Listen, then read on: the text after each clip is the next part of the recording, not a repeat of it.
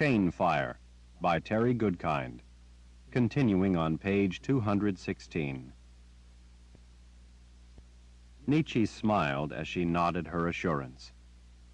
We both care a great deal about him. I assume that what you're telling me is only because you are concerned for him. That's right. She rubbed her arms again as she went on.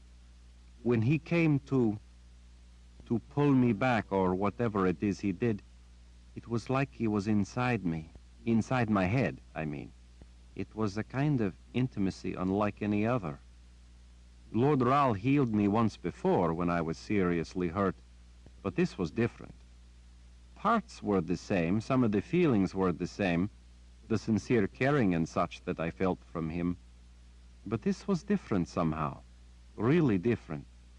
That time he was healing my physical injury. Kara leaned closer in an effort to try to get her point across. This time it was more. This time the touch of that evil thing was inside me, like it was poisoning me, poisoning my existence, my will to live. She straightened then, seemingly frustrated and unable to think of how to explain it better. I know the difference you're trying to define, Nietzsche offered. This time it was a more personal connection between the two of you. Kara nodded, as if relieved that Nietzsche seemed to understand. Yes, that's right. It was more personal. A lot more personal, she added under her breath. It was like my soul was laid bare to him. It was kind of like... Well, never mind. Kara went silent. Nietzsche wondered if the woman had said all she had really wanted to say and would decide to stop there, but then she went on. The point is that he felt so much of me, of my inner thoughts and all. No one has ever... Kara again went silent, but this time in apparent frustration at trying to find the words to explain what she meant. I understand, Kara, Nietzsche assured her. I really do. I've healed people, so I know the sensations you experienced, if not as deeply. I've never been able to succeed to the extent that Richard did with you, but I've experienced more or less the same conditions when I healed people, especially when I healed Richard. That's good to hear, that you know what I'm talking about. Kara casually kicked a rock as she walked along. Well, I don't think Lord Ral is aware of it, but when we were together like that, he didn't just experience me, experience my inner feelings and thoughts, so to speak. I experienced him as well. She growled to herself. I shouldn't be saying this. She waved a hand. Forget I said anything. Nietzsche wasn't sure what the woman was getting at. Kara, if you aren't comfortable telling me, then don't. You know how much I care for Richard, but still, if you don't think you shouldn't say anything, or that you are stepping out of bounds in your relationship with him, then perhaps you should trust that instinct. Kara sighed. Maybe you're right. Nietzsche couldn't ever recall Kara appearing so flustered. If there was one thing enduring about the woman, it was her resolute confidence. She was always decisive about precisely what she should do in any given circumstance. Nietzsche didn't always think that Kara was right, and she knew that Richard didn't either, but they could always count on Kara being determined to do the best thing for Richard no matter how it might endanger Kara herself, or anger them. If she felt her actions were necessary to protect him, she simply went ahead, dismissing the consequences to herself, including his disapproval. As they walked in silence through the dark alleyway, Nietzsche, with the help of her gift, could hear people in the distance speaking in low voices. She didn't try to pick out the words. She did no more than note the general nature of the conversation. It was men and women gathered at the stables, some speaking in turn. Nietzsche could distinguish Richard speaking gently to them, answering questions. She could hear people weeping. At the corner of the inn where the road to the right led down a few doors to the stables, Kara abruptly caught Nietzsche's arm and brought her to a halt while they were still in the deep shadows. Look, you and I, well, we both started out in all this determined to kill Lord Ral. Somewhat taken aback, Nietzsche didn't think that this was the time to split hairs. I guess you're right. Maybe more than anyone else, you and I have a unique perspective on Lord Rahl. I think that when you start out wanting to do someone harm, and they make you see how wrong you've been and how your own life means much more than that, well, it kind of makes you care all that much more for them. I think I would have to agree with you. Kara gestured back the way they had come, toward the grounds of the palace that was now Liberty Square. Back there, when the revolt started, when Lord Rahl was wounded and near death, people didn't want to let you try to heal him. They were afraid that you would instead do him harm. I'm the one who told them to trust you. I understood the awakening you had gone through because I had gone through much the same thing. I was the only one who knew what you had come to feel about him. I told them to let you do it. They feared you might use the opportunity to take his life. I knew you wouldn't. I knew you would save him. You're right, Kara. We both care deeply for him. We both have a special bond with him. Yes, that's it, a special bond. Different, I think, than other people. Mystified by what Kara could be getting at, Nietzsche spread her hands. So, you wish to tell me something? Kara looked down at her boots as she nodded. When Lord Rahl and I shared that togetherness, I felt some of his inner emotions. Inside him, he has a terrible, burning loneliness. I think that maybe all the business about this woman, this Kaylin, is because of his lonesomeness. Nietzsche took a deep breath and let it out slowly as she wondered at the precise nature of what Kara had sensed in him. I suppose that may be a part of it. Kara cleared her throat. Nietzsche, when you hold a man in your arms like that, and you have been, well, together in such a personal way, you come to truly feel what's inside him. Nietzsche pushed her feelings farther back into the shadows. I don't doubt that you're right, Kara. I mean, I just wanted to hold him forever, to comfort him, to keep him from feeling so alone. Nietzsche stole a sidelong glance at the moored Sith. She was twisting her mouth as she studiously watched the ground. Nietzsche didn't say anything, waiting instead for Kara to go on. But I just don't think I'm the one to do such a thing for Lord Rahl. Nietzsche cautiously framed her question. You mean, you don't think that you're the woman who can satisfy his loneliness? I guess not. Benjamin? The woman shrugged. That's part of it.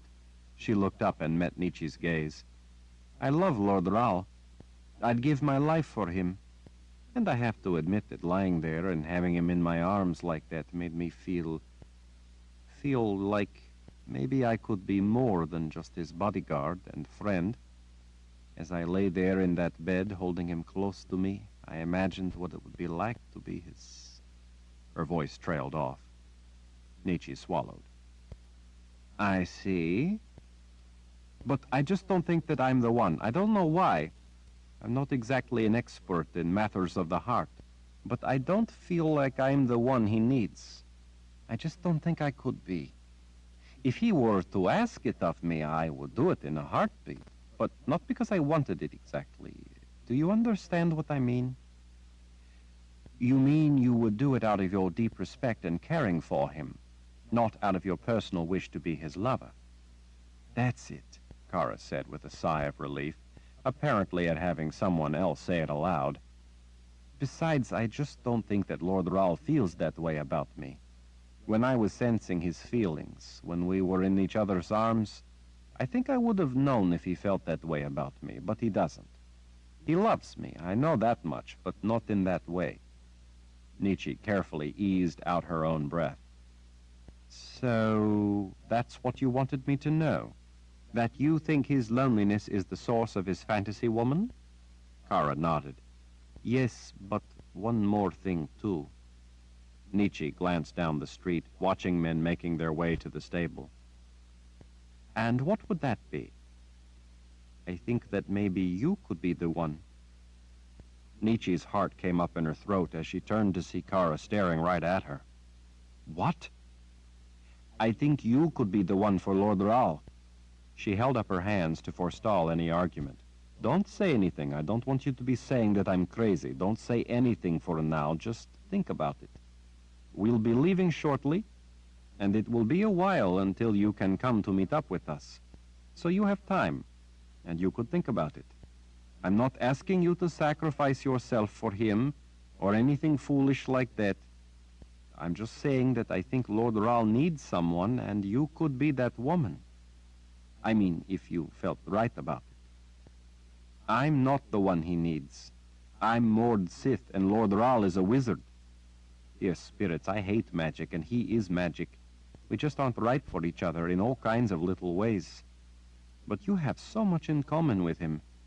You're a sorceress. Who could understand him better than you? Who could help him with every aspect of his life better than you? I remember back that night at camp in the shelter when the two of you were talking about the creative dimension of magic. I didn't understand half of it, but it struck me then how the two of you could talk so easily to each other and understand each other's thoughts, ideas, and meaning like no one else could. I remember being taken by how the two of you, well, seemed so right together. And I remember thinking, too, when we lay down close to him to keep warm, how good you looked close to him like that. Like a woman would be close to a man she cared about. I remember for some reason half expecting him to kiss you. It would have seemed natural. Nietzsche couldn't make her heart slow down. Kara, Words failed her. Kara picked at a strip of peeling paint on the corner board of the building. Besides, you're about the most beautiful woman I've ever seen. Lord Rahl should have a wife who is his match, and I can't think of a better match than you. Wife? Don't you see how much sense it makes? It would fill the emptiness I felt inside him. It would bring him joy and happiness to replace his misery. He could have someone to share his gift and his connection to magic. He wouldn't be lonely. Just think about it. But Kara, Richard doesn't love me. Kara appraised her for a long, uncomfortable moment. Nietzsche recalled then Richard once telling her how paralyzing it felt to be under the scrutiny of a Mord Sith when she looked into your eyes, really looked into them. Nietzsche now understood what he meant. Maybe he doesn't feel that way now, but maybe when you come back to join us, you could do a little more to let him know you were open to such a notion about the two of you. I mean, if you wanted to, if you were open to the idea. Sometimes people just have to be made aware of something so that they will consider it seriously. That's why I felt I needed to say something to you. Maybe if he thought you might be open to such a thing, then he'd get interested and start looking at you in that light. You know, people who are in love had to fall in love at some point. They weren't born in love with their mate. Maybe you'll just have to help him get to that point where he will start to think about you in that light. It could even be he thinks that a beautiful, intelligent woman like you could never care for him seriously. Sometimes men are shy that way about a woman they think is extraordinarily beautiful. Kara, I just don't think he... Kara leaned in confidentially. It could even be that he thinks you would never be interested in him, and so he dreamed up this other woman to fill the void. Nietzsche wet her lips. I think we had better get over to the stable, or he may leave without you. He seems pretty set on leaving. Kara offered a smile. You're right. Look, Nietzsche, if you'd rather, you could just forget I said anything. I can see that I'm making you uncomfortable. I don't exactly feel right about saying anything anyway. Then why did you? Kara gazed off wistfully. I guess because as I was holding him, and I felt the depth of his loneliness, it just broke my heart. Her gaze drifted back to Nietzsche's. And Mord Sith don't get broken hearts all that often. Nietzsche almost said that neither did sorceresses. Chapter 22. Lanterns hanging from stout posts lent a cozy glow to the stable. The dusty smell of fresh straw hung thick in the wide passageway running in front of the stalls and pens. Men and women, some with their children along, had filled the walkway and in a few places spilled over into the empty pens. But now, after Richard had talked to the relatives of the men who had been killed, many had bid him a safe journey and started for their homes. Dawn was still a couple of hours off. Despite the hour, there had been a number of people other than grieving relatives who had come to ask questions about the impending battle for their city. More people, sitting on hay bales, had watched from the loft, but now many had started down the ladders. Richard supposed that they would be going back to bed to catch a little more sleep. He knew that their sleep would be troubled by worries about the soldiers marching toward their city.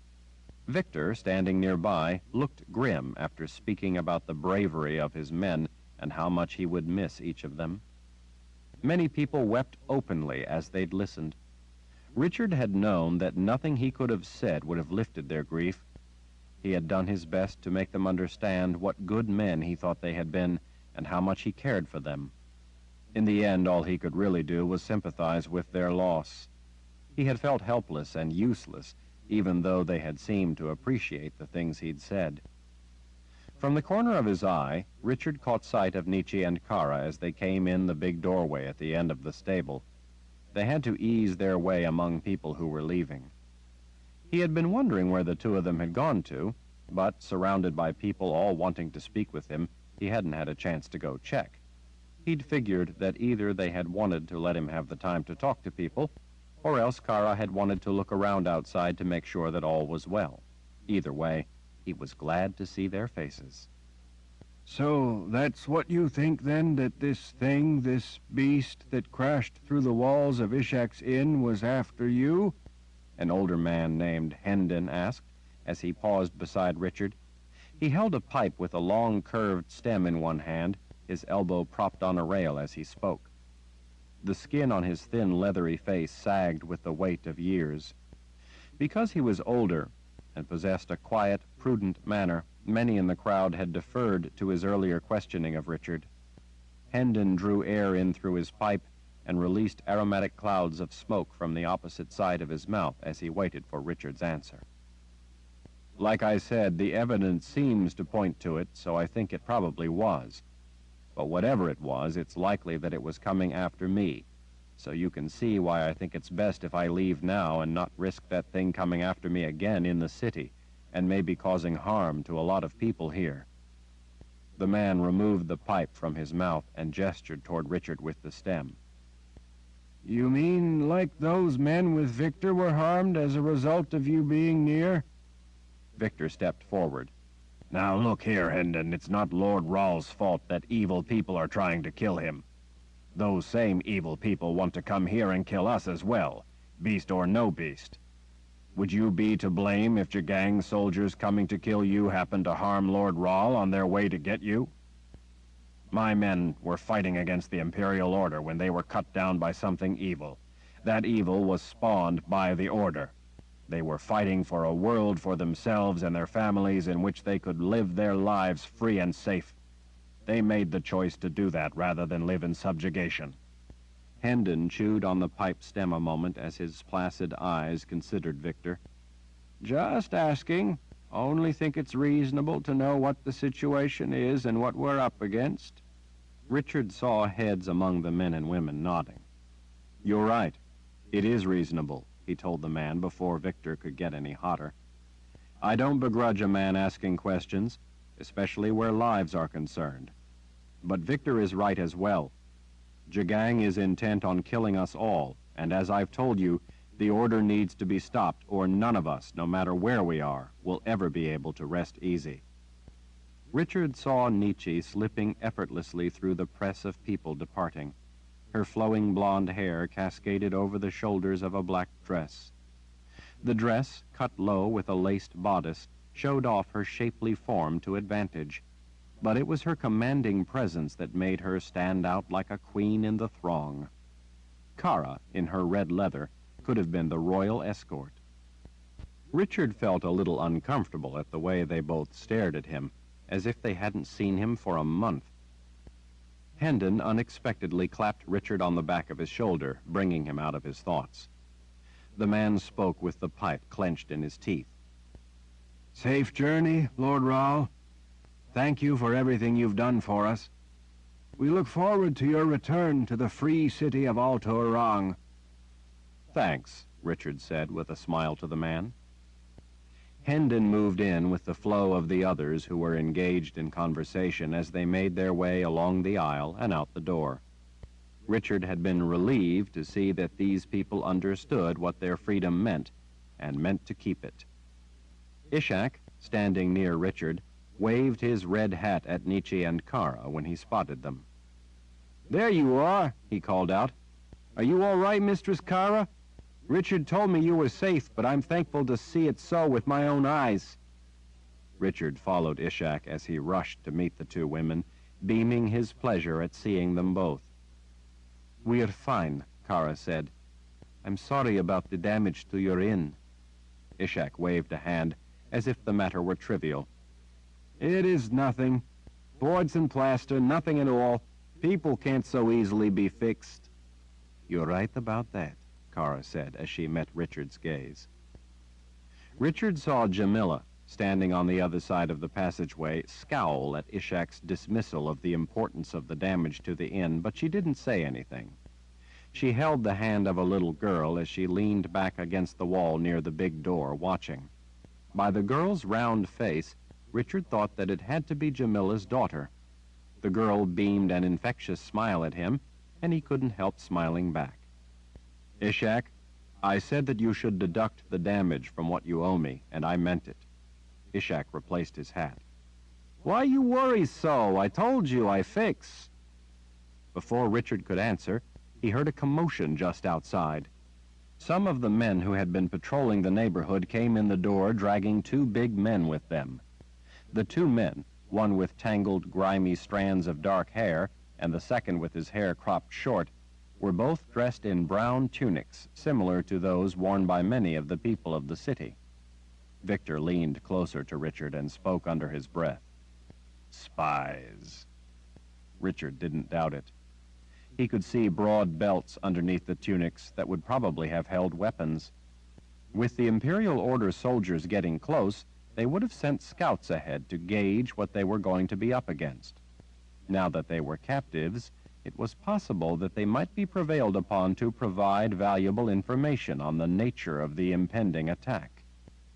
Despite their attempt to dress the part, the two looked out of place among the people of the city. The plain clothes they wore weren't quite large enough to fit their bulk. Neither was huge, nor were they massively muscular, but they had a well-honed, cool, resourceful demeanor. Both men kept silent, but their eyes were always on the move, surveying everything around them. They looked as dangerous as wolves among sheep. As the guards pulled the two men into the passageway inside the stable, Richard instinctively lifted his sword a few inches, making sure that it was clear in its scabbard before letting it drop back. As one of the guards turned to look at something, the prisoner with the long hair suddenly and savagely kicked the shin of the man holding him from behind. The guard cried out in pain and shock as he crumpled to the ground. The man violently broke the grip of the men holding his arms by twisting and flinging them away. Some of the nearby people were toppled to the ground. Guards pounced on the free man. In the scramble, several crashed to the ground, bloodied, and another tumbled back over a rail. In an instant, the subdued mood in the stable changed as the entire place erupted in panic. Women screamed. Children, when their mothers screamed, shrieked. Older children started wailing. Men yelled. The guards cried out orders. Confusion and fear swept through the crowd. The free enemy spy, a powerful man who knew how to handle adversaries and how to create a break for himself in a relatively confined space where they couldn't employ the numbers necessary to apply overwhelming force, sprang up with a roar. He had Jamila's little girl by the hair. Somehow in the scramble, the man had managed to snatch a knife from someone and now had it pressed to the girl's throat. The child squealed in terror. Jamila dove for the girl only to be side-kicked in the head. The powerful blow knocked her aside. Another guard on the ground at the other side also received a wicked kick to his head as he tried to use the opportunity to get close. Richard was already methodically advancing, his attention focused on the threat. Everyone back! The man growled at all the people close in all around him. He tossed his head to flip his greasy hair back off his face. His eyes darted around at the people trying to back up out of the way. He still panted from the effort of the brief struggle. Sweat ran down his pockmarked face. Everyone get back or I'll slit her throat. The girl, a meaty fist holding her aloft by the hair, again shrieked in terror. He held her fast against his stomach. Her feet kicked in the air as she struggled in vain to escape. Let him go, the man ordered the guards holding his partner. now, or she dies. Richard was already lost in a rage unleashed. There would be no compromise, no negotiations, no quarter given. He stood sideways in a slight crouch, his right side to the man holding the girl, preventing him from seeing his sword. The man kept glancing at the guards to his left who were holding the other man. He wasn't paying any particular attention to Richard. The burly man holding the wailing girl didn't know it, but in Richard's mind, the deed had already been completed. In Richard's mind, the man was already dead. The fury of the magic from Richard's sword had been freed before his hand even found the hilt. When it did, the storm thundered unrestrained up through him, powering his muscles, joining his overwhelming lust to consummate the deadly thought. In an instant, calm had been swept away by a terrible avalanche of need for action. In that instant, there was nothing Richard wanted more than the man's blood. Nothing less would stop him. Conviction burned away all uncertainty. The sword of truth was a tool of the seeker's intent, and that intent was now simple and clear. Now that Richard's hand was on the hilt of his sword, nothing else existed but his purpose, and his singular purpose was to bring death raining down on the man before him. His vision tunneled toward his target. His entire life narrowed down to that singular, lethal commitment. The man with the knife had only to pull it across the tender veil of flesh, and the girl would die. But that would take time. Brief time, to be sure, but time nonetheless, because he would first have to decide to do it. At that moment, the man's life was tied to the life of the girl. If she died, his shield would lose its value. He would have to weigh that choice and decide on killing her before he resolved to it. That decision would take a fleeting glimmer of time. Richard had already made his decision and had fully charged himself to the task. He now had a sliver of time that gave him an opportunity to alter the nature of the situation, to be the one to control the outcome. He would not let that small slip of time escape him. But even that no longer mattered to him. Now, powered by lethal rage, both the sword's and his own, he wanted the man's blood. Nothing else would satisfy him. Nothing else would stop him. He would accept nothing less. Richard twisted away from the threat, putting the back of his shoulders to the man with the girl, feigning that he was turning away, that he was backing off as the man had commanded. In so doing, Richard knew that, with so many things pulling for his attention, the man would discount Richard and direct his concern to the more obvious threat of the men to his sides and back. With his fist tightly gripping the wire-wound hilt of his sword, Richard pulled a breath. The world around him seemed to go silent and still. As he reached the apex of his backward twist, he paused. Richard felt his heart begin a beat. With all his power, as people stood frozen, as the man with the knife stood at the brink of murder, as the girl's shrill scream drew out into a wire-thin sound filling the empty void in time, Richard unleashed himself in an explosive movement. With all his strength, he uncoiled. His blade erupted from its sheath fully charged, not only with a wrath of its own, but with Richard's deadly resolve. At the same time, as the sword of truth rang with the unique sound of its liberation, Richard released a cry of fury. As he spun, he emptied all his rage into that roar. With every ounce of effort he had, he drove the blade around with as much speed and power as he could put behind it. In a crystal-clear instant in time, Richard's vision focused on the man with the knife standing rigid with surprise. Into that void in time, Richard poured all his effort, all his muscle, all his wrath, all his need. That instant belonged to him alone, and he used it to his singular purpose. He could see the drops of sweat leave the man's face as his head snapped toward Richard. Yellow-orange light from the lanterns reflected in tiny points on those drops as they floated weightless in midair. Richard could count each point of light from each lantern, in each individual droplet of sweat, as his sword ever so slowly swept around. He could count each greasy strand of the man's hair as it whipped around, floating up into the air with the droplets. Richard knew that eyes all around the stable were watching, that the eyes of the girl, too, were watching, but that made no difference.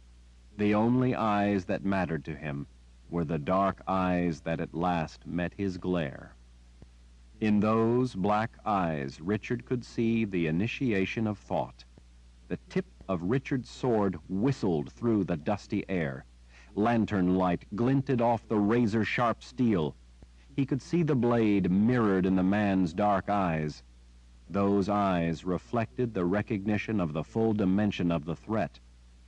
Onward came the sword, sweeping like the crack of a whip toward those eyes, sweeping around toward the target Richard held in his own sight. In that instant, the man completed his thought and made the decision to act. But even in the infinitesimal fragment of time that it took to come to the conclusion of that thought, the lightning arc of the blade closed most of the distance. Even as the man's decision was being made, flinching fear from Richard's battle cry caused the man to tense. For that instant in time, the muscles of the man's arms paused as fear fought intent. It became a race to see which blade would first bite flesh. Losing that race would be irrevocable. With his gaze riveted on the man's eyes, Richard at last saw his sword flying at frightening speed, entering his line of sight. Seeing that blade again filled him with exhilaration. Driven by thundering rage, the blade caught the side of the man's head level with his dark eyes, exactly where Richard intended it. In that instant, the crystal-clear moment in time that had been stretched to the breaking point shattered in sound and fury. The world went red in Richard's vision as the man's head came apart around the blade, crashing through his skull. The hammer-hard sound of it thundered through the stables. Bone fragmented, crimson droplets sprayed up and away. The entire top of the skull lifted as the blade crashed through living tissue. In a long trail across the wall, bone, tissue, and blood traced the route of the sword's sweep. In that instant of shattering violence, the man's life was gone. Richard's remorseless rage shielded him from feeling the pain of any pity. The force of the sword's impact caused the arm with the knife to fall away from the girl even before the swing of Richard's sword was complete. The man's body, like nothing more than boneless meat, began collapsing. The man had decided to kill the girl, but after he had made that choice, he had not had enough time to make his blade do his bidding. Richard had. He felt his heart finish the beat it had begun when he had leaped into the narrow window of time. The man's body gathered speed as it descended until it hit the ground heavily, lifting a small cloud of dust. The top portion of his head, most of his scalp still attached, landed with a heavy thud just outside the open stable doors, bouncing and tumbling away into the night, leaving a trail of gore to trace its crooked route. Richard heard people gasp in shock. Others screamed. The little girl, shrieking in terror, scrambled away into her mother's outstretched arms. As he held the blade cocked, ready for any other threat, Richard met the gaze of the wide eyes of the second man, still standing in place, held fast by Victor's guards. The man made no attempt to escape or to fight.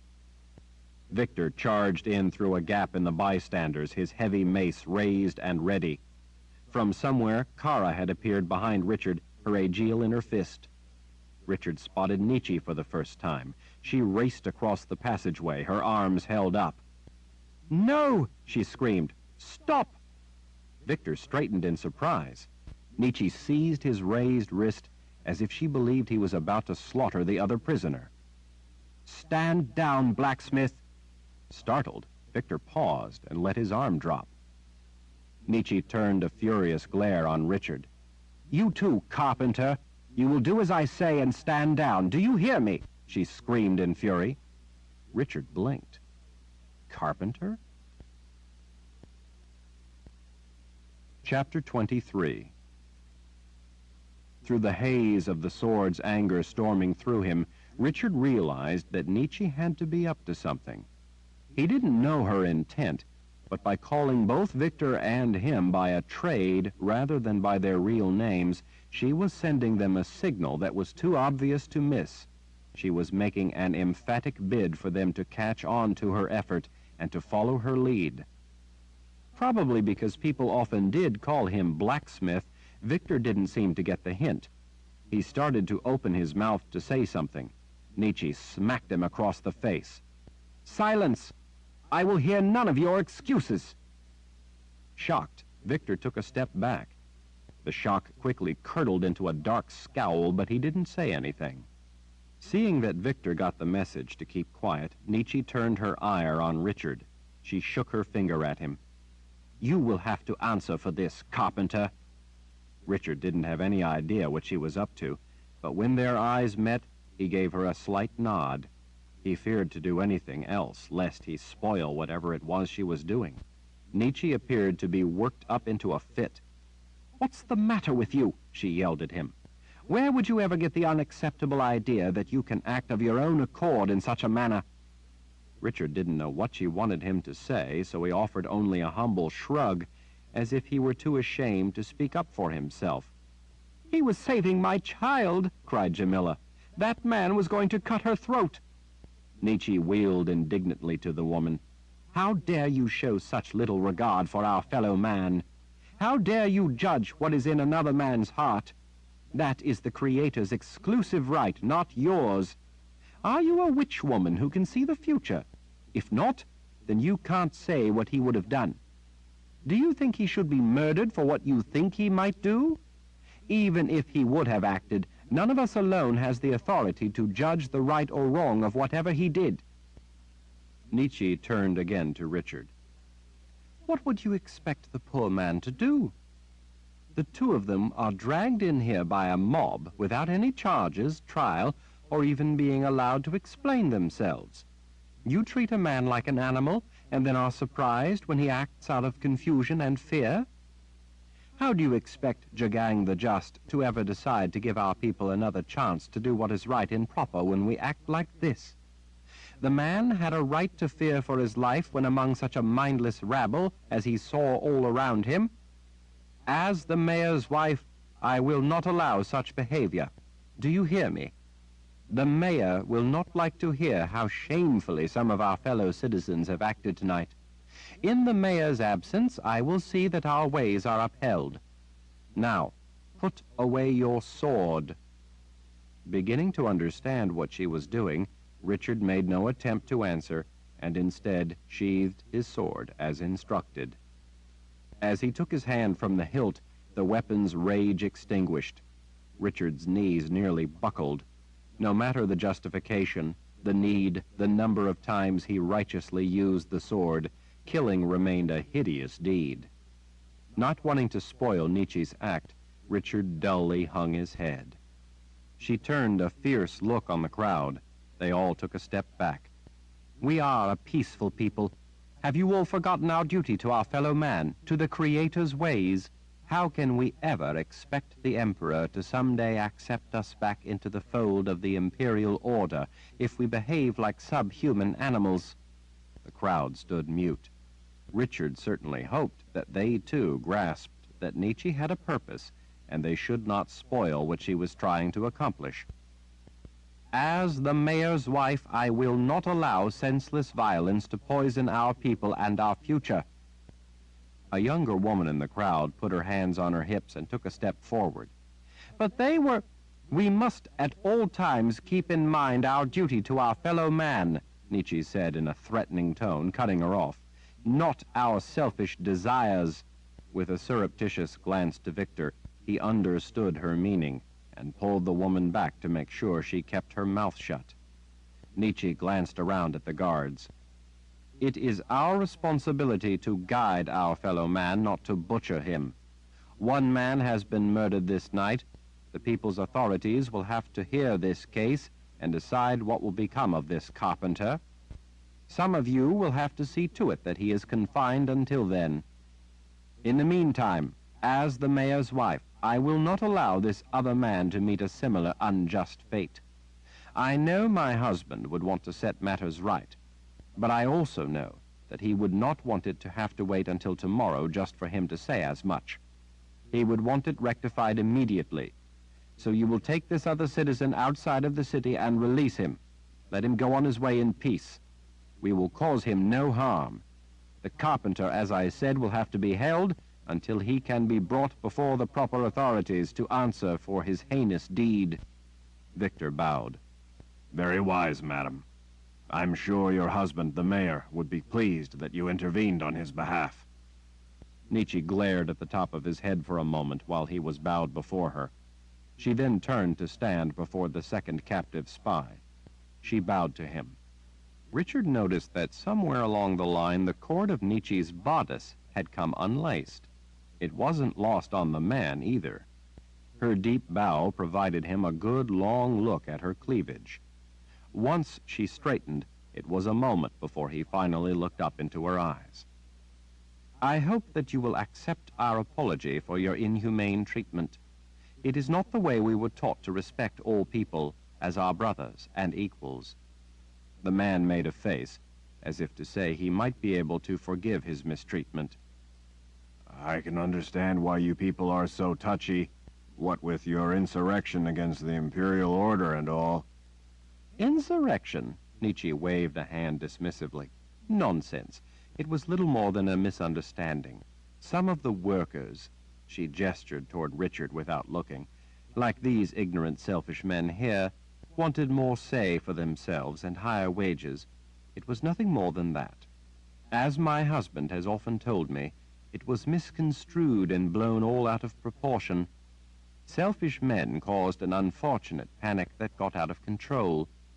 It was much like this terrible tragedy here tonight, a misunderstanding resulting in needless harm to one of the Creator's innocent children.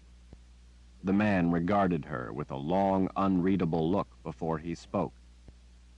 And all of Altorong feels this way? Nietzsche sighed. Well, along with the vast majority of the people of Altorong, my husband, the mayor, certainly does. He's been working to bring to task the hotheads and troublemakers. Along with representatives of the people, he has worked to make these few reactionary types see what a mistake they made and what great harm they do us all. They acted without considering the greater good. My husband has brought the leaders of the trouble before the People's Council, and they have decreed the proper punishment. Most have repented. At the same time, he works to reform and re-educate the less intelligent of the lot. The man tipped his head to her in a slight bow. Please tell your husband that he is a wise man and has a wise wife who knows that her place is properly in service to the greater good. Nietzsche nodded in return. Yes, exactly, the greater good. My husband has often said that despite our own personal wishes or feelings, we must always consider the greater good above all else. That despite any personal sacrifice, we must think only of the betterment of all people, and not cling to the sinful ways of individual wishes and greed. No one has a right to place themselves above the well-being of others. Nietzsche's words seemed to have struck a chord with the man. Such notions were the fundamental teachings and beliefs of the imperial order. She knew precisely how to strum those chords. How true, he said as he watched her, taking another long look down the gaping neckline of her dress. I guess I'd better be on my way. And where are you headed? Nietzsche asked. Her hand came up to modestly contain the sagging front of her dress. He looked back up to her face. Oh, we were just traveling through, heading farther to the south, to where we have family. We were hoping to take up some work there. I didn't know this fellow all that well. We've simply been traveling together for the last few days. Well, Nietzsche said, considering what happened here tonight, I'm sure that my husband would suggest that for your own safety, you continue with your journey, and considering the few reactionary types still about, it would be best if you were to do so at once. There has already been one tragedy tonight. We would not like to chance another. The man passed a murderous glare across the assembled crowd. His gaze settled on Richard, but Richard kept his eyes turned to the ground. Yes, of course, madam. Please thank the mayor for trying to bring the filthy troublemakers back to the ways of the Creator. Nietzsche flicked her hand toward a few of the guards. You men show this citizen safely out of the city. Take enough men to ensure that there will be no trouble. And I need not remind you of how displeased the mayor and the People's Council would be should they discover that any harm whatsoever came to this man. He is to be allowed to go on his way. The men bowed and mumbled that they would see to it. By the way they acted, Richard could tell that they knew how to fall back into the role of what life had been like under the imperial order. All the people in the stable watched in silence as the men disappeared into the night with their charge. Long after they were gone, everyone stood still in tense silence, watching the empty doorway, fearful to speak until the man was far enough away, lest he hear anything. Well, Nietzsche said at last with a sigh, I hope that he makes it back to his fellow soldiers. If he does, then we have gone a long way towards spreading a little confusion before the battle. Oh, he will, Victor said. He will be eager to report such news as you have given him tonight. Hopefully they will be so confident that we can give them a real surprise. Let's hope so, Nietzsche said. Some of the people still remaining in the stable broke into chatter, pleased with Nietzsche's apparent stratagem of confusing the enemy. Some bid a good night and went on their way. Some stood around the corpse, staring. Nietzsche offered Victor a brief smile. Sorry to have to strike you. Victor shrugged. Well, it was to a good purpose. When Nietzsche turned to Richard, she looked uneasy, as if she feared a lecture or a reprimand. I want the troops coming this way to think they will have no trouble crushing us, she explained. Overconfidence leads to mistakes. There was more to it, Richard said. Nietzsche cast a quick glance at the people still in the stables and then eased closer to him so that others couldn't hear. You said that I could come and join up with you once the troops coming to crush the people of Al-Turang are destroyed. And? Her blue eyes turned as hard as iron. And I intend to see to it. Richard considered her for a time, finally deciding to let her do what she could to help the people of Al-Turang and not interfere with how she planned to accomplish it. Besides, he was more than a little worried about what her plan might be. Right then, he didn't really want to know what she was up to. He already had enough to worry about. Richard took the loose ends of the cords lacing her bodice, drew them tight, and retied them. She stood with her hands at her side, watching his eyes the whole time he did it. Thank you, she said when he finished. I guess that must have come undone in all the excitement. Richard ignored her lie and checked to the side to see Jamila there, behind some of the other people. The woman, her cheeks swollen and red, was kneeling, hugging the frightened little girl. Richard stepped closer. How is she? Jamila looked up at him. Safe. Thank you, Lord Rahl. You saved her precious life. Thank you. As the little girl sobbed and clutched her mother, She eyed Richard with a look of terror, as if she feared he might slay her next. She had witnessed something terrible at Richard's hand. "I'm relieved that she's safe and unharmed," he said to Jamila. Richard smiled at the girl, but received only a hateful glare in return. Nietzsche clasped his arm in empathy, but said nothing. The people still left in the stable finally spoke up to congratulate him on saving the child. They all seemed to have guessed that Nietzsche's words to the man were a ruse of some sort. Many spoke up then to tell her that they thought her deception was clever. "That should throw them off," one of the men said. Richard knew that she had more planned than to simply throw them off. He was concerned about what she intended to do. He watched briefly as some of the men dragged away the dead spy. At Ishak's direction, others began quickly cleaning up the gore. The smell of blood made horses nervous, and the sooner they were rid of it, the better. The rest of the people bid Richard a safe journey and then departed for their homes. It wasn't long before they had all gone. The men cleaning up the remains finished and left. Only Nietzsche, Kara, Ishak, and Victor remained behind. The stables became a quiet and empty place. Chapter 24. Richard carefully surveyed the shadows before going to see to the horses that Ishak had collected for him. The stables felt too quiet. He remembered the hush in the room in the inn before the thing came crashing through the wall. It was not hard to find the sudden quiet menacing. He wished he had a way to know if the beast was near or if it was about to pounce. He wished he knew how to fight such a thing. His fingers touched the pommel of his sword. If nothing else, at least he had his sword and its attendant power. He remembered all too well the inhuman promises of suffering and torment left lurking within Kara for him to find. It made him nauseated and lightheaded just recalling the wordless whisper of those covenants. He had to pause and put a hand on the rail to steady himself for a moment. As he glanced over to see Kara, he still felt the wordless joy of her being alive and well. It lifted his heart just to see her looking back at him. He felt a profound connection to her as a result of the experience of healing her. He felt as if he knew the woman beneath the armor of Mord Sith a little better. Now he needed to help Kaelin, to see her alive and well. 2 of the horses were already saddled and waiting with the supplies loaded on the others.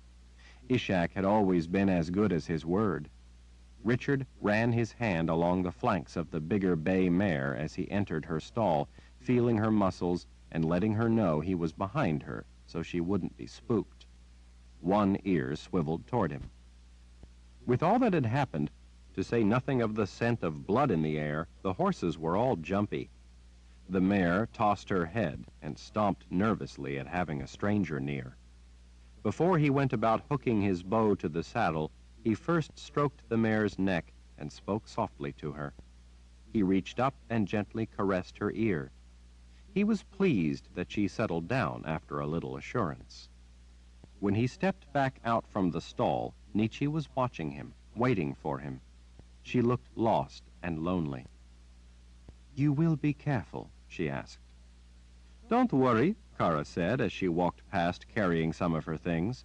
On her way into the stall, holding the smaller of the 2 saddled mares, she said, "I will be giving him a very long lecture on the foolishness of his unthinking actions tonight."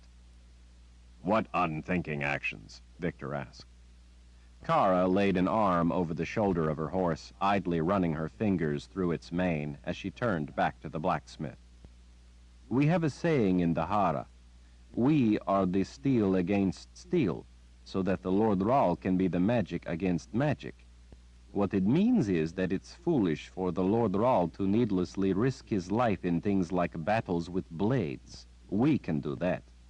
But we cannot battle the magic. He alone is the one who must do that. To do so, he must be alive.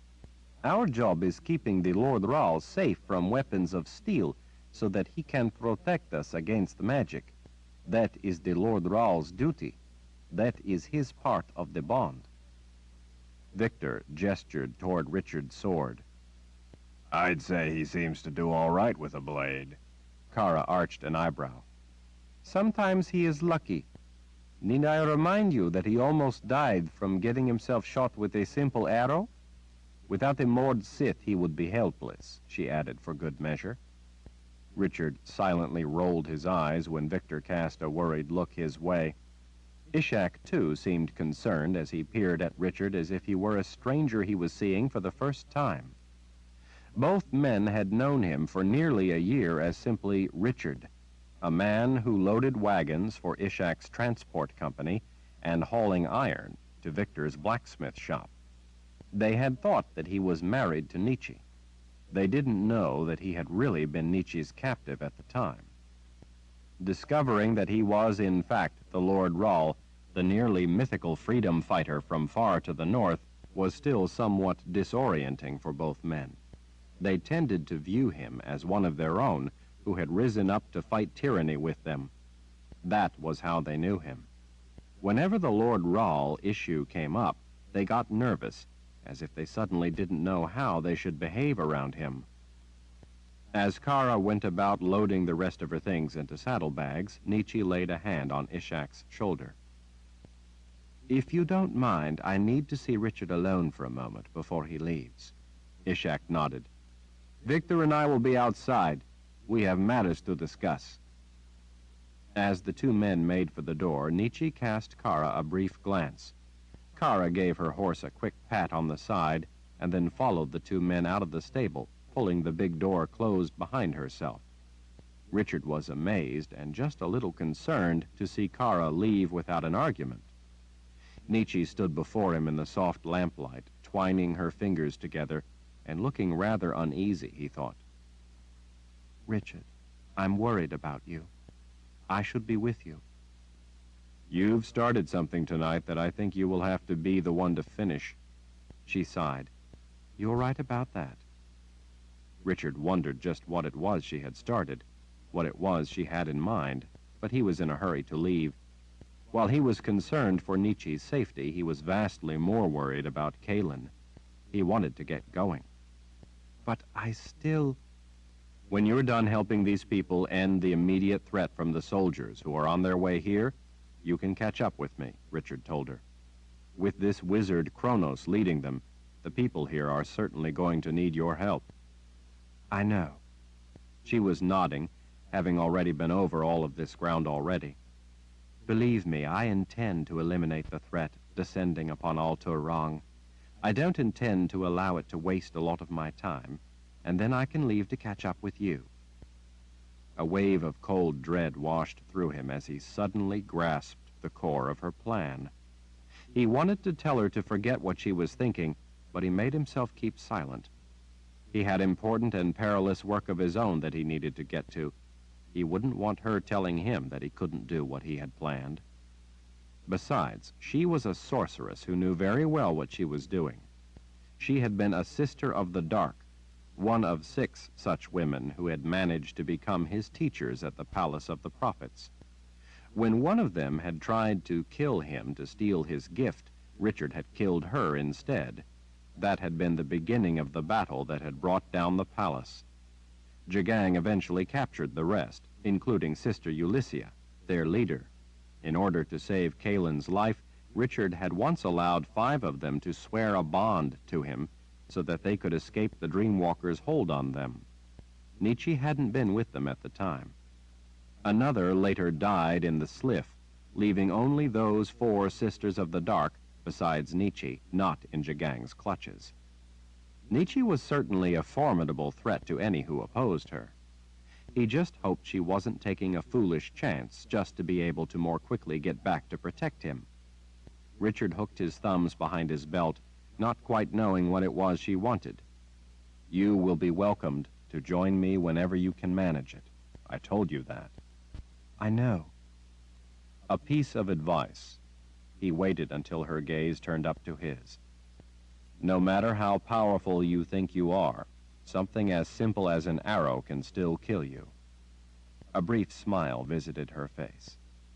That advice goes both ways, wizard. A thought occurred to him. How will you find me? She reached up and gripped his shirt at the collar as she leaned against him. That's why I wanted to be alone with you. I will need to touch you with magic so that I can find you. Richard's suspicion flared. What kind of magic? I guess you could say that it's a little like your bond to the Daharan people, which allows them to find you. Now is not the time to go into an explanation of it. Richard began to worry about why she would need to be alone with him to do such a thing. Still, gripping his shirt, she pressed against him, her eyes sliding half closed. Just stay still, she whispered. She looked rather hesitant and reluctant about whatever it was she had planned. She looked and sounded as if she were slipping into a trance. Richard could have sworn that the lamps had been brighter before. Now the stable was dimly lit in a mellow orange glow. The hay smelled sweeter. The air felt warmer. Richard thought that perhaps he shouldn't be allowing her to do whatever it was that she intended to do. In the end, though, he decided that he trusted her.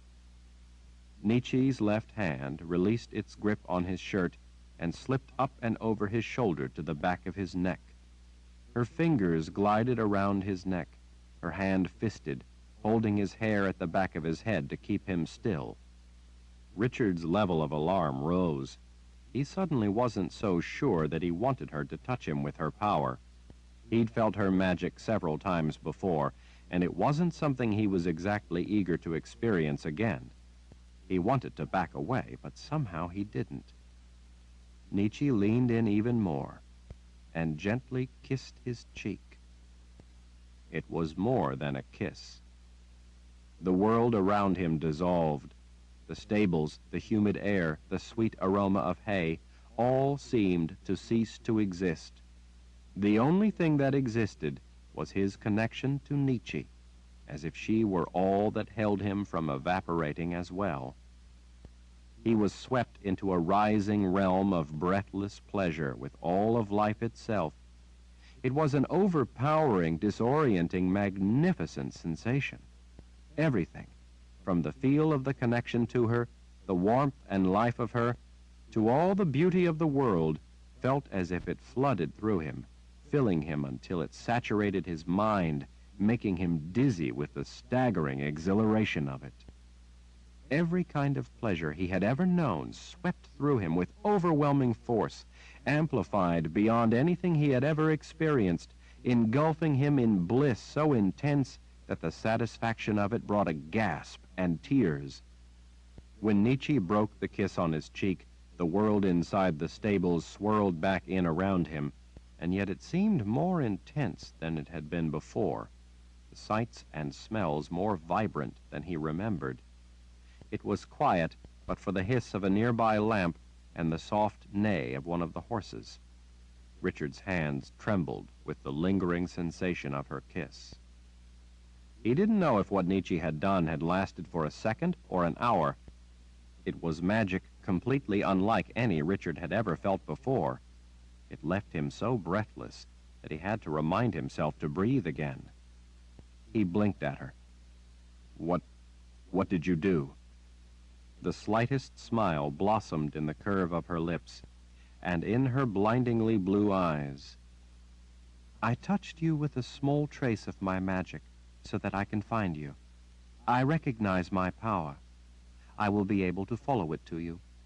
Fear not, the effect will last long enough for me to be able to find you." "I think you did more, Nietzsche." Her smile ghosted away. Her brow tightened with her concern. It took her a moment to find the words. At last, she peered at him with an intensity that told him that it was important to her that he understand. "Always before, Richard, I have hurt you with magic. When I took you away, when I held you prisoner, even when I healed you, it was always hurtful or painful. Forgive me, but I wanted just once to give you a touch of magic that would not leave you being hurt by me or hating me." Her gaze sank away from his. "I wanted you to have a better memory of me than of those times before when I touched you with the pain of magic. I wanted, just once, to to give you a small trace of something pleasant instead. He could not begin to imagine what any more than a small trace would have been like. He lifted her chin, making her look up into his eyes. I don't hate you, Nietzsche, you know that. And I know that the times when you healed me, you were giving me my life. That was what counted. Finally, he was the one who had to look away from her blue eyes. It occurred to him that Nietzsche was probably the most beautiful woman he had ever met, other than Kaelin. Thank you, though, he managed, still feeling the lingering effects of the sensation. She gently clutched his arm. You did a good thing tonight, Richard. I thought some pleasant magic would give you back some of your strength. I've seen a lot of people suffer and die. I couldn't stand the thought of the little girl dying, too. I meant in saving Kara's life. Oh, well, I couldn't stand the thought of the big girl dying either. Nietzsche smiled at that.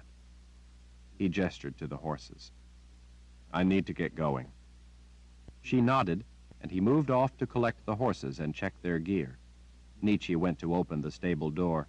After she did, Kara came back in to get her horse. Dawn was still a couple of hours off. Richard realized that he was terribly tired, especially after the emotional strain of having used his sword, but he did feel better after what Nietzsche had just done. He knew, though, that they wouldn't be getting much sleep for quite a while. They had a very long way to travel, and he fully intended to do it as swiftly as possible. By taking fresh horses with them, they would be able to ride hard, change mounts, and then continue to ride just as hard in order to make good time. He intended to ride more than hard.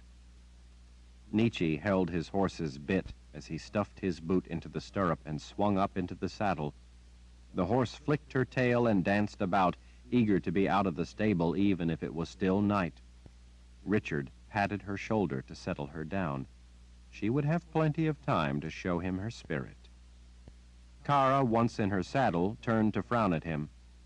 By the way, Lord Rahl, where is it we're traveling to in such a hurry? I need to go see Shota. Shota? Kara's jaw dropped. We're going to see the witch woman? Are you out of your mind? Nietzsche, suddenly mortified, rushed to his side. Going to the witch woman is madness, to say nothing of the Imperial Order troops all along the way back up through the New World. You can't do this. I have to. I think that Shota may be able to help me find Kaelin. Richard, she's a witch woman. Nietzsche was beside herself. She's not going to help you. She's helped me before.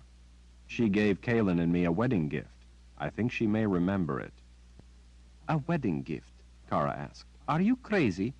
Shota would just as soon kill you as not. There was more truth in that than Kara knew. His relation with Shota had always been an uneasy one. Nietzsche put a hand on his leg.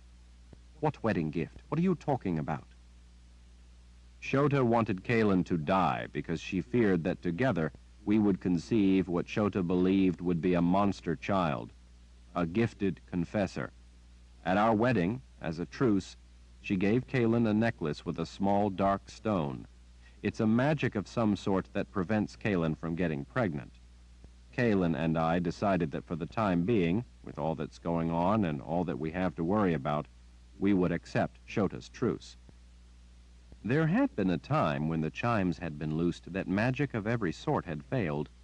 For a while they hadn't known about the chimes, and that the necklace's magic had failed. It was then that Kaelin had conceived a child. The men who beat her that terrible night had ended that. It was also possible that because of that brief failure of magic, the nature of the world had undergone a fundamental, irrevocable change that would eventually lead to the end of all magic. Kaelin certainly believed that it was happening. There had been a number of strange events that were otherwise inexplicable. Zed had called it the cascade effect. He said that once begun, such a thing could not be stopped. Richard didn't know if it was true that magic was failing or not. Shota will remember the necklace she gave Kaelin. She will remember her magic, just as you will remember yours, so that you will be able to find me. If anyone will remember Kaelin, Shota will. I've had my disagreements with the witch woman, but in the past I've also inadvertently helped her as well. She owes me. She will help me. She has to. Nietzsche threw her arms up. Of course such a thing has to be a necklace that Kaelin would wear and not something that you would have. Don't you see what you're doing? Once again, your mind has invented something that conveniently can't be proven. Everything you come up with is somewhere else, or something we can't see. This necklace is just more of your dream. Nietzsche pressed a hand to her forehead. Richard, this witch woman is not going to remember Kaelin because Kaelin doesn't exist. Shota can help me. I know she can. I know she will. I can't think of any better opportunity to get answers. Time is slipping away. The longer Kaelin is with whoever has her, the greater the danger to her life, and the less my chance of helping get her back. I have to go to Shota. And what if you're wrong? Nietzsche demanded. What if this witch woman refuses to help you? I will do whatever it takes to make her help me. Richard, please put this off for at least a day or two. We can talk it through. Let me help you properly consider your options. Richard pulled the reins around, letting his horse and the ones tethered to it start toward the door. Going to Shota is my best chance of getting answers. I'm going. Richard ducked under the big doorway as they rode out into the night. Out across the expanse of grounds, the cicadas droned on. He pulled his horse around to see Nietzsche standing in the doorway, lit from behind by the lantern light. You be careful, he told her. If not for yourself, then for me. That at least made her smile. She shook her head in resignation. By your command, Lord Rahl. He waved his farewell to Victor and Ishak. Safe journey, Ishak said as he removed his hat. Victor saluted with a fist over his heart. Come back to us when you can, Richard. Richard promised them he would. As they started down the road, Kara shook her head. I don't know why you bothered going to all the trouble to save my life.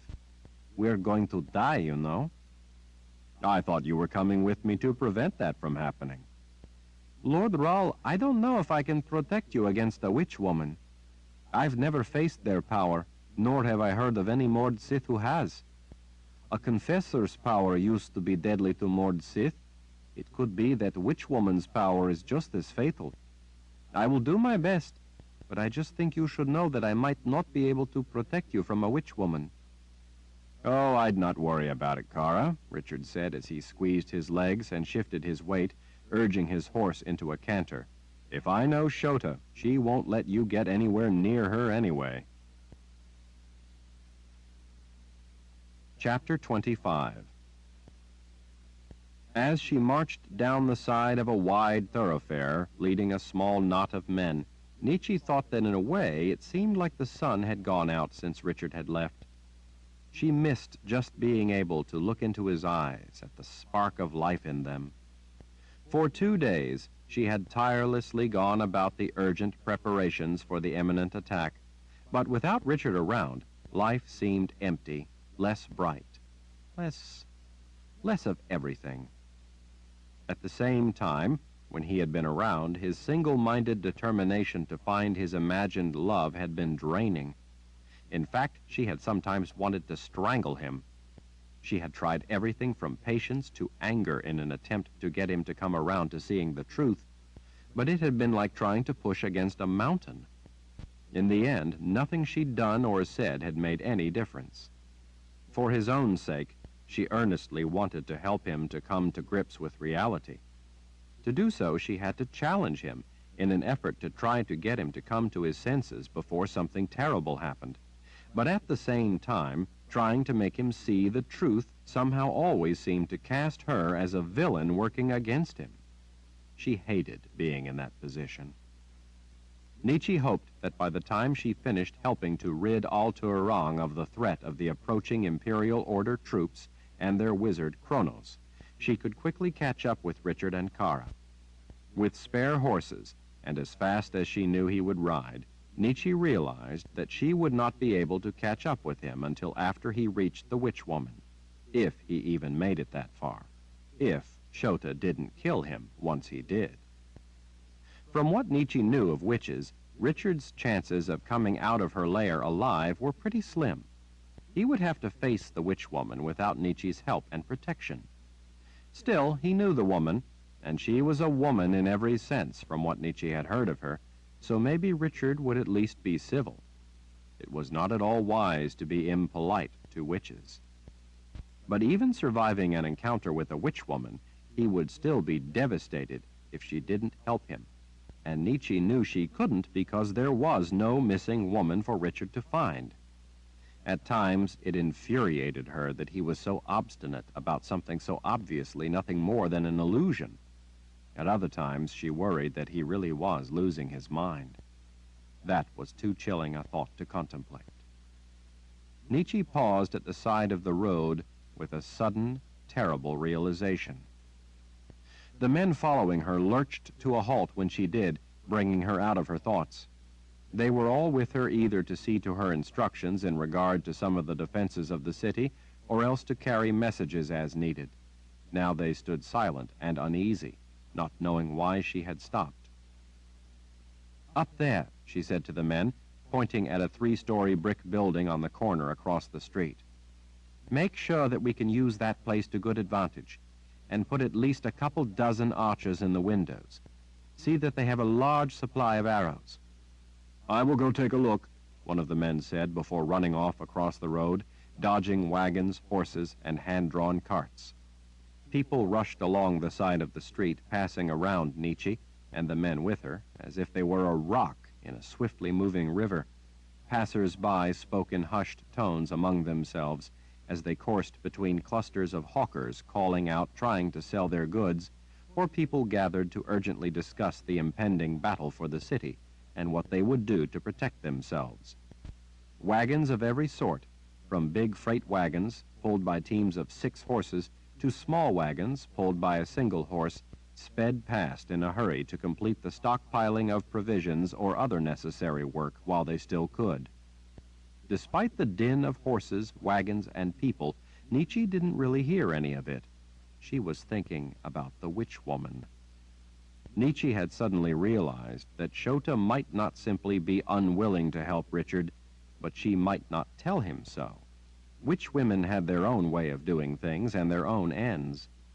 If this woman thought Richard was being too insistent or assertive, she very well might decide to get rid of him by sending him on a useless quest to the ends of the world. She very well might do such a thing simply to amuse herself, or to doom him to die a slow death on an endless march across some distant desert. A witch woman might do such a thing just because she could. Richard, in his urgency to find his fantasy woman, wouldn't consider those possibilities. He would promptly head off to where she pointed. Nietzsche was furious with herself for letting him leave to go to such a dangerous woman. But what could she do? She couldn't very well forbid him from going. Her only chance was to get rid of Brother Kronos and his troops as swiftly as possible, and then go after Richard and do what she could to protect him. She spotted the man she had sent to check the brick building sidestepping his way between the wagons and horses as he ran back across the road. Nietzsche noticed that even with all the people out traveling the roads of the city, it was still much less busy than an ordinary day. People everywhere were making preparations. Some had already holed up in places where they thought they might be safe. Nietzsche had been with the order when they swept into a city. There was no safe place. The man dodged his way around an empty wagon bouncing past, and at last reached Nietzsche's side. He stood silently waiting. He was afraid to speak unless she requested his report. He was afraid of her. Everyone was afraid of her. She wasn't just a sorceress. She was a sorceress in a bad mood, and they all knew it. No one understood why she seemed so ill-tempered, but for 2 days everyone had walked on eggshells when they were around her. It had nothing to do with them, and not even anything to do with Richard racing off on his mad search for a woman who didn't exist, but none of them knew that. Nietzsche was mentally immersed in preparing herself for the ferocity of the violence to come, rehearsing in her mind the various things she might need to do and hardening herself to it all. When on the brink of unleashing almost inconceivable savagery, one did not hum a merry tune and remark on the lovely day. One nursed dark thoughts. Nietzsche never bothered to try to explain her mood. Going through the effort of doing so would drain some of her store of energy. Preparing in her mind to gather every bit of skill, knowledge, wisdom, and power she had at her disposal required a certain kind of withdrawal. There were violent and deadly forces these people could never begin to comprehend that she had to be ready to unleash in an instant. She couldn't explain all of that to everyone. They would just have to deal with it. "Well?" she calmly asked the man as he stood silently catching his breath. "It will work," he said. "They do knitting and make cloth there. All 3 floors are pretty open, so archers will be able to quickly and easily move from window to window to get the best shot." Nietzsche nodded. She put a hand to her brow to shield her eyes from the low sun as she looked back to the west along the wide boulevard. She studied the layout of the roads and the angles at which they crossed. She finally decided that the crossroads where they stood, with the brick buildings across the way, was the best spot. With as wide as both thoroughfares were, these roads would likely be the choice of enemy cavalry in the eastern part of the city. She knew the way the order ran their attacks. They liked width so as to present the strongest front, the most powerful blow in order to break the enemy apart. She was pretty sure that they would send cavalry in this way if they came in from the east, as she expected. "Good," she told the man. "See to getting archers here along with a heavy supply of arrows. Be quick about it. I don't think we have much time." As he ran to see to it, Nietzsche spotted Ishak in the distance racing up the road in a wagon pulled by 2 of his big draft horses. He looked to be in a hurry. She had a good idea why he was coming for her, but she tried not to think about it. She turned to another of the men with her. "Back there, just after the brick building where we will station the archers, I want spikes placed. The span of the road is hemmed in by buildings on both sides." She gestured to the road that crossed the main thoroughfare before the brick building. "Down the street to each side as well, so that if the remaining men charging in try to take either route to escape, they will get the same." Once the enemy charged up the main route into Al-Turang, they would abruptly pull up the spikes to impale them. The archers would then pick off all those caught in the bottleneck between the spikes and the men still rushing up from the rear. The man nodded and ran off to see to her orders. She had already instructed everyone on the spikes. Victor had his blacksmith shop and a number of others working feverishly to manufacture the simple but deadly traps. They were little more than sharpened iron bar stock that was all connected together, almost like a picket fence, but with different length chain between the top crossbar and the upper portion of the spikes. Sections of these linked spikes were laid in the roads all over the city. Lying down flat, they didn't prevent travel on the road, but when cavalry charged in, the pointed ends of the entire section were lifted and an iron brace was jammed in place. The different length of chains attaching the spikes to the crossbar allowed the deadly spikes to hang at varying distances from the crossbar, thus making them stick up at different angles. Making them stick up at uneven angles allowed them to be far more treacherous than a simple straight line of spikes. If it was done properly, the enemy cavalry would unexpectedly run their horses right onto the sharp iron tips. Even if they tried to jump them, the horses would more likely than not be ripped open. It was simple, but highly effective. There were traps made of the iron sections all over the city, usually at intersections. Once the sections were lifted, they couldn't easily be lowered. The panicked horses would be gored on the spikes, or at the least, wouldn't be able to escape the confinement created by the obstacle. As the cavalry charged up onto the spikes, the soldiers would either be thrown off their horses and likely injured or killed, or they would have to dismount in order to try to deal with the obstruction. Either way, the archers would then have a much better chance of picking them off than if they were just charging past. The men manning the sections of spikes were instructed to judge the situation and not to necessarily pull the spikes up just as the cavalry ran up to them. In some cases, it would be better to wait until some of the men had already charged past. If there was a large number of cavalry, this would allow the defenders to split the enemy force, not only spreading confusion among the attack, but breaking it apart, severing the lines of command, making it lose its advantage of unity, and making it easier to deal with the fragmented force. Decisively eliminating the cavalry was essential to stopping the invasion. Nietzsche knew, though, that in the panic of facing a frightening wall of charging enemy soldiers screaming for blood, such careful plans tended to be forgotten. She knew that at the sight of such fearsome soldiers with weapons raised, some of the men would flee, failing to raise the spikes before they did. Nietzsche had seen such terror before. That was why she had placed redundant sections of spikes. Nearly everyone in the city was committed to its defense. Some would be more effective than others. Even women at home with children had supplies of things, from rocks to boiling oil, that they intended to throw down on any invading soldiers. There had not been a lot of time to make extravagant weapons, but there were men everywhere with stacks of spears. A sharpened pole wasn't fancy, but if it took down a cavalry horse or impaled a man, it was fancy enough. It didn't matter if it was cavalry or foot soldiers, they all had to be defeated. So there were men of the city by the thousands with bows. With a bow, even an old man could kill a vigorous, muscular, hulking young soldier. An arrow could even take down a wizard. Page 253. It would be futile to have the men of the city trying to fight experienced soldiers in a traditional battle. They had to deny the order's soldiers everything they were used to using. Nietzsche's object had been to make the city one big trap. Now she had to draw the order into that trap. To that end, she saw Ishak's wagon rumbling toward her. People scattered out of the way. Ishak pulled back on the reins and drew the big horses to a halt. A cloud of dust boiled up. He set the brake and leaped down off the wagon, something she wouldn't have expected he could do with such agility. He held his hat on with one hand as he ran. He was holding something else up in his other hand. "Nietzsche! Nietzsche!"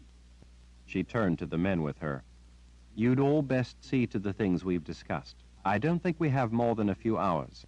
The men looked surprised and alarmed. "You don't think they will wait until morning?" one asked.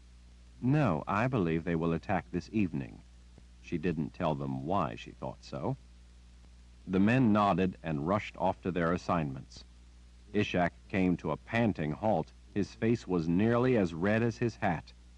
"Nietzsche, a message." He waved the paper before her. "A message for the mayor." Nietzsche's insides tightened. "A group of men rode in," he said. "They were carrying a white flag, just as you said they would. They brought a message for the mayor. How did you know?" She ignored the question. "Have you read it yet?" His face went red. "Yes. So did Victor. He is very angry. It is not a good thing to make the blacksmith angry." "Do you have a horse, as I requested?" Yes, I have a horse." He handed her the paper. "But I think that you had better read this." Nietzsche unfolded the paper and read it silently to herself. "Citizen Mayor, I received word that the people of Altur under your direction wish to renounce their sinful ways and bow again to the wise, merciful, and sovereign authority of the imperial order. If it is true that you wish to spare the people of Altur the total destruction we reserve for insurrectionists and heathens, then as a token of your good intent and willing submission to the jurisdiction of the imperial order, you will bind your lovely and loyal wife's hands and send her to me as your humble gift. Fail to turn over your wife as instructed, and everyone in Altur will die. In the service of the merciful Creator, Brother Kronos, commander of His Excellency's reunification force." Nietzsche crushed the message in her fist. "Let's go." Ishak replaced his hat and scrambled to catch up with her as she marched toward the wagon. "You don't seriously intend to do as this brute demands, do you?" Nietzsche put a foot on the iron step and climbed up onto the wagon's wooden seat. "Let's go, Ishak," he muttered to himself as he climbed into the wagon beside her. He threw off the brake and flicked the reins, yelling for people to get out of the way as he swung the wagon around. Dirt and dust spiraled up off the wheels as he turned the wagon around in the road. He cracked his whip above the horses' flanks, crying out to urge them away. The wagon slid around and finally straightened as the horses threw their weight against the hames. Nietzsche held on to the side rail with one hand as the wagon lurched ahead, letting her other hand, with the message crumpled in her fist, rest in the lap of her red dress. She watched without seeing as they raced through the streets of Al-Tur-Rang, past buildings and storefronts, other wagons, horses, and people on foot. Low sunlight flickered through rows of trees to the left as they raced north along the wide boulevard. At vegetable, cheese, bread, and butcher stands under awnings, some drab and some striped, a press of people were buying up all the food they could before the impending storm. The road narrowed as it passed into ancient sections of the city, becoming clogged with wagons, horses, and people. Without slowing much at all, Ishak swung his two big draft horses off the main road and took shortcuts through alleyways behind tightly packed rows of buildings where entire families lived in a single room. Laundry stretched on lines that crisscrossed small yards, and in a number of places, strung between opposing second-story apartments, stretched across the alleyway over their heads. Nearly each tiny plot in the back of the crowded buildings was used for growing food or keeping chickens. Wings flapped and feathers flew as the birds panicked at the sight of the wagon thundering past their yard. Ishak deftly handled the team as it raced at a frightening speed, guiding them around obstacles of shacks, fences, walls, and random trees. He called out warnings as he charged across busy roads. Startled people drew back, letting him pass. The wagon turned up a street Nietzsche remembered all too well, following beside a short wall that eventually curved it along the entrance road to the warehouse doors of Ishak's transport company. The wagon bounced into the rutted yard outside the building and came to a crooked halt in the shade of huge oaks rising above the wall. Nietzsche climbed down as she saw one of the double doors opening. Apparently having heard the noise, Victor emerged from the building, glowering like he intended to murder the next person he could get his hands on. "Have you seen the message?" he demanded. "Yes, I have. Where's the horse I asked for?" He pointed a thumb back over his shoulder toward the open door. "Well, what are we going to do now? The attack will probably come at dawn. We can't allow those soldiers to take you back with them to the army. We can't let them leave and report that we won't do as Kronos demands. What are we going to tell them?" Nietzsche tilted her head toward the building. "Ishak, would you go get the horse, please?" He made a sour face. "You ought to marry Richard. You make a good pair. You are both crazy." Startled, Nietzsche could only stare at the man. She finally found her voice. "Ishak, please, we don't have a lot of time. We don't want those fellows to go back empty-handed." "Yes, Your Highness," he mocked. "Allow me to get your royal mount for you." "I've never seen Ishak act like that," she said to Victor as she watched the man stalking toward the door, muttering curses under his breath. "He thinks you're crazy. So do I." Victor planted his fists on his hips. "Has that ruse back at the stables with the spy gone bad? Or is this what you planned all along?" In no mood to discuss it with the man, Nietzsche returned the glare in kind. "My plan," she said through gritted teeth, "is to get this over with as soon as possible and to keep the people of Al-Tur-Rang from being slaughtered." "What's that got to do with turning you over to Brother Kronos as a gift?" "If we allow them to attack at dawn, they will have the advantage. We need them to attack today." "Today?" Victor glanced west toward the low sun. "But it will be dark soon." "Exactly," she said as she leaned in the back of the wagon and retrieved a length of rope. Victor stared off at the heart of the city as he thought about it. "Well, all things considered, I guess it would be better not to face them in the day on their terms. If we could somehow get them to attack today, they would soon run out of daylight. That would work to our advantage. I will bring them to you, she said. You just be ready. The creases across Victor's forehead deepened. I don't know how you're going to get them to attack today, but we'll be ready if they do. Ishak came out of the warehouse leading a white stallion covered with mottled black spots. The mane, tail, and legs below the hocks were black. The horse looked not only elegant, but had a tough demeanor about him, as if it would have boundless endurance. Still, it wasn't what she had been expecting. He doesn't look all that big, she said to Ishak. Ishak gave the horse an affectionate rub on its white face. You did not say big. You said that you wanted a steady horse that would not spook easily, one that had a fearless spirit. Nietzsche took another look at the horse. I just assumed that such a horse would be big. She's a crazy woman, Ishak muttered to Victor. She's going to be a dead crazy woman, Victor said. Nietzsche handed Victor the rope. This will be easier if you stand on the wall after I'm mounted. She stroked the horse under his jaw and then his silky ears. The animal nickered his appreciation and nudged his head against her. Nietzsche held his head and trickled a thin thread of her haan into the creature, giving him a bit of calming introduction. She ran a hand over his shoulder and then along the side of his belly as she inspected him. Without comment, Victor climbed up the wall and waited until she boosted herself up and was seated in the saddle.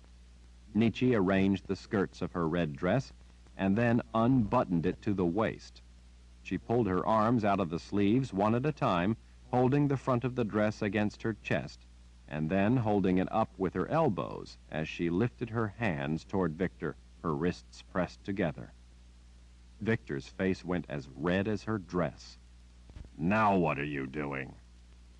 These men are experienced Imperial Order troops. Some will be officers. I spent a lot of time in the Order's camp. I was widely known, to some as the Slave Queen and to others as Death's Mistress. It's possible that certain of these men may have served in Jagang's army during that time, and so they very well may recognize me, especially if I were to wear a black dress. Just in case, I'm wearing a red dress. I also need to give these men something to stare at to keep them off guard and hopefully from recognizing me. It will disrupt the usual calculating judgment of soldiers such as these. It will also get Cronus's attention and make him think that the mayor is desperate to appease him. Nothing rouses the bloodlust in these kind of men more than weakness. It's going to get you in trouble before you even get to Kronos. I'm a sorceress. I can take care of myself. Seems to me that Richard is a wizard and carries a sword charged with ancient magic, and even he got into trouble when he was greatly outnumbered. He was overpowered and nearly killed. Nietzsche again lifted her hands out toward Victor, wrists together. Tie them. Victor glared at her a moment before finally giving in. With a growl, he set about binding her wrists. Ishak held the reins just under the horse's bit as he waited. Is this horse fast? She asked, as she watched Victor wrapping rope around her wrists. Sardine is fast, Ishak told her. Sardine? Doesn't that mean the wind in the old tongue? Ishak nodded. You know the old tongue? A little, she said. Today, Sardine will need to be as swift as the wind. Now listen to me, both of you. I don't intend on getting myself killed. Few people do, Victor griped. You don't understand. This will be the best chance to get near Kronos. Once the attack begins, it would be difficult not only to find him, but even if we did know where he was, it would be next to impossible to get close to him. He would be dealing death against the innocent in ways you cannot even imagine, spreading fear, panic, and death. That makes him valuable to them. In battle, their soldiers will be looking for anyone trying to take out their wizard. I have to do it now. I intend to end it tonight. Victor and Ishak shared a look. I want everyone to be ready, she said. When I come back, I expect there will be some very angry people behind me. Victor looked up after yanking the knot tight. How many angry people? I intend to have their entire force right on my heels. Ishak gently rubbed Sardine's face. What are they going to be angry about, if I may ask? Besides trying to take out their wizard, I intend to give the hornet's nest a good stiff whack. Victor sighed irritably.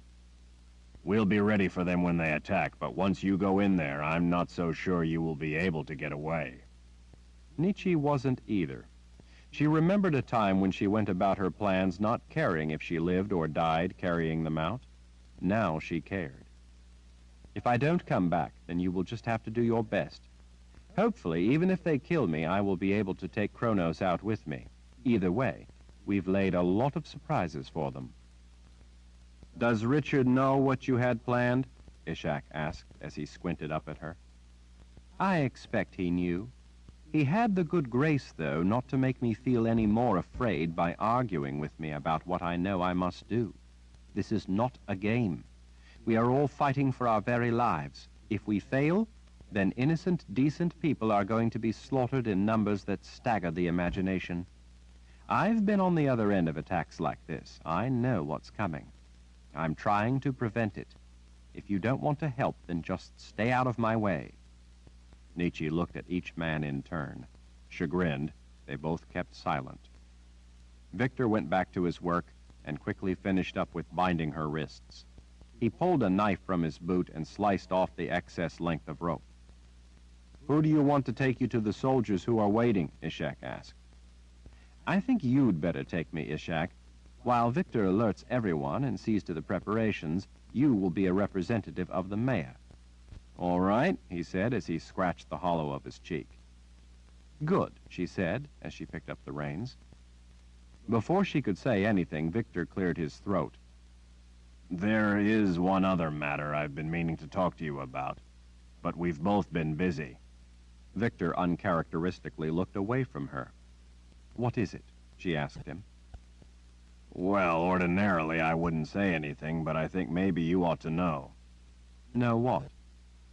People are beginning to question Richard. Nietzsche frowned. Question him? What do you mean? Question him in what way? Word has gotten around about why he left. People are worried that he is abandoning them and their cause to chase phantoms. They question if they should be following such a man. There is talk that he's, you know, deranged or something. What should I tell them? Nietzsche took a deep breath as she collected her thoughts. This was what she had feared. This was one of the reasons she had thought it important that he not leave, especially the way he did right before the attack. Remind them, she said as she leaned toward him, that Lord Rahl is a wizard, and a wizard can see things, such as hidden, distant threats, that they cannot. A wizard does not go around explaining his actions to people. The Lord Rahl has many responsibilities other than just this one place. If the people here wish to live free, to live their own lives as they wish, then they must choose to do so for their own sake. They must trust that Richard, as the Lord Rahl and as a wizard, is off doing what is best for our cause. And do you believe that? The blacksmith asked. No, but there is a difference. I can follow the ideals he has shown me while at the same time working to bring Richard back to his senses. The two are not incompatible. But the people must trust in their leader. If they think he is a madman, they may fall back on fear and give up. Right now, we can't afford that risk. Whether Richard is sane or not, it doesn't change the validity of the cause. The truth is the truth, Richard or no Richard. Those troops coming to murder us are real. If they win, then those who are not killed will be enslaved once more under the yoke of the imperial order. If Richard is alive, dead, sane, or mad, it does not change that fact. Victor, his arms folded, nodded. Nietzsche moved her leg back and pressed her heel into Sardine's side, moving his rump closer to the wall. She turned the back of her shoulders to the blacksmith standing on that wall beside her. Pull my dress down to my waist and be quick about it. The sun will be setting soon. Ishak turned away, shaking his head. Victor hesitated a moment, then sighed in resignation and did as she had instructed. All right, Ishak, let's go. Lead the way. She looked back over her shoulder at Victor. I will bring you the enemy chasing the setting sun. What should I tell the men? Victor asked. Nietzsche shrouded herself in the cold exterior she had used so often throughout her life, the cold calm of death's mistress. Tell them to think dark and violent thoughts. For the first time, Victor's glower twisted into a grim smile. Chapter 26. The soldiers atop huge war horses peered down at Nietzsche as Ishak led her horse to a stop beside the community well in the small square at the eastern edge of the city. Her stallion, Sadine, felt small in the presence of such huge beasts. Armored plate down the front of their heads lent them a threatening appearance. These were cavalry horses, and the armor helped protect them from arrows as they charged enemy lines. They pawed the ground and snorted their disdain for the smaller horse come among them. Sadine backed a step, just out of range of one of the war horse's teeth when it snapped, but he didn't shy away.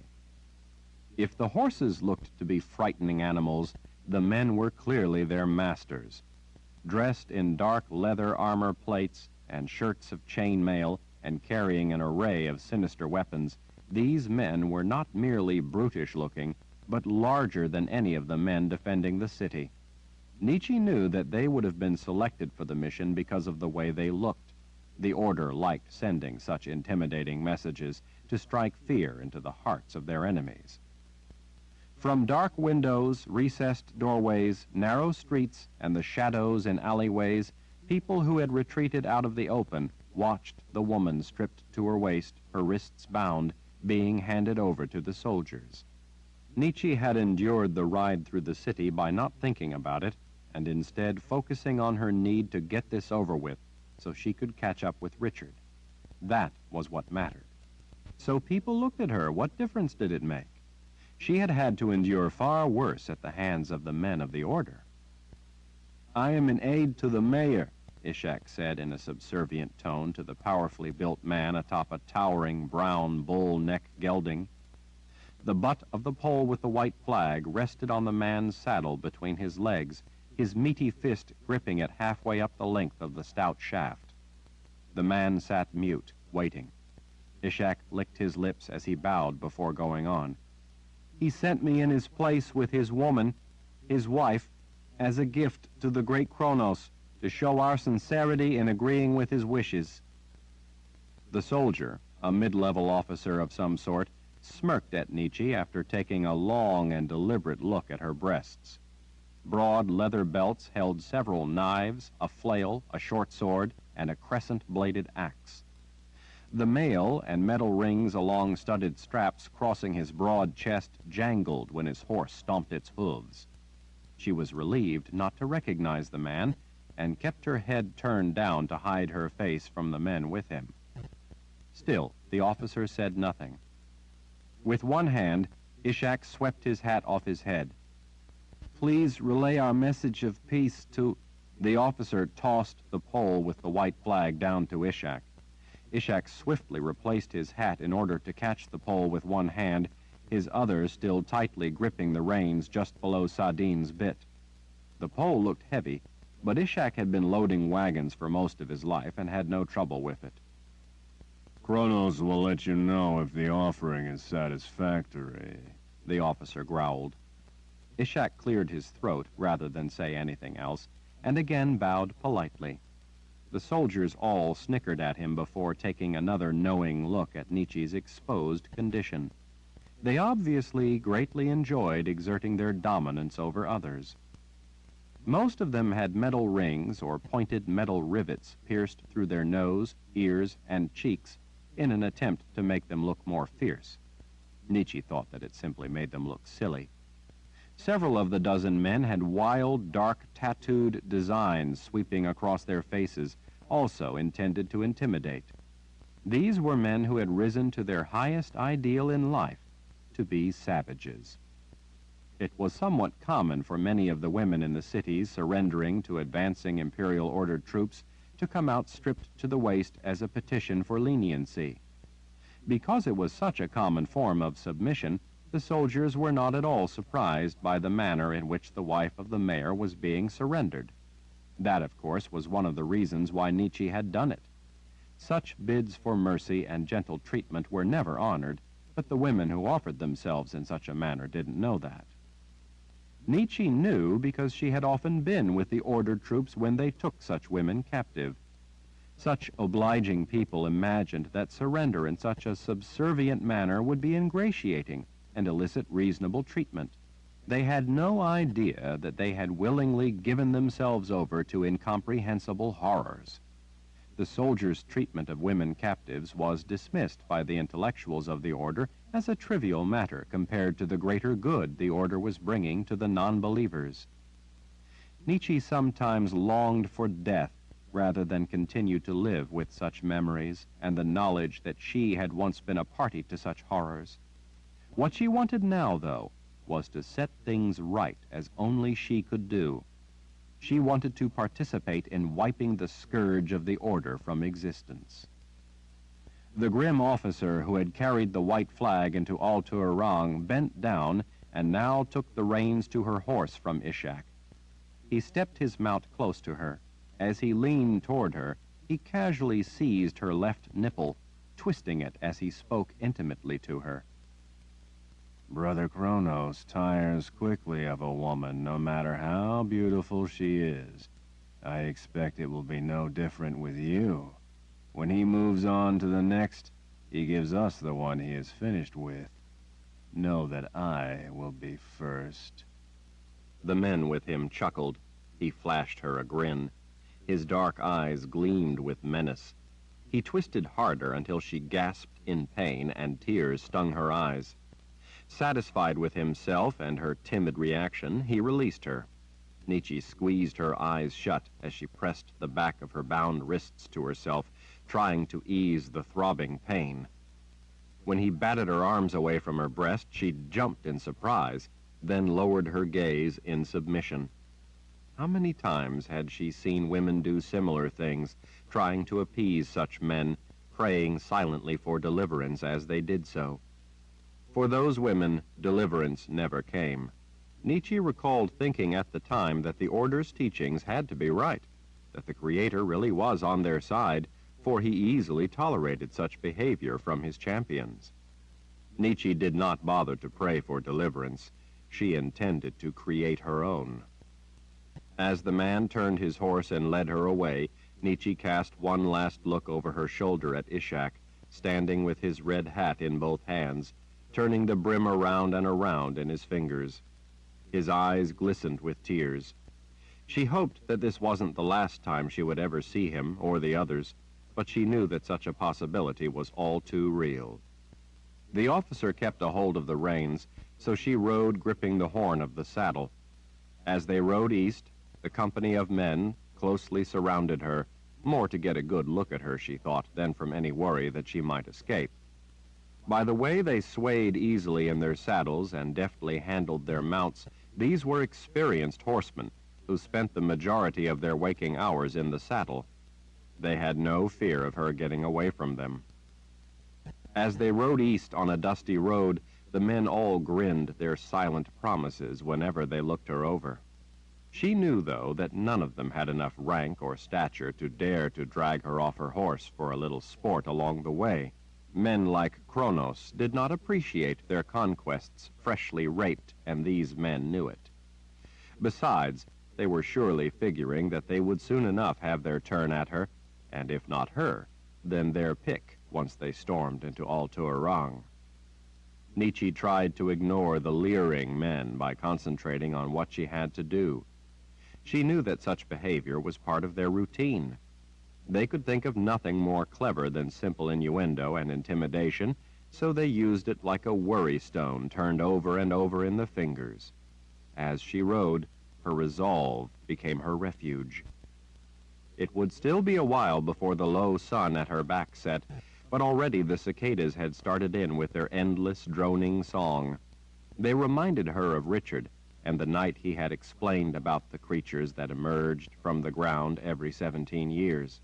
It seemed remarkable that the cicadas had come 10 times in her life, and Nietzsche had never even realized it. Life under the spell at the Palace of the Prophets had not simply been very long, but had been insulating in ways she had never even realized. While the world went on around her, she had been devoting her time to other worlds. Others, like the Sisters of the Dark, who had been Richard's teachers there, had succumbed to seductive promises from those other worlds. Nietzsche had as well, but not because of those promises. She had simply believed that this world held nothing of value to her. Until one day, when Richard had shown up. The air was warm and humid, so at least Nietzsche wasn't cold as she rode, but the mosquitoes were starting to come out, and they were becoming obnoxious. She was glad that her hands weren't tied behind her back, so she could at least keep the biting bugs off her face. The wheat-covered hills they passed through to the east of the city shimmered a greenish gold in the late light, almost like burnished bronze. She didn't see any people working in the countryside, and the roads remained empty. Everyone had fled before the impending arrival of the army, like animals before a wildfire. Cresting a hill, Nietzsche finally saw them. Men and horses from the imperial order spread out across the broad valley below her like a dark flood. It appeared they hadn't been there long, as it looked like they were only starting to set up camp. Apparently, they wanted to be close to the city so that when they began their attack in the morning, they wouldn't have far to go. The ground was only just beginning to be churned up by all the men, horses, mules, and wagons. Individual territory had been staked out and small tents erected. Rings of sentries and outposts guarded the sea of men. Every hilltop had lookouts watching all the approaches. The tents cast long shadows across the trampled wheat. Already a haze of smoke hung over the valley from all the cook fires. Nietzsche could see that one of the nearby olive groves had been stripped of its valuable fruit trees to be used for firewood. Men cooked for themselves or in small groups. Simple things, camp stew, rice and beans, bannock and fritters. The aroma of the burning wood and cooking mingled uneasily with the smell of all the animals, men, and manure. Her escort kept a tight formation around her as they trotted into the camp along what was quickly becoming a temporary road among the seething throng. Nietzsche had expected to see them in a raucous state, drinking and celebrating on the eve of a great battle. They were not. They were going about the business of preparing in earnest for the job ahead, sharpening weapons, working on saddles and other gear, tending to horses. Lances and spears were already sharpened and neatly stacked all over the camp. Blacksmiths at a traveling forge worked with tongs and hammers as helpers feverishly pumped bellows. Farriers shod horses, while other men mended leather equipment. Cavalry horses were being fed, cared for, and groomed. This was not a typical imperial order camp where chaos ruled. The army to the north was almost unimaginably vast. Many parts of it were little more than an unruly mob that was periodically unleashed on helpless civilians and allowed to plunder at will. This force, on the other hand, was much smaller, consisting of less than 20,000 men. This was the camp of a well-honed war machine. In the main army camp of the imperial order, a woman with her breasts exposed as Nietzsche's were would already have been dragged from her horse by a rabble and raped. These men were no less lecherous, but they were far better disciplined. These were not just any soldiers sent to do some dirty work. These were experienced, dedicated, hand-picked troops sent to vent the emperor's rage at the insult of his home city rejecting everything for which he stood. Nietzsche felt a shiver of dread at again being among such men. These were the cream of the order's crop. These were men who gleefully killed all those who opposed them. These were brutes who reveled in violence to further their beliefs. These were the embodiment of the term bloodthirsty. These men were the enforcers of the order's doctrines. As Nietzsche and her escort rode through the camp, the soldiers all ogled her. Every step of the way, hoots, calls, and cheering followed her. Obscene promises were laughingly given as she passed. Nothing was left to the imagination of anyone in earshot. She heard herself described in every lewd term she had ever heard before, and among Jagang's men she had heard them all. Now they were all directed at her. She kept her eyes ahead as she rode, thinking of the way Richard treated her and just how much such respect meant. Near a grove of cottonwood trees along the bank of a creek running through the valley, Nietzsche spotted lambskin tents that were a little larger than the rest. While by no means elaborate accommodations like the tents of Emperor Jagang's entourage, these were still luxurious by army standards. The small group of command tents sat atop a hillock that afforded the officers the opportunity to look down on the rest of the camp. Unlike the main army encampment, here there was no ring of guards protecting the elite forces and officers from the common soldiers. Outside the main tent, slabs of meat were being rotated on spits by slaves that always attended the higher-ranking officers, or high priests of the Fellowship of Order. For a force such as this, only the most loyal slaves would have been brought along. As they slowed to a halt, the man who held the reins to Nietzsche's horse tilted his head, ordering one of his men to go announce them. The man threw his leg over his horse's neck and jumped to the ground. With each step, dust lifted from his pants as he strode toward the main tent. Nietzsche noticed that all around, curious men began wandering closer, coming to see the woman being brought as a gift for their leader. She could hear them laughing and wisecracking among themselves as they leered at her. Their eyes were as cold and frightening as any she had ever seen. What worried her the most, however, was that many of the men held spears or had arrows knocked in their bows. These were not men who took anything casually. Even as they drooled at her, they were prepared for any kind of threat her appearance might present. The man sent to announce her was ushered into the main tent by an attendant. A moment later, he reappeared, followed by a tall man in flowing, henna-dyed robes. His manner of dress stood out on the drab scene like clotted blood. Despite the heat and humidity, the hood of his robe was draped regally over his head, a sign of pious authority. He stalked to the edge of the rise, closer to her, and struck an arrogant pose. He took his time looking her over, inspecting the goods. The man holding the reins to her horse bowed in his saddle. "A humble gift from the people of Al-Turang," he explained with mock courtliness. Men far and wide laughed quietly to themselves at that, commenting to one another on the specific pleasures Kronos was going to enjoy from his gift. Officers came out of nearby tents to see what was going on.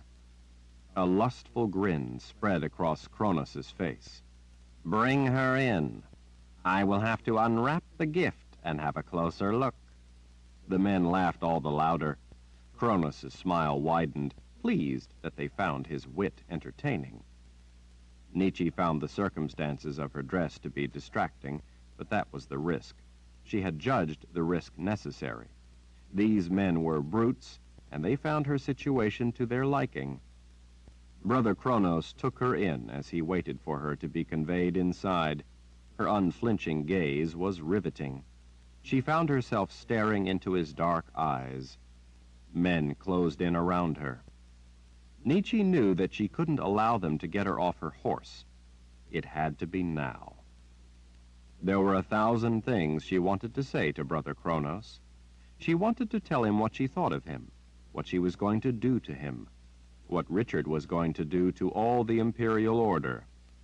A simple death seemed too easy for Kronos. She wanted him to suffer before he died. She wanted him to know full well what she had in store for him. She wanted him to feel it, to twist in pain and agony, to beg for mercy, to taste the bitter bile of defeat. She wanted him to suffer for the misery he spread in his wake. She wanted him to pay the price for everything he had ever done to innocent people. She wanted him to know that his entire life had been a waste, and that it was about to end. But she knew that that was not her task. She would risk failure should she even attempt to accomplish any tiny part of it. Instead, Nietzsche unceremoniously lifted her fists just a little toward the man as she willed forth her Han. Fearing to tip Kronos as to what was coming, she refrained from taking even an extra split second to conjure anything elaborate. She opened the floodgates, using nothing more complex than a blast of air directed at the man.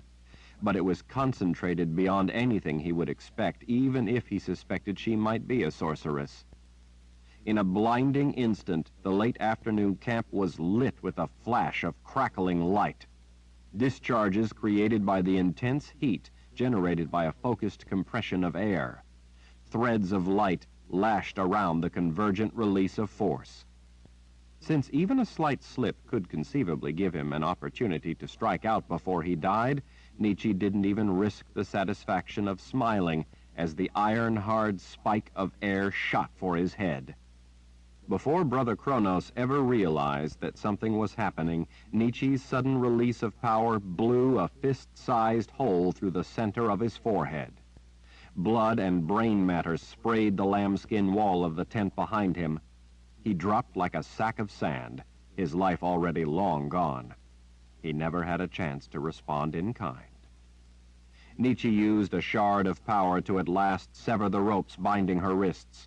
They hissed from the sting of heat as they were cut and then dropped away.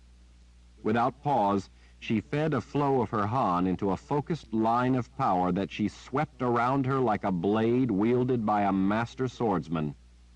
The officer who had led her horse and leered at her the whole way grunted as the hot edge ripped through him, cutting him in two below the rib cage.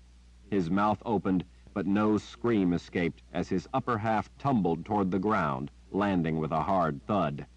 With a wet thump, the second man could do more than gasp as he was hit by the same power and torn in two. Coiled ropes of his intestines disgorged across his horse's neck. Nietzsche twisted in her saddle as she whipped the conjured blade around in an arc. With frightening speed and a flash that lit the shimmering leaves of the nearby cottonwood trees, the edge of deadly power sizzled as it ripped through the air. Before anyone could begin to react, it cut down all the men on horses around her as they still sat in their saddles. The air filled with the stench of burned flesh, blood, and the contents of ruptured viscera. Horses reared up or bucked, trying to rid themselves of the disembodied legs. Ordinarily, war horses were used to the confusion of intense battle, but that was in large part because they had familiar riders to control and direct them. Now they were on their own, and they were spooked. A number of men rushing in were knocked down and trampled by the panicked horses, further adding to the disorder. As pandemonium began to erupt all around her, as men charged in toward her, Nietzsche gathered her inner will, preparing to unleash an onslaught of withering destruction. Just as she was initiating the launch of that deadly assault, she pitched forward unexpectedly. At the same time, she felt the stunning pain of something heavy clouting her across her back. It was propelled by such staggering force that it drove her breath out with a cry. She saw flying past her the shattered pieces of a heavy lance that had been swung like a club. Dazed, Nietzsche realized that she had just hit the ground face first. She tried desperately to gather her senses. Her face felt oddly numb. She tasted warm blood. She saw strings of it dripping from her chin as she pushed herself up on wobbly arms. She realized then that she couldn't pull in a breath, that the wind had been violently knocked out of her. She frantically tried again, but despite her desperate efforts, she couldn't draw a breath. The world swam in dizzy disarray around her. Sadin was above her, dancing about, but unable to move away. Even though Nietzsche feared that the horse might accidentally step on her, she couldn't make herself move out of the way. Men all around finally muscled the horse aside. Other men dropped to their knees beside her. A knee in her back flattened her to the ground again. Powerful hands gripped her arms, her legs, her hair, holding her down, as if she could get up on her own. These men apparently feared that if she got up, she might conjure her power, as if the gifted needed to be standing, and they had but to keep her on the ground to be safe. But the gifted didn't need to have their wits about them if they were to call upon their power, and she didn't. Some of the men pulled her over on her back. A boot at her throat kept her pinned to the ground. Weapons all around pointed down at her. And then a terrible thought came to her. Dark eyes. The wizard she had just killed had dark eyes. Kronos didn't have dark eyes. Kronos was supposed to have blue eyes. She was having difficulty sorting it all out in her mind. She had killed the high priest. It didn't make sense. Unless there had been more than one brother. The men holding her down backed away. Grim blue eyes glared down at her. It was a man wearing long robes. The hood was pulled up. A high priest. Well, sorceress, you have just managed to kill Brother Byron, a loyal servant to the Fellowship of Order. She could tell by his tone that he had not yet begun to voice his building anger. Through the shock, Nietzsche still couldn't draw a breath. The pain in her back radiated out in paralyzing waves. She wondered if the man who had clubbed her had broken her ribs. She wondered if her back was broken. She supposed it didn't matter now. "Allow me to introduce myself," the red-faced man above her said. He pushed the hood of his robes back. "I am Brother Kronos. You belong to me now. I intend to make you pay a long and painful price for the murder of a good man who was only doing the Creator's noble work." Chapter 27. Nietzsche simply couldn't pull in a breath to save her life, much less to say anything. The pain of not being able to breathe cloaked her in a tight shroud of panic that prevented her from thinking. The distress of needing air and not being able to get it grew more terrifying with every passing second. She didn't know what to do. She remembered when Richard had been shot with the arrow and he couldn't breathe. She remembered how his skin had turned ashen and then had begun turning blue. She had been so afraid seeing him not being able to breathe. Now she couldn't. Kronos' smile was as humorless and wicked as any she had ever seen, but it seemed not to matter to her. "Quite an accomplishment for a sorceress, killing a wizard. But then you only accomplished such a feat by treachery, so it was no real accomplishment after all. It was nothing more than simple underhanded deceit." He didn't know. Nietzsche realized that he still didn't know who she was or what she was. She was no mere sorceress. But she needed a breath to be anything.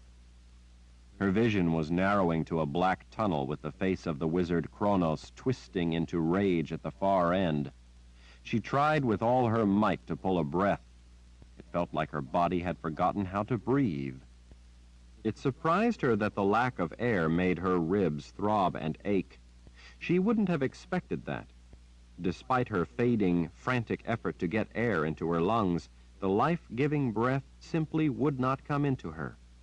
She could only assume that whoever had clubbed her had done some kind of serious damage, and she would never again draw a life-giving breath. And then Kronos gritted his teeth and seized her breast in a vicious, vice-like grip, spiked with thorns of magic intended to inflict excruciating torment. The sudden, sharp shock of pain made her gasp a breath before she realized she was doing it. The air felt hot with life as it flooded into her lungs. Without conscious thought, she instinctively struck out with her Han at the cause of the piercing pain. Kronos cried out and staggered back, cradling the hand that had been on her and dealing out his revenge. Blood ran down his wrist and under the sleeve of his robe. Although she had been able to get him to release her, and even to injure him, she was still too disoriented to muster the force necessary to get past the formidable defenses of a wizard in order to kill him. She panted, gulping air, even though each breath hurt. She knew, though, that it hurt far more not to be able to get a breath. "You filthy bitch," he yelled. "How dare you use your power against me? You cannot hope to match me with the gift. You will soon enough learn your place. His face flushed red with anger. With a thin thread of her Han, Nietzsche could sense the powerful shields the man had erected before himself. Before he had, though, she had seared the flesh off his fingers. He held the trembling hand to his breast. She knew full well that his intent was to extract prolonged and gruesome retribution. He ranted at her, cursing and calling her names, telling her what he intended to do with her and what would become of her once he was finished with her. The grins of the men watching widened at hearing the nature of those plans. He thought she was a sorceress and that he could overpower her gift with his. He did not know that she was far more. She had become a sister of the dark. Even if he knew that much, Kronos might not have understood, as few people did, the full and terrible meaning behind that appellation. A sister of the dark wielded not only her own gift, but the Han of a wizard as well. His gift was taken before he passed through the veil into death. As if the combined gift of a sorceress and wizard was not formidable enough, added into that powerful mix was subtractive magic, gained while the veil was parted at the instant of the donor wizard's death. His own Han acted as the conduit, and she held within herself that power as the subtractive essence slipped through the veil. There were few people who could command subtractive magic. Richard by birth, and the Sisters of the Dark by contrivance. All of the Sisters of the Dark were now captives of Jagang, except for Nietzsche and 4 others. 3 of Richard's former teachers from the Palace of the Prophets, and their leader, Sister Ulyssia. Kronos shook his bloody fist at Nietzsche. The people of Al-Turang are traitors. They have defiled a holy place. In turning away from the ways of the Order, they have turned away from the Creator himself. Through our hands, the Creator will have his revenge and smite these sinful people. We will cleanse Al-Turang not just of their flesh and bone, but of their unenlightened ways. The Imperial Order will once again rule Al-Turang, and from there Jagang the Just will rule the world under the rightful ways of the Creator. Nietzsche almost laughed. Kronos had no idea that he was speaking to the person who had given Jagang the title of Jagang the Just. She had told the Emperor that such pronouncements of justice under his rule would win over a great number of people without having to fight them. He had been willing to battle them all. She alone had been able to make him see that it was to his benefit to have them rally to his side of their own free will. She told Jagang that the name she had given him would bring the people to him. She had been all too right. Many people equated intentions with the actual deed. The title she had given Jagang was now widely believed by people who didn't know much at all about him or the Order. It never failed to amaze her how simply saying something, no matter how untrue, was all it took to convince a large number of people of what you wanted them to believe. She supposed that it was easier for them to let someone else do their thinking for them. Kronos's tirade had brought her time to recover. With her strength returning, Nietzsche couldn't afford to wait another instant. She straightened her arm, pointing her fist up toward him. She wanted to draw her force out the length of her arm to let it build and converge at a point just beyond her fist. While it wasn't at all necessary, she wanted to do it that way simply because it pleased her to let Kronos see her overt threat. Confident in his ability and the shields of his power, her hostile posture only served to further enrage him. "How dare you threaten?" She released a tight bolt of additive and subtractive magic laced together in a fearsome cord of destruction that arced through the wizard's shields like lightning through paper and blew a melon-sized hole right through the center of his chest. Kronos's eyes snapped wide. His mouth hung open in mute shock as his mind registered the irredeemable. Through that hole, Nietzsche could see the sky. Almost instantly, the internal pressure forced what remained of his surrounding organs into the void and then out the opening as Kronos's mortally wounded body toppled back. The man hadn't known that his power was no match for hers. He could only conjure shields of additive magic. Such shields were of limited use against subtractive magic. All around her, weapons were already being lifted. Powerful muscles drew bowstrings to cheeks. Arms with spears cocked back, the iron tips all pointing at her, along with swords, axes, and pikes. Without pause, Nietzsche unleashed a blast of opposing magic twined together in a shattering ignition that in ruinous fury leveled the officers' tents and blasted through the men on the knoll. The devastating concussion radiated outward in a circle at breathtaking speed, stripping flesh from bone. The ground was made muddy by the sudden deluge of blood. The heat that had been focused into the blast was so intense that nearby trees erupted in flame. The clothes of men in the surrounding camp who had been rushing to meet the threat also caught fire. The flesh of those a little closer ignited. Men closer yet were ripped apart by the thunderous discharge of Nietzsche's power. The force of what she had unleashed dissipated with distance, and men farther away were only sent sprawling. Such an extreme effort was risky because it was so draining, but it had the desired effect.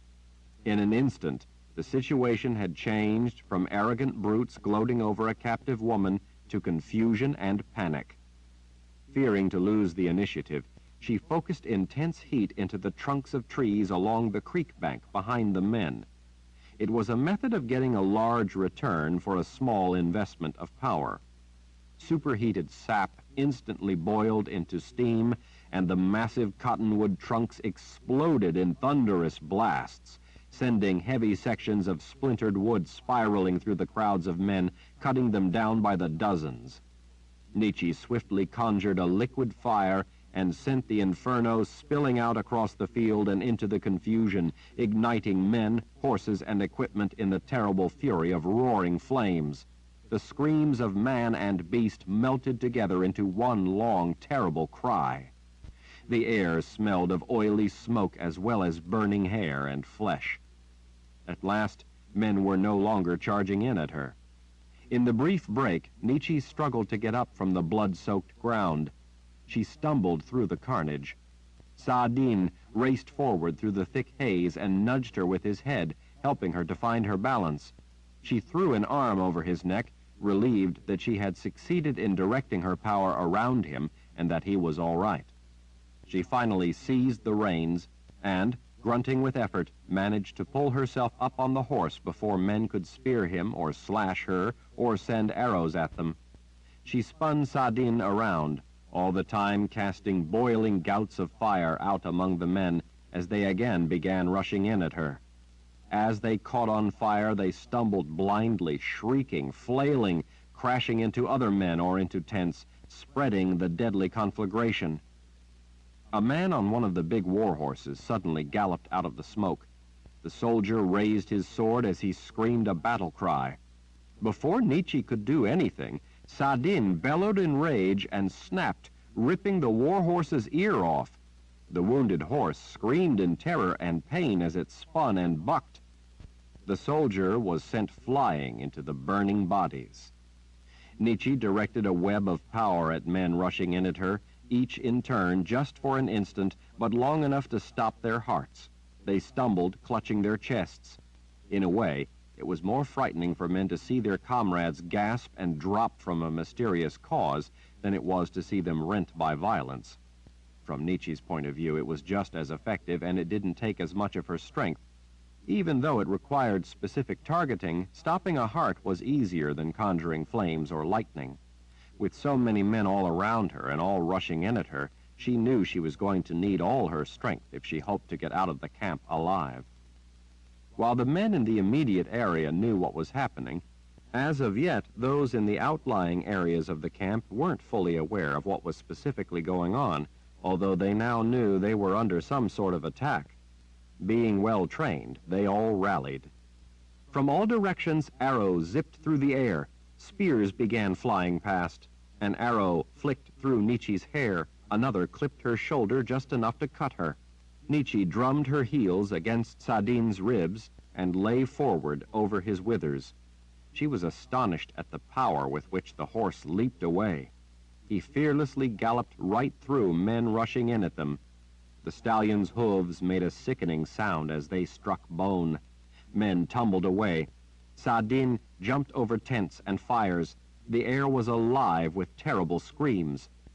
As she raced through the camp, Nietzsche took every opportunity to inflict yet more death and destruction. But from behind her, a swelling, angry roar began to lift from thousands upon thousands of men all the way across the valley. The power of it, the ferocity, was frightening. Nietzsche vividly recalled Richard's warning that all it would take was one lucky arrow. Now there were thousands. Nietzsche diverted her power from attacking to shielding her and her horse. As Sa'din carried her back through the men, horses, wagons, and tents, Nietzsche let go of her defenses and again focused a scythe of her gift to slice through anything living that was close enough. The intensely concentrated and compacted edge of air sliced through men as they ran in to intercept her. As her horse leaped some obstacles and dodged others, that deadly edge of her power cut some men off at the knees and decapitated others. Horses screamed as their legs were cleaved from under them and they crashed to the ground. Shrieks of horror and pain from wounded men followed in her wake, but there were growing cries of rage. As she charged through the camp, Nietzsche could see men all around swiftly saddling their horses and mounting up.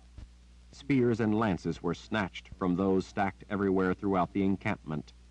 Nietzsche wished she could destroy the weapons, but she had to concentrate just to hold on to Sa'din as he bounded over anything in his way, including an occasional wagon. The horse seemed possessed to get her out of the danger as swiftly as possible. Even so, men in gathering numbers were taking up the chase, whether on horse or foot. As she cleared the last of the tents, Nietzsche looked back over her shoulder. The place was in an uproar. Flames still shot skyward. Billowing clouds of oily black smoke rose in several places. She didn't have any idea how many men she had killed, but there were thousands of them coming after her. The pounding she was taking atop a galloping horse was making her back hurt something fierce. At least she had eliminated Kronos. They had tried to trick her, but in the end it had cost them a second wizard that she hadn't even known they had with them, and would have been terrible trouble for the defenders back in Al-Turarang. It had turned out to be a bit of good fortune, as long as they didn't have 3 wizards. Chapter 28. As Nietzsche crested a hill, the first glimpse of the vast city in the distance was a beautiful sight. A quick glance over her shoulder revealed the thundering cavalry right on her heels.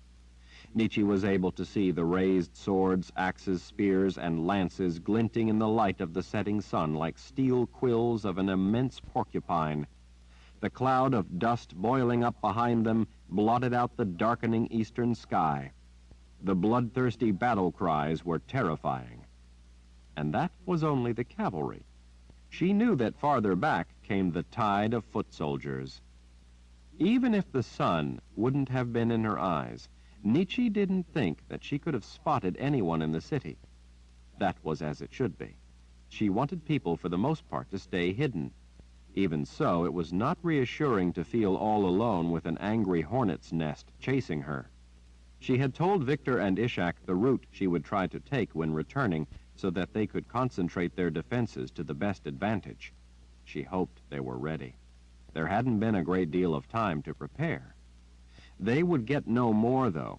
Time was up. With the city looming closer, Nietzsche at last spared the effort to snake her right arm through the sleeve of her dress, then reached back and threaded her left arm through the other sleeve. Holding the reins in one hand, leaning forward over the galloping horse's withers, she at last managed to blindly button her dress back up. She smiled at the small victory. The first small buildings flashed by. Although there had been a cutoff from the main road that would have more quickly gotten her into the confines of the city, Nietzsche had kept to the main road down out of the hills. Entering Al-Turarang, the road turned into a broad boulevard, the main east-west thoroughfare.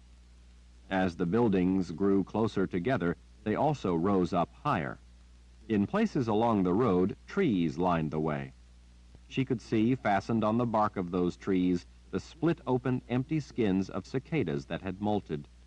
It gave Nietzsche a fleeting memory of lying in the shelter in the warmth of Richard's arm. Sardine was sweating into a lather, and she knew that he had to be tiring, but he didn't show any sign of wanting to slow. She had to urge him to ease up just a little anyway so that the cavalry would get closer to her. She wanted them to believe they were catching her. Once a predator chasing prey was closing in, they tended to lose sight of everything else. The instinct to chase was as strong in soldiers as it was in wolves. Nietzsche wanted them to throw caution to the wind as they ran her down, so she leaned a little to the side, making it look as if she might be wounded and ready to fall. Running down the center of the road, trailing a ribbon of dust, she began to recognize groups of buildings. She remembered patterns of windows. She saw a butter-colored clapboard building to the left and red shutters to the right that she recognized. In the shadows down an alleyway just beyond a row of closely packed buildings that she knew were homes because of the laundry hanging on lines between them, she spotted some of the men hiding. They all had bows. She knew she wasn't far. She suddenly came upon the 3-story brick building. In the late light, she almost didn't recognize it. The spikes lying across the road were covered with a thin layer of dirt to hide them from the soldiers. As she galloped past, she spotted men hiding just around the corner, ready to pull up the spikes once she was by. "Wait until most are past," she called out to the waiting men, just loud enough for them to hear, but not so loud that those following could hear. She saw one of them nod to her. She hoped they understood. If the spikes were pulled up at the head of the cavalry, bottlenecking them all, then only those in the lead would be taken out, and most of those in the rear would escape injury and regroup. If that happened, then they would have lost their chance to break up the cavalry. Nietzsche needed the defenders manning the spikes to allow most to get past. Nietzsche looked back over her shoulder to see the big men with their weapons raised, thundering past the brick building. Most cleared the rear of the building, but then there was a sudden howling boom as charging war horses crashed headlong into the iron spikes. Horses behind weren't able to stop and violently collided with the animals that had been impaled. Riders cried out as they were crushed. Other men tumbled over the heads of their horses. From the windows, arrows rained down as soldiers now on foot tried to halt the tail of the cavalry still charging in. Men desperately slowed their mounts. As they did, they were hit with arrows. Men and horses were hit with a withering flight of arrows from several directions. Most of the men put an arm up only to then realize that they had neglected to take the time to get their shields. As the last of the riders were still crashing into the sudden blockade, Nietzsche went right at the fork in the wide road. The cavalry was right on her heels and swept down the street after her. "Wait until half are past," she yelled at the men hiding around the corner of a tall stone wall as she raced past. Again came the hard impacts and terrible noise of animals screaming in pain and terror as they were unexpectedly impaled or torn open. Soldiers cried out as they were violently unhorsed.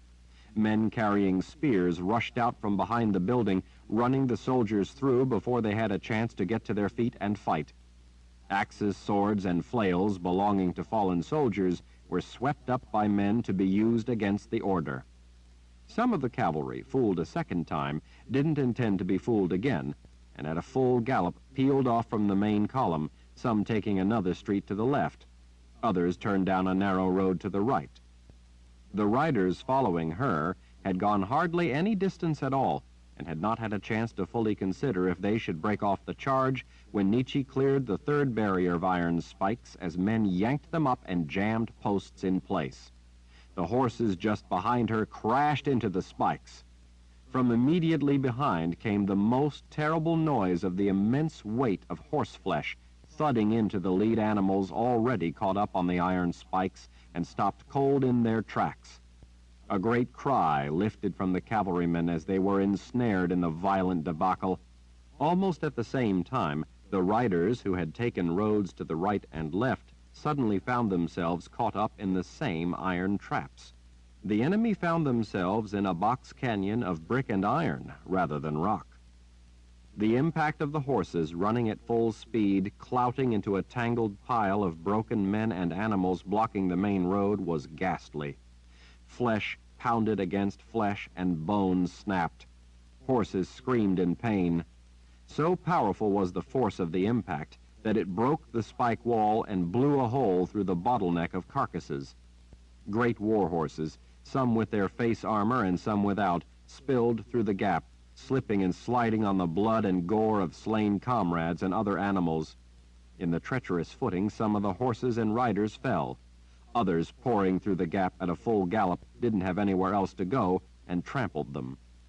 Men bristling with spears rushed out of alleyways to the sides and into the path of the charging cavalry to close the breach in the line. The horses, already in shock from the carnage and terrible destruction of so many of their kind, now faced rank upon rank of men running in at them, yelling battle cries, thrusting spears into their sides. The animals squealed with horrific, desperate screams as they were mercilessly gored. The fallen animals tripped up those still running in an attempt to escape. The evening air sounded as if it were ripping, as archers rained down a hail of arrows on cavalrymen struggling to escape the carnage.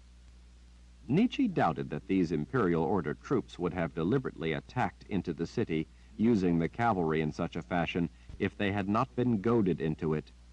These kind of horses were not meant for this kind of fighting. They simply couldn't maneuver properly in the close quarters, and the cavalrymen couldn't effectively cut down their opposition. To make matters more difficult for them, the defenders had too many places to hide for a cavalry charge to be truly effective. The purpose of the cavalry would have been to swiftly crush any organized resistance out in the open, hoping to stop the order before they reached the city, and then to run down anyone who tried to escape the city after the troops were sent in.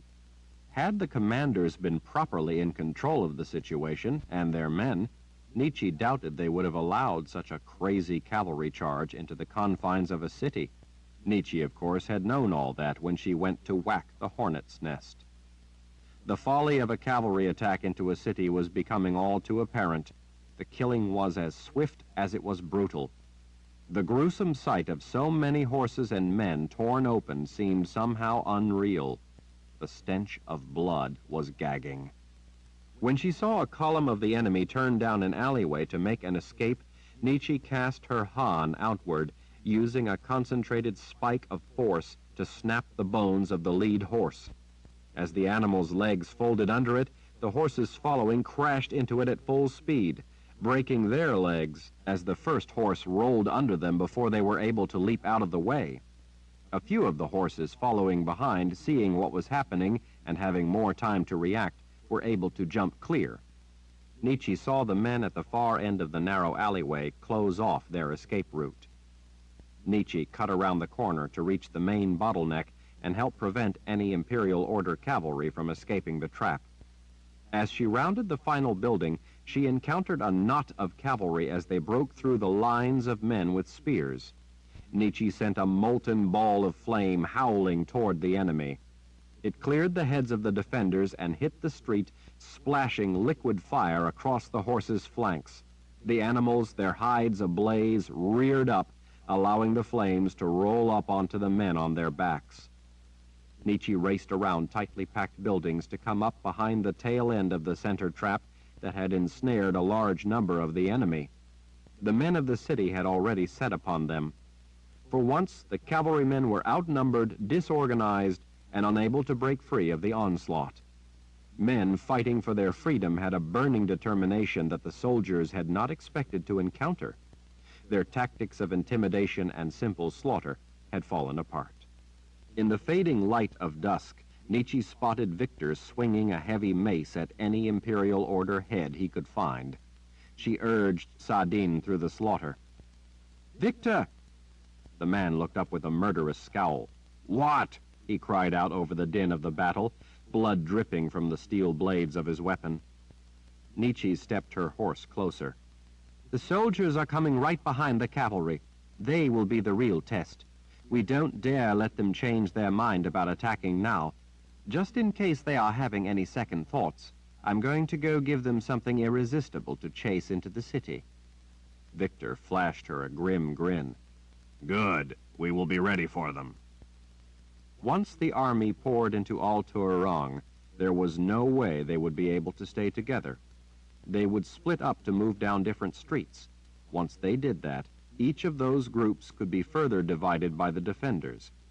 As each group fled or charged, they would face hidden archers and groups of men with spears, to say nothing of the numerous traps. Al-Turang was huge. As darkness took the city, many of the invaders would become disoriented and lost. Because of the narrow warren of streets, they wouldn't be able to stay together to present a coordinated attack. They would not be allowed to go where they wished, as they wished, attacking helpless people. They would be relentlessly pursued and harried. Each group would get smaller all the time, both because they would be whittled down while under constant attack, and because some of their men would try other routes to find a way to safety. Nietzsche had made sure that there was no place of safety in the city. There is blood all down the front of you, Victor called up to her. Are you all right? I got clumsy and fell off my horse. I'm fine. This must end tonight, she reminded Victor. In a hurry to go after Richard? She smiled, but didn't answer his question. I'd better go whack the hornet's nest. I will bring them on my heels. He nodded. We're ready. When she spotted 3 soldiers in the distance trying to make an escape without their horses, Nietzsche paused to cast a shimmering spell down a narrow, twisting street. With 3 rapid thuds, the lance of power slammed through flesh and bone to drop the 3. And Victor, she said, turning back to the man, there's one last thing. What would that be? No one gets away alive. No one. With the sounds of battle raging behind him, he appraised her eyes for a moment. I understand. Ishak will be waiting for you. Try to get the hornet's nest there as quickly as you can. Nietzsche, checking the reins to hold Sadin in place, nodded. I will bring the soldiers right down. She turned to the sudden whoosh of flame. Great gouts of fire flared up in the east. She knew that it could mean only one thing. Victor cursed and climbed up to stand on the carcass of a dead warhorse as he craned his neck, trying to get a view over the rooftops at the thick smoke billowing up into the darkening sky. He cast a suspicious scowl at Nietzsche. You failed to get Kronos? I got Kronos, she growled through gritted teeth, and another wizard. It would appear that they have another gifted with them. I guess they came prepared. Nietzsche laid the reins over, turning Sadin toward the distant sound of screams. But they didn't come prepared for death's mistress. Chapter 29. What do you think it could mean? Berdine asked. Verna glanced over at the moored Sith's blue eyes. Anne didn't say. The library was dead quiet but for the soft hiss of oil lamps. What with the row upon row of aisles, along with the woodwork and shelves of dark walnut, the lamps and candles did little to illuminate the vast inner sanctuary. Had Verna lit all the reflector lamps lining the walls and hung on the end caps of shelves, the place could have been made to be considerably brighter, but for their purpose, she didn't think it necessary. In a way, Verna felt that if they were to light too many lamps, pull out too many ancient volumes, disturb the sanctum to a large degree, it might wake the ghosts of all the master Rals who haunted the place. Heavy beams divided the dark frame and panel woodwork of deep-set ceiling coves. Gilded carvings of vines and leaves meandered up columns to the side that supported those massive timbers. Strange yet beautiful symbols were painted in rich colors across the faces of the beams. Underfoot were spread luxurious carpets woven with elaborate designs in muted colors. And everywhere, around the outer walls, in cases behind glassed doors, and in freestanding shelves marching through the library in orderly row upon row, were books by the thousands. Their leather bindings, mostly in deep colors with at least some gold or silver leaf on the spines, added a rich, mottled texture to the place. Verna had rarely seen libraries so grand. The vaults at the Palace of the Prophets, where she had spent a great deal of time in study, had also held thousands of books, but the place had been utilitarian, serving only the function of storing books and providing a practical place to read them. The palace revealed a reverence for the books and the knowledge they contained. Knowledge was power, and throughout the ages each Lord Rahl in turn had such power at his fingertips. Whether or not he used that knowledge wisely was another question. The only problem with such vast amounts of information would be accessing a specific item, or even knowing that it existed in such an immense collection. Of course, in times long past, there would have been scribes who, besides their work of making copies of important works, attended the libraries and were responsible for specific sections. The master could then easily ask a few relevant questions, narrowing the search to the individual dedicated to the particular area of interest, and be pointed in the right direction. Now, without such specialists tending the libraries, the priceless information contained in the countless volumes was considerably more difficult to retrieve. In a way, the magnitude of information became a hindrance to its own purpose, and, like a soldier carrying so many weapons he couldn't move, nearly useless. The books held in this one library alone represented almost an unimaginable amount of work by countless scholars and a great many prophets. A short stroll through the aisles had revealed works here on history, geography, politics, the natural world, and prophecy that Verna had never seen before. A person could spend a lifetime lost in the place. And yet, Berdine had said that the People's Palace had a number of such libraries, from some that a variety of people were allowed to visit, to some that no one but the Lord Rahl, and Verna assumed his most trusted confidants, could enter. This library was one of the latter. Berdine had said that because she knew High Daharan, Darken Rahl had sometimes brought her into the most private of the libraries to get her opinion on translations of obscure passages in ancient texts. As a result, Berdine was in a unique position to know at least something about the wealth of potentially hazardous knowledge stored in the palace. Not all prophecy was equally troublesome, though. A lot of it turned out to be incidental and rather harmless. What most people didn't realize was that a lot of prophetic space was taken up with what amounted to little more than the stuff of gossip. But by no means was all prophecy so congenial or frivolous, and wandering through the titillating trivia of everyday lives tended to lull one into complacency, and then when you least expected it, dark things came out of the pages to snatch at your soul. While there were volumes that were by and large completely harmless, there were others that were, for anyone but the untrained, unsafe from the first words to the last. This particular library held some of the most dangerous books of prophecy Verna knew of, books that at the Palace of the Prophets were considered so volatile that they were not kept in the main vault, but in smaller, heavily shielded vaults, restricted to all but a handful of people at the palace. The presence of those books was probably the reason why this particular library was a very private retreat for Master Rahl alone. Verna seriously doubted that the guards would have allowed her in had a moored Sith not been escorting her. Verna could happily spend a great deal of time in such a cozy place exploring countless books she had never seen before. Unfortunately, she didn't have the luxury of time. She idly wondered if Richard had ever even seen what was now his as the Lord Rahl. Berdine tapped a finger to the blank page in The Glendhill Book of Deviation Theory. "I'm telling you, Prelate, I studied this book with Lord Rahl at the Wizard's Keep in Aidendrill." "So you said." Verna found it interesting, to say the least, that Richard knew of the Glendhill Book of Deviation Theory. She found it even more curious, considering his distaste for prophecy, and the fact that this book of prophecies was mostly about him, that he'd studied it. There seemed no end to the curious little things that from time to time Verna discovered about Richard. Part of his dislike for prophecy, she knew, was his aversion to riddles. He hated them. She also knew, though, that in large measure his animus toward prophecy was due to his belief in free will, his belief that he himself, and not the hand of destiny, made his own life what it was.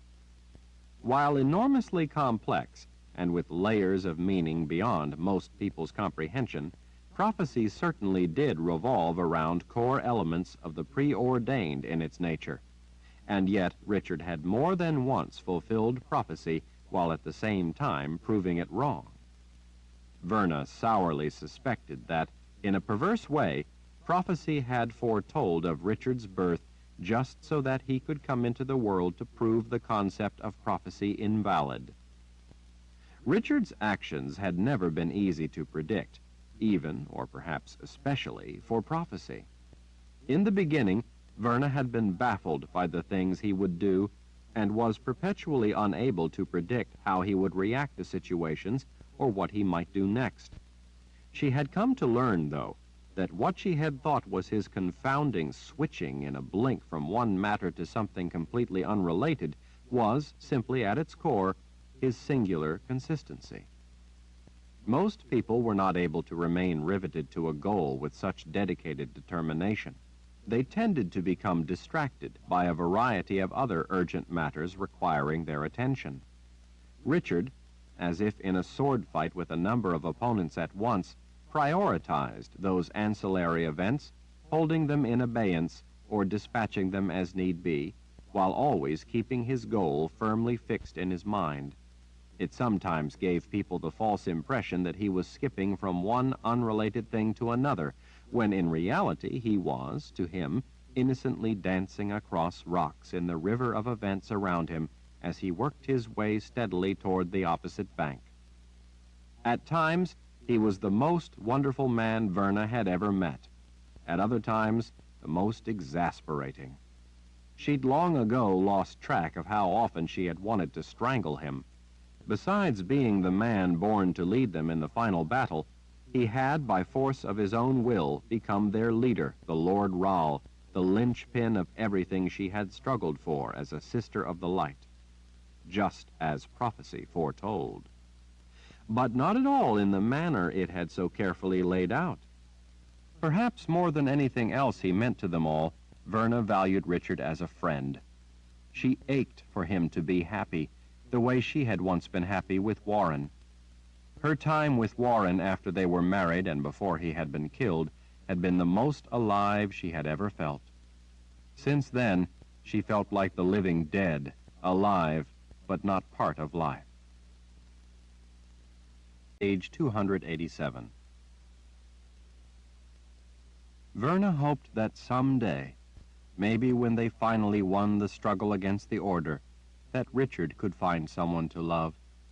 He loved life so much, he needed someone to share that with. She smiled inwardly. From the first day she had met him and put the collar around his neck to take him back to the Palace of the Prophets to be trained to use his gift, her life had felt as if it had been caught up in the whirlpool that was Richard. She vividly remembered that snowy day back at the Mud People's village when she had taken him away. It had been profoundly sad because it had been against his will, and at the same time it had been a momentous relief after having searched for him for 20 years. To be sure, he had not gone willingly into such benevolent captivity. In fact, 2 of the sisters with Verna had died in the effort to make Richard put on that collar he so hated. Verna frowned. Put on the collar. That was odd. She tried to recall exactly how it was that she had managed to get him to put the collar around his neck, as it had to be done.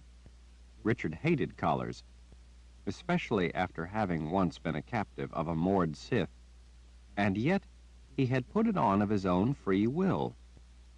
For some peculiar reason, though, she couldn't seem to recall just how she had managed to get him to. "Verna, this is really strange." The brown leather of Berdine's outfit creaked as she leaned in a little more, peering intently at the last of the text in the ancient volume laid open on the table before her. She carefully turned a page, checking, and then turned it back. She looked up. "I know this book had writing in it before. That writing is now missing." As Verna watched the candlelight dance in Berdine's blue eyes, she set aside memories from long ago and returned her full attention to the important matters at hand.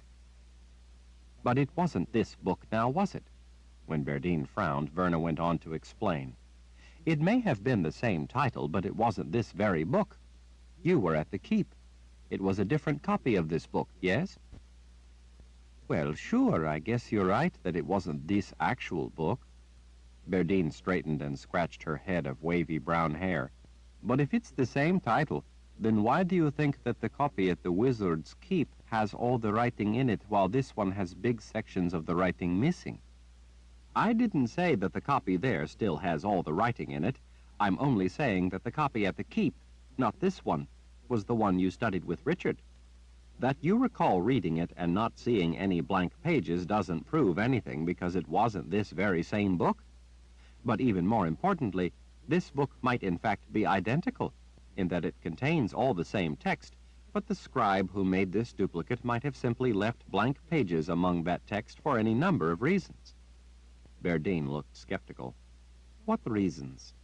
Verna shrugged. "Sometimes books with incomplete prophecy, such as these here, have blank places left in them to provide room for future prophets to finish the prophecy." Berdine planted her fists on her hips. "Fine, but answer me one question. When I look through this book, I recall the things I'm reading. I may not understand most of it, but I remember it in a general sense. Remember reading these passages. So why is it that I can't remember a single thing about the sections that are missing from the book?" "The simple explanation is that you don't recall anything of the blank sections because they are simply that, blank places, as I said, that were left in the book by the person who made the copy." "No, that's not what I mean. I mean I recall the general nature of the prophecies, the length of them. As a gifted person, you would be more attuned to what you're reading. I wouldn't. Since I never really understood these prophecies, I instead remember more of the way they looked. I remember how long they were. These are no longer complete. I didn't understand them, and I remember how long they seemed and how hard it was to make sense of such long prophecies." When something is hard to understand, it always seems longer than it really is. "No," Berdine screwed up her face with conviction. "That's not it." She turned to the last prophecy and tapped the page. "This one here is only a page long, followed by a number of blank pages. I can't say that I remember the others so well, but for some reason I paid more attention to the last one. I'm telling you, I remember that this one for sure was a lot longer. I can't swear to how long the others were, or how long this one is supposed to be, but I do know for certain that this last one, at least, was more than a page. It wasn't complete, as this one here is now. No matter how hard I try, I can't seem to remember how long it was, or what it said, but I know that it was more than a single page." That was the confirmation Verna had been waiting for. "While most of it makes little sense to me," Berdine went on, "I do remember this part, this beginning having to do with all the talk about a forked source and the confusing business about going back to a mantic root, and then the splitting the horde that vaunts the Creator's cause. That part at least sounds like the Imperial Order, but I can't recall the rest of it that's blank after a leader's lost thrust." "I'm not imagining it, Verna, I'm not. I can't say why I'm so sure that the rest of it is missing, but I am. And therein lies what has me so bothered. Why is the part that's missing from the book missing from my memory?" Verna leaned close and lifted an eyebrow. "Now that, my dear, is the question that I find troubling." Berdine looked startled. "You mean you know what I'm talking about? You believe me?" Verna nodded. "I'm afraid so. I didn't want to plant the seed of suggestion in your mind. I wanted you to confirm my own suspicions. Then this is what Anne was concerned about, what she wanted us to check? It is. Verna shuffled through the disorderly jumble of books on the sturdy table, finally pulling out the one she wanted. Look here at this book. This is the one that is perhaps the most troubling to me. Collected Origins is an exceedingly rare prophecy in that it was written entirely in story form. I studied this book before I left the Palace of the Prophets to search for Richard. I practically knew the story by heart. Verna fanned through the pages. The book is now entirely blank, and I can't remember a single thing about it except that it had something to do with Richard. Exactly what? I have no idea. Berdine studied Verna's eyes the way only a moored Sith could study someone's eyes. So this is some kind of trouble, and that trouble is a threat to Lord Rahl. Verna let out a deep breath. The flames of several of the closer candles fluttered as she did so. I'd be lying if I said otherwise, Berdine. While the missing text doesn't all have to do with Richard, it all pertains to a time after his birth. I don't have a clue as to the nature of the problem, but I admit that it has me greatly concerned. Berdine's demeanor changed. Usually the woman was the most good-natured of any of the moored Sith that Verna knew. Berdine had a kind of simple, childlike glee about the world around her. At times, she could be heartwarmingly curious. Despite hardships that had others complaining, Berdine usually wore an unaffected smile. But at the impression of some kind of threat to Richard, she changed in a flash to all business. And now she had turned as suspicious and coldly menacing as any moored Sith ever was. What could be the cause of this? Berdine demanded. What does it mean? Verna closed the book full of blank pages. I don't know, Berdine. I really don't. Anne and Nathan are as puzzled as we are, and Nathan is a prophet. What does that part about people losing trust in their leader mean? For an ungifted person, Berdine had managed to single out the most crucial part of a very oblique prophecy. Well, Verna said, cautiously framing her answer, it could mean a number of things. It's hard to tell. Maybe hard for me, but not hard for you. Verna cleared her throat. I'm not an expert in prophecy, you understand, but I think it has something to do with Richard. I know that much. Why would this prophecy talk about people losing trust in him? Berdine, prophecy is rarely as straightforward as it seems. Verna wished the woman would stop staring at her. What it seems to say usually has nothing at all to do with the actual event involved in the body of the prophecy.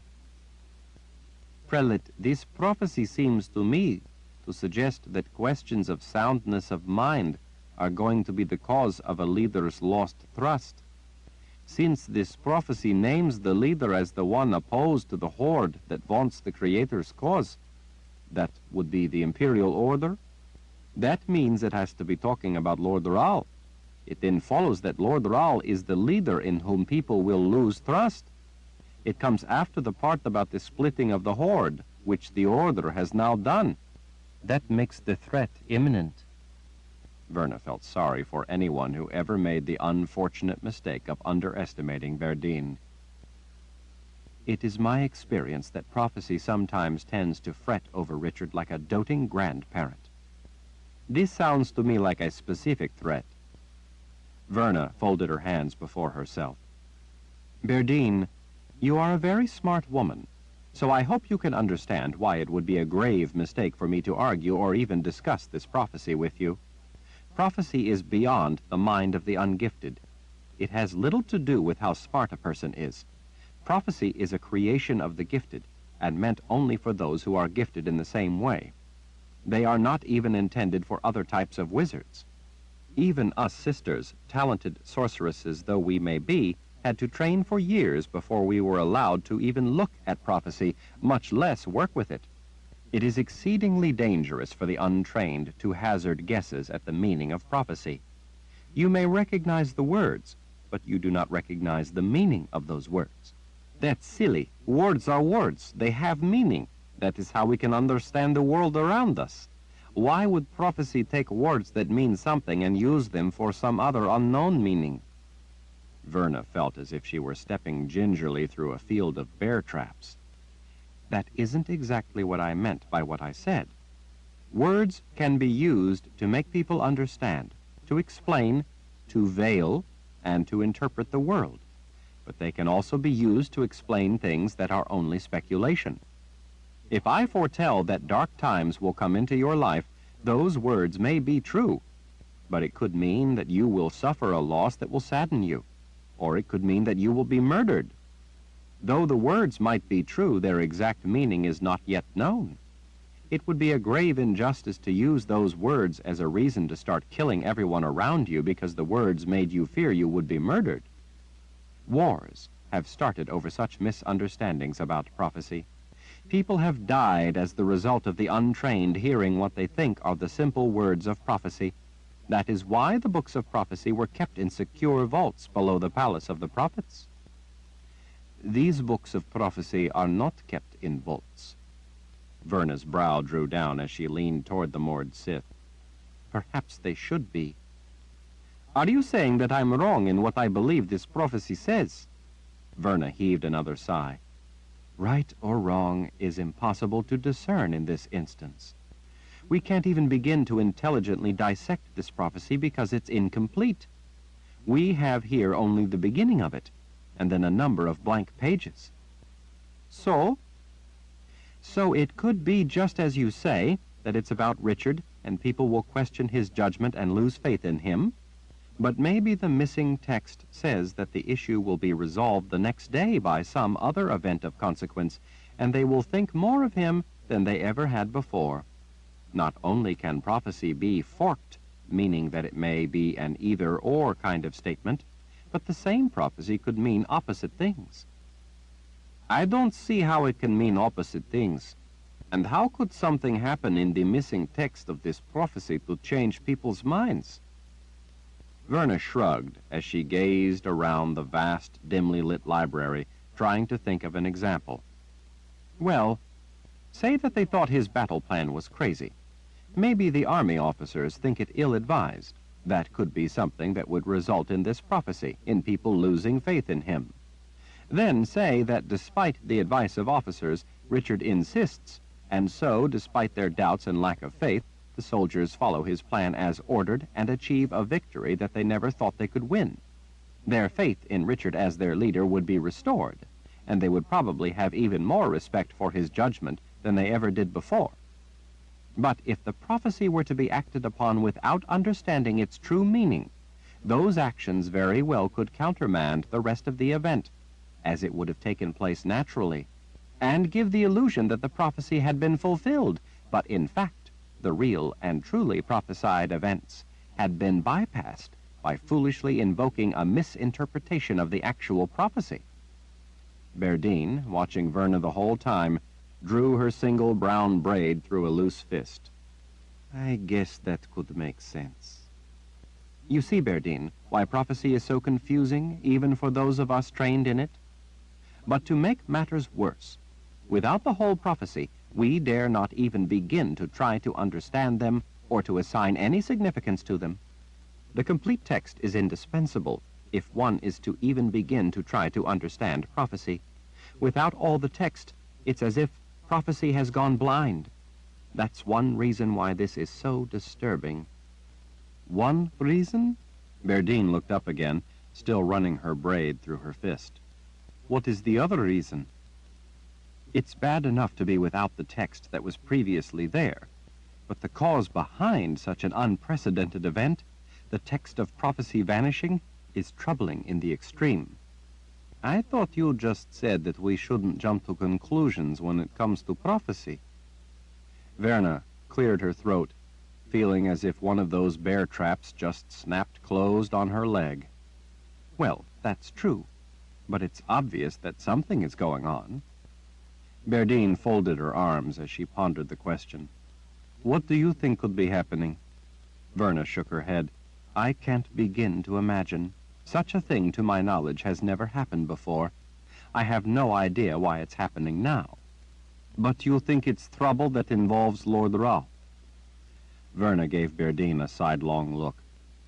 The simple fact that so much of prophecy involves him makes that conclusion impossible to avoid. Richard is born to trouble. He is at the center of it. Berdine didn't appear to like that one bit. That is why he needs us. I've never argued that he didn't. Berdine relaxed, if only a notch, and flicked her braid back over her shoulder. No, you have not. Anne is searching for him. Let's hope she can find him, and soon. We need him to lead us in the coming battle. As Verna spoke, Berdine idly pulled a book from one of the glass cases and began leafing through it. Lord Rao is supposed to be magic against magic, not the steel against steel.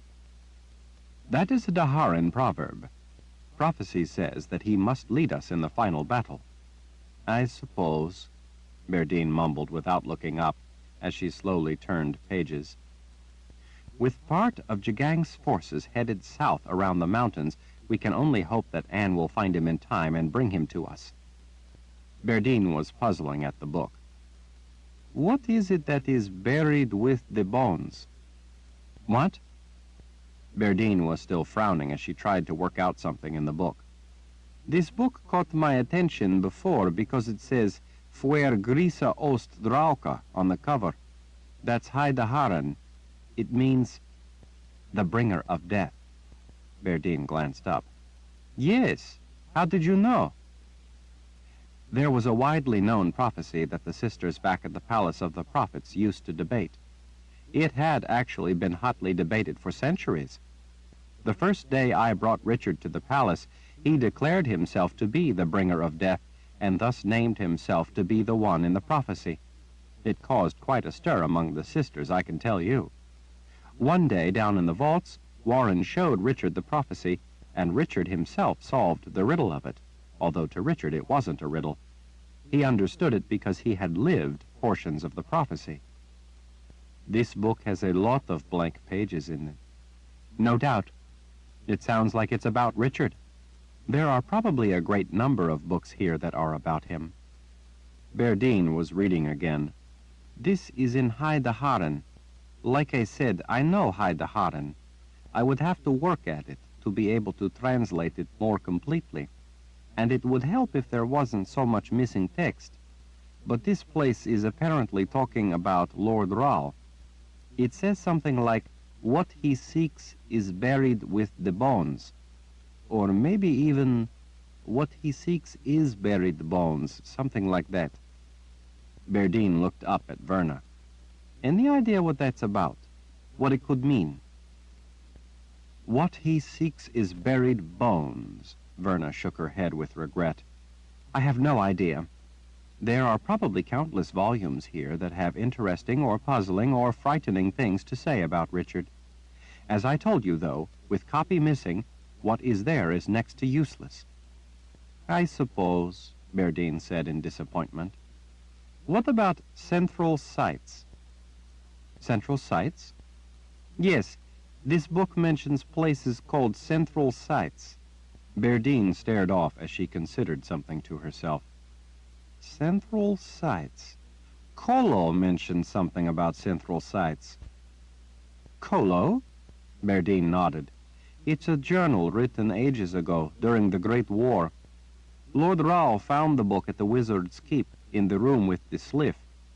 The man who kept the journal is named Koloblesin. In High Daharan, the name means strong advisor. Lord Rao and I call him Kolo for short. What did this Kolo have to say about these places, these central sites? What are they? Berdine turned through the pages of the book she held. I don't recall. It was nothing I understood at the time, so I didn't devote a lot of effort to it.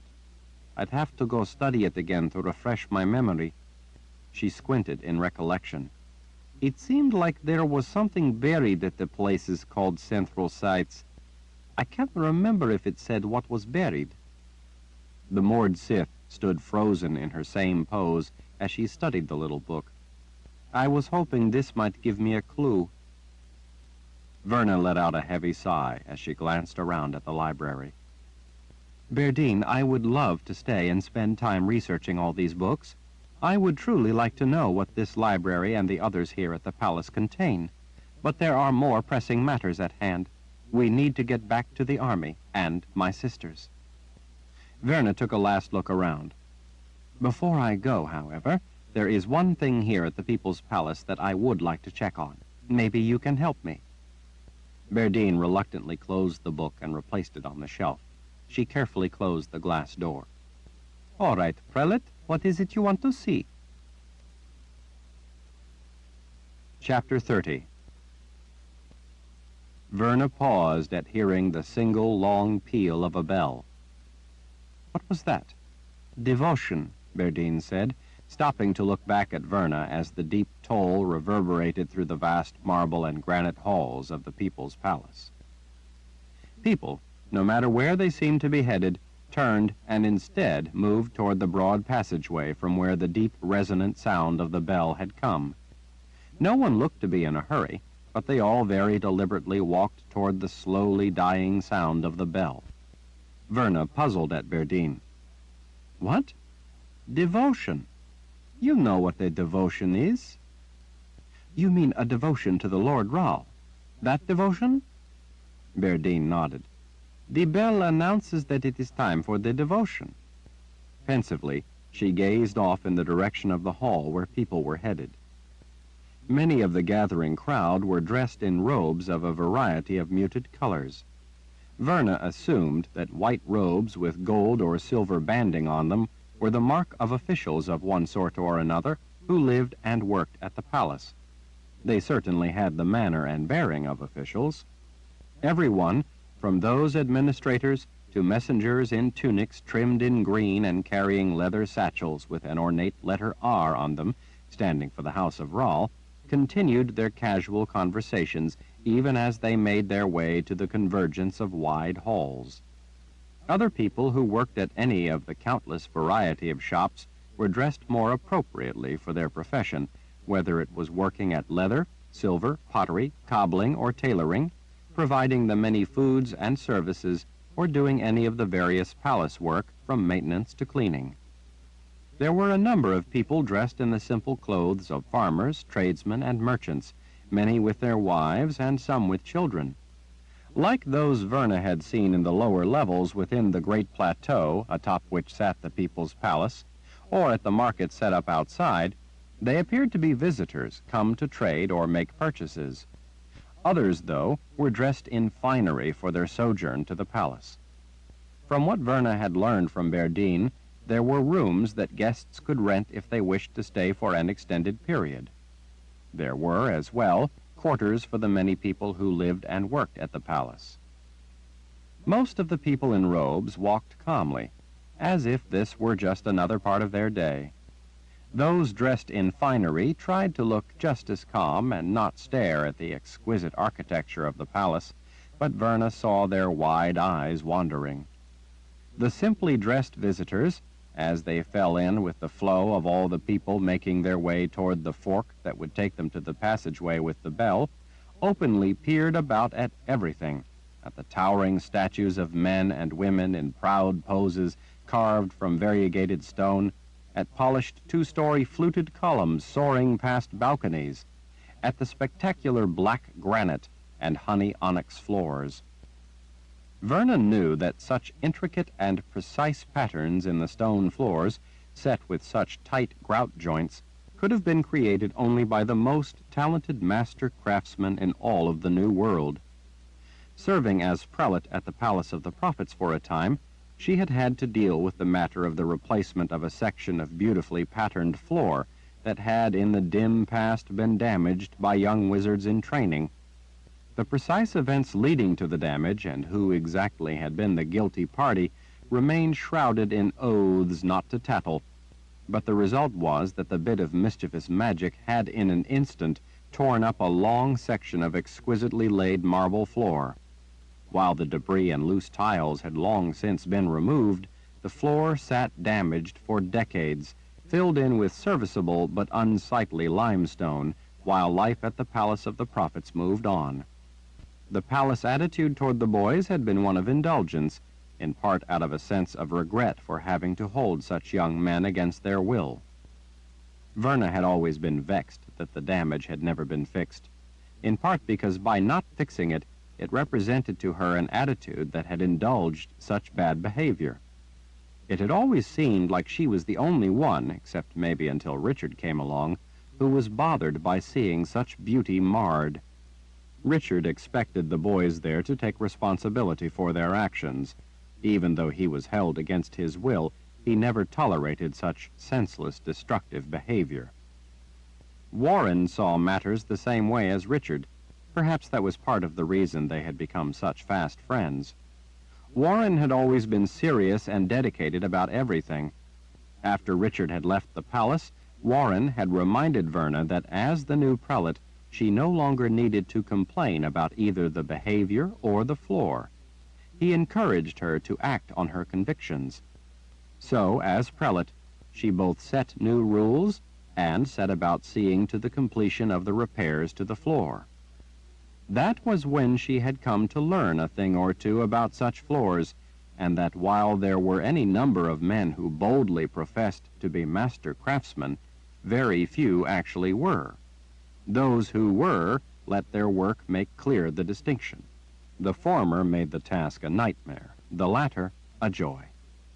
She remembered how proud Warren had been of her for seeing the task through and for not accepting anything less than the best.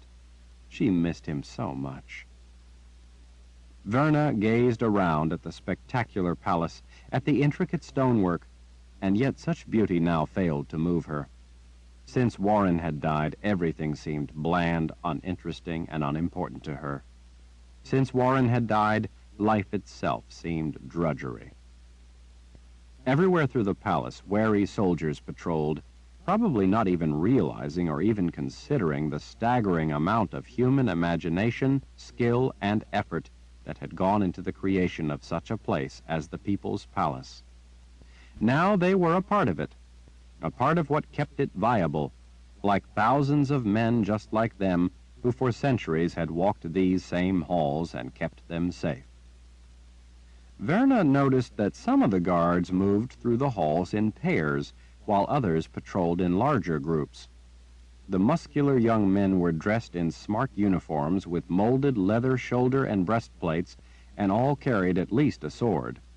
Many of the soldiers also carried pikes with gleaming metal points. Verna noticed special guards who wore black gloves and carried crossbows slung over their shoulders. The quivers at their belts held red-fletched bolts. The soldiers' eyes were always on the move, watching everything. "I seem to recall Richard mentioning the devotion," Verna said, "but I didn't think that they still did it when the Lord Rahl wasn't at the palace, and especially not since Richard became the Lord Rahl." Verna hadn't exactly meant it to be condescending, although she realized after she'd said it that it must have sounded that way. It was just that Richard was, well, Richard. Berdine glanced at Verna askance. "He is still the Lord Rahl.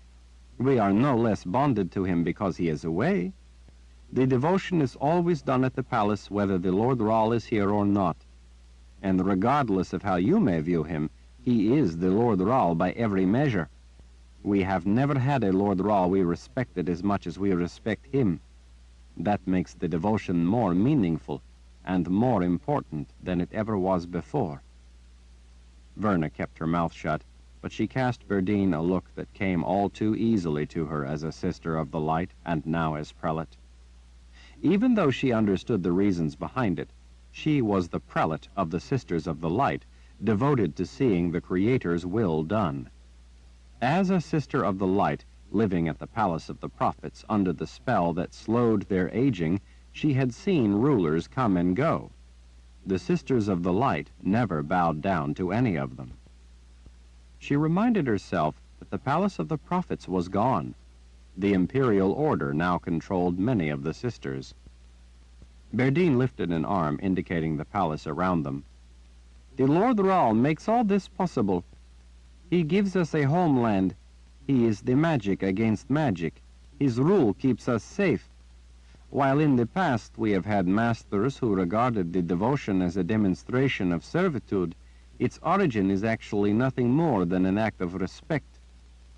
Verna's aggravation seethed just below the surface.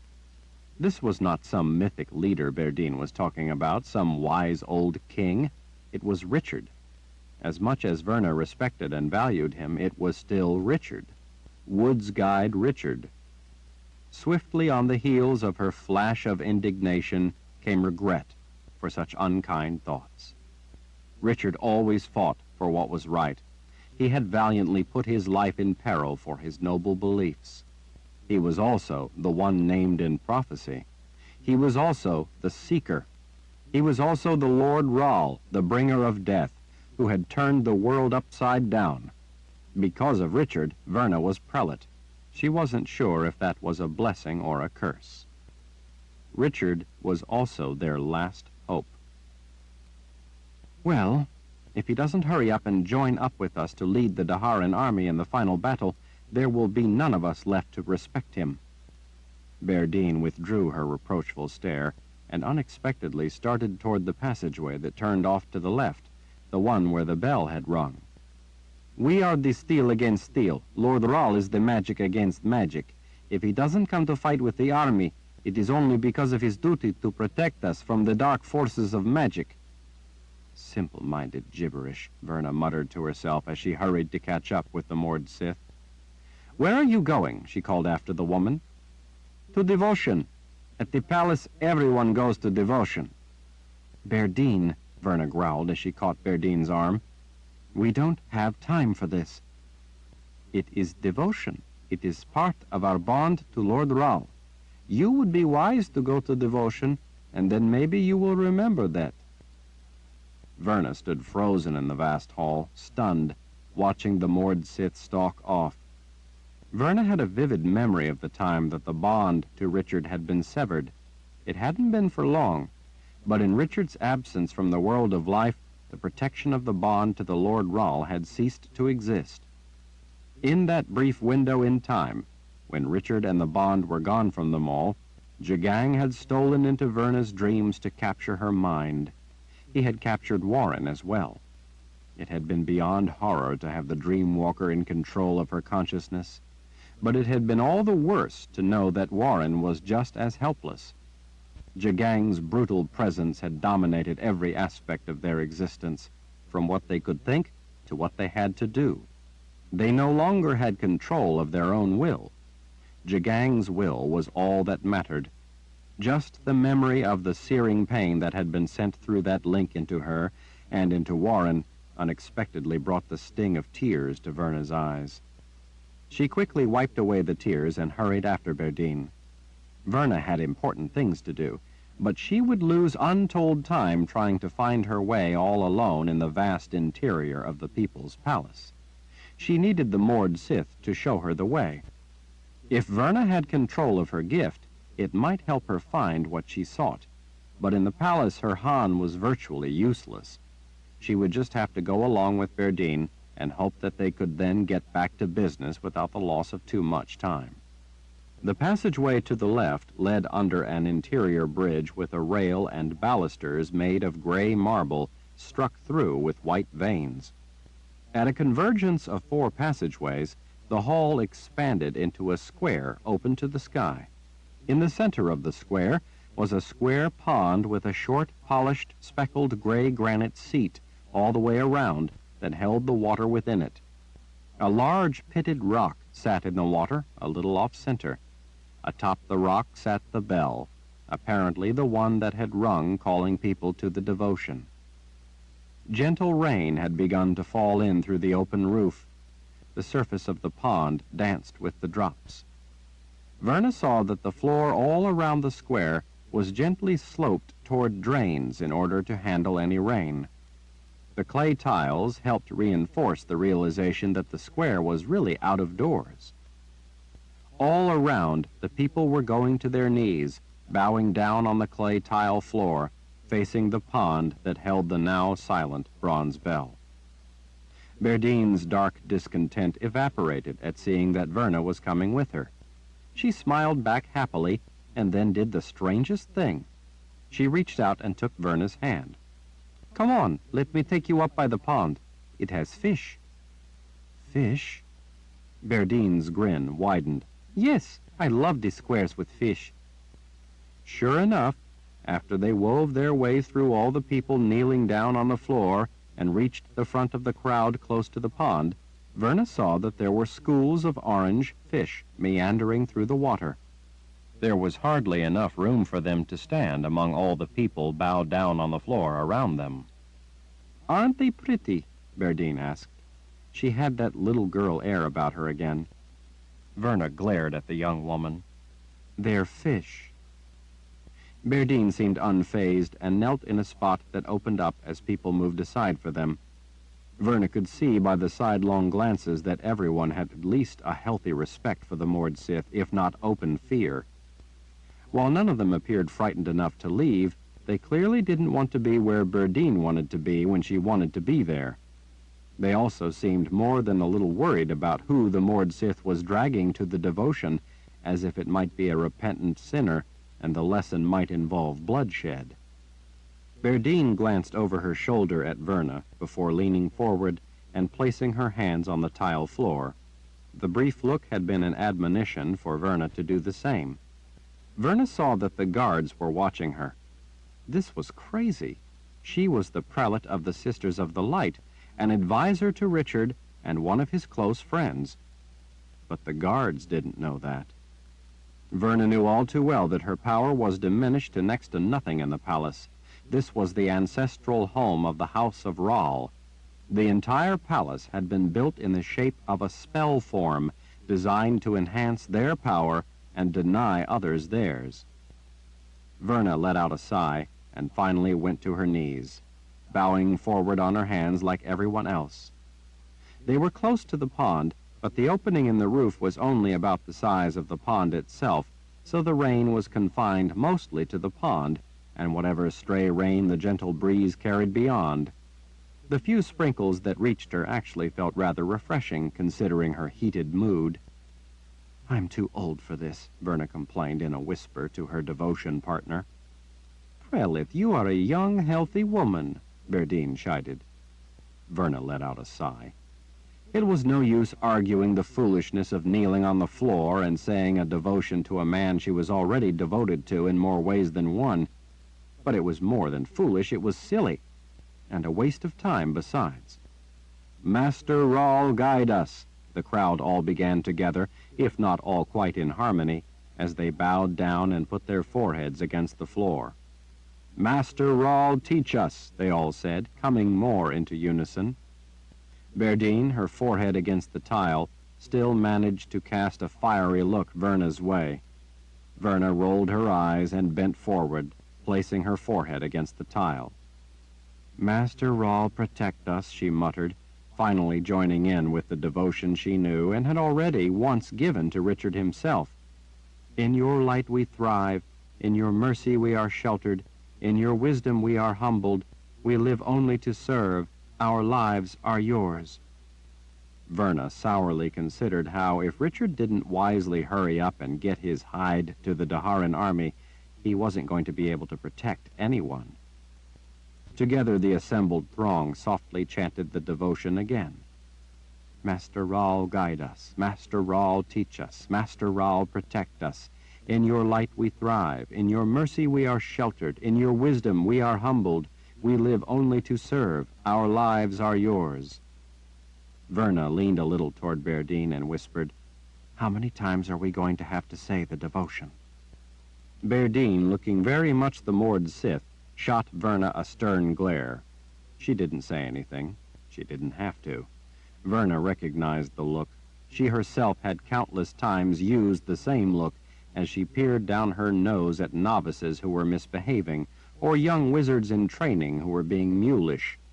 Verna turned her eyes back to the tile under her, feeling very much like a novice again as she softly spoke the chant along with the rest of the people. "Master Rahl, guide us. Master Rahl, teach us. Master Rahl, protect us.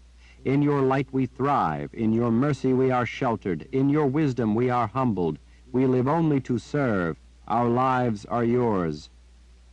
The murmur of the chanted devotion, in the single joined voice of all the people gathered in the square, echoed through the cavernous halls.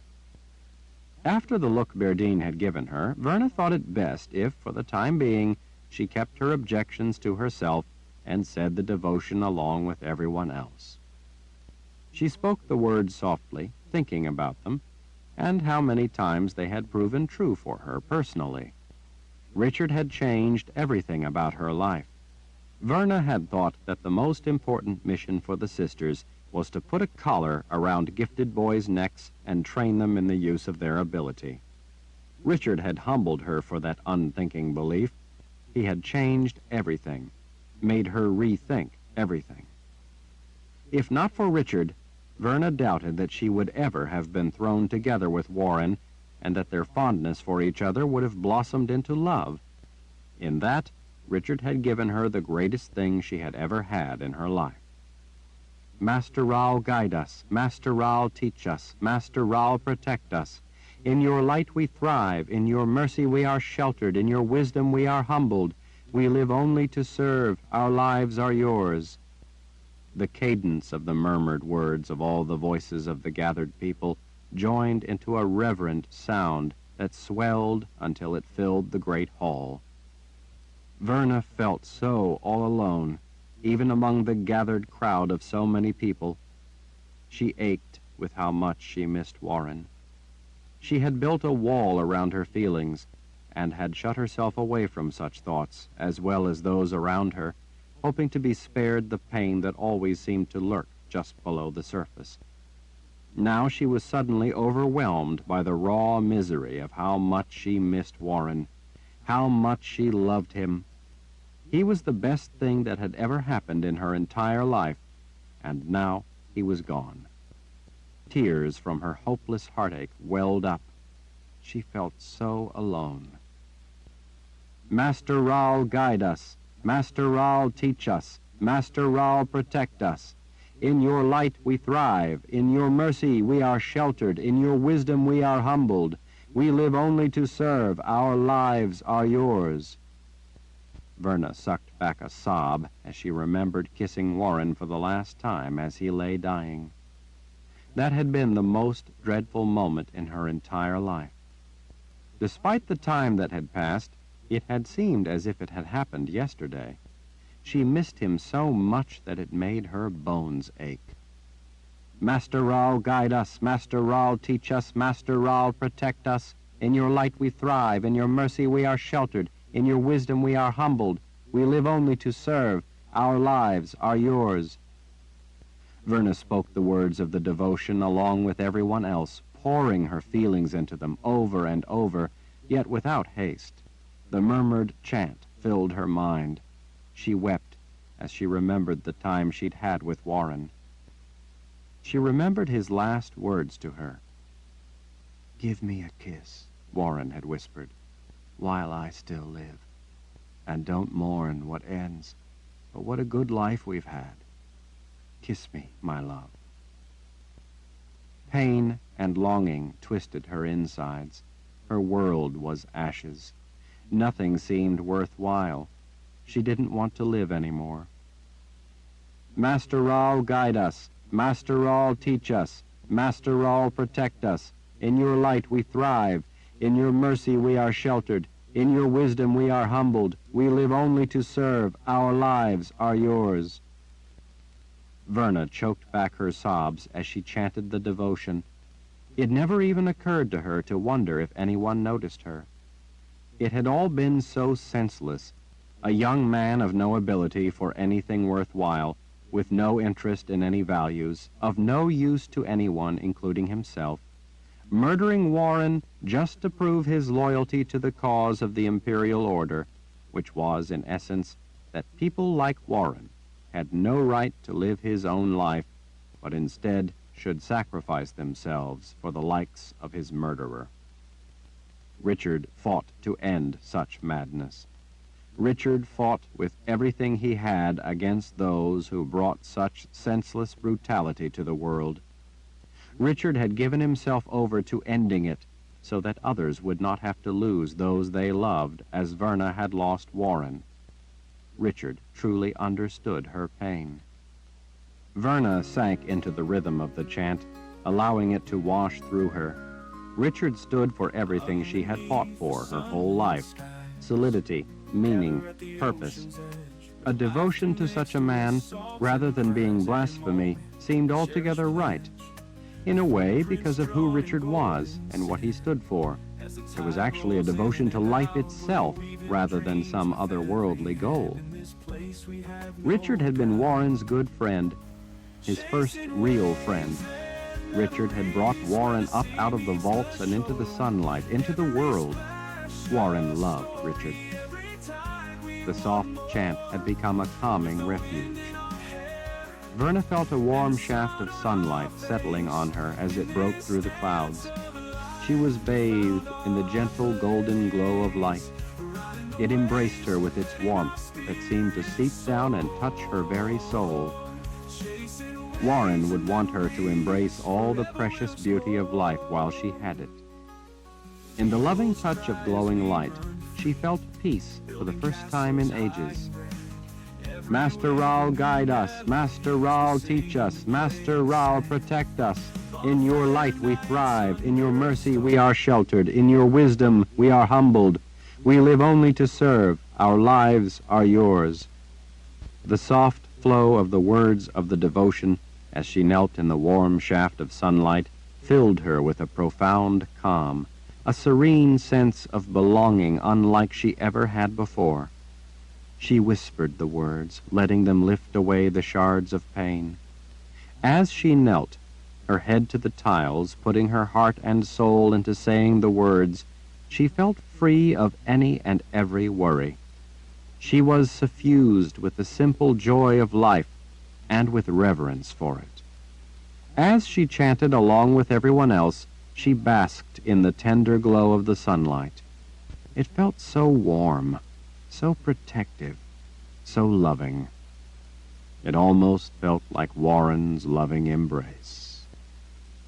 As she chanted along with everyone else, over and over, without pause but for breath, time slipped by, incidental, inconspicuous, unimportant within the core of calm she felt. The bell rang out twice, a low, mellow, comforting affirmation that the devotion had ended, but at the same time would always be there with her. Verna looked up when she felt a hand on her shoulder. It was Berdine smiling down at her. Verna looked around and saw that most of the people were already gone. She alone still bowed forward on her hands and knees on the floor before the pool. Berdine was kneeling beside her. "Verna, are you all right?" She straightened up on her knees. "Yes. It's just that it felt so good in the sunlight." Berdine's brow twitched. She glanced over at the drops of rain dancing in the water of the pond. "Verna, it has been raining the whole time." Verna peered around as she stood. "But I felt it. I saw the glow of the shaft of light all around me." Berdine seemed to catch on then and put a comforting hand on the small of Verna's back. "I understand." "You do?" Berdine nodded with a compassionate smile. "Going to devotion in a way gives you a chance to consider your life, and along with that it brings comfort in many forms. Maybe one who loves you came to comfort you." Verna stared at the soft smile on the moored Sith's face. "Has that ever happened to you?" Berdine swallowed as she nodded. Her eyes, brimming with tears, said that it had. Chapter 31. They followed what seemed like a meandering, wandering, convoluted course through the people's palace, not because they were lost or because they were taking their time and picking random routes as they came upon intersections of hallways, but because there was no straight route. The complex, confusing passage through the labyrinth was necessary because the place had not been built to accommodate ease of travel through the palace, but rather it had been constructed in the explicit shape of a power spell that had been drawn on the face of the ground. Verna found it astonishing to consider that this was not only a spell form similar to spells she herself had drawn, but that she was actually inside the elements that made up the spell. It was an entirely new perspective on conjuring, and one on an imposing scale. Since the power spell for the House of Rahl was still active, she knew that the configuration of the foundation would probably have had to have been first drawn in blood. Rahl blood. As the two of them walked down vast halls, Verna could not get over her astonishment at the utter beauty of the place, to say nothing of its size. She had seen grand places in the past, but the sheer magnitude of the People's Palace was staggering. It was less a palace and more of a city in the desolate Azrith plains. The palace atop the immense plateau was only a part of the vast complex. The interior of the plateau was honeycombed with thousands of rooms and passageways, and there were innumerable stairs taking different routes up through the chambers inside. A great number of people sold goods and services in the lower reaches of the plateau. It was a long and tiring climb up endless flights of stairs to reach the elaborate palace at the top. So many of the visitors who came to trade or make purchases did their business in those lower reaches, never taking the time to make it up all the way to the palace proper at the top. Even more people did business at open-air markets around the base of the plateau. There was a single winding road, interrupted by a drawbridge along the outside of the plateau.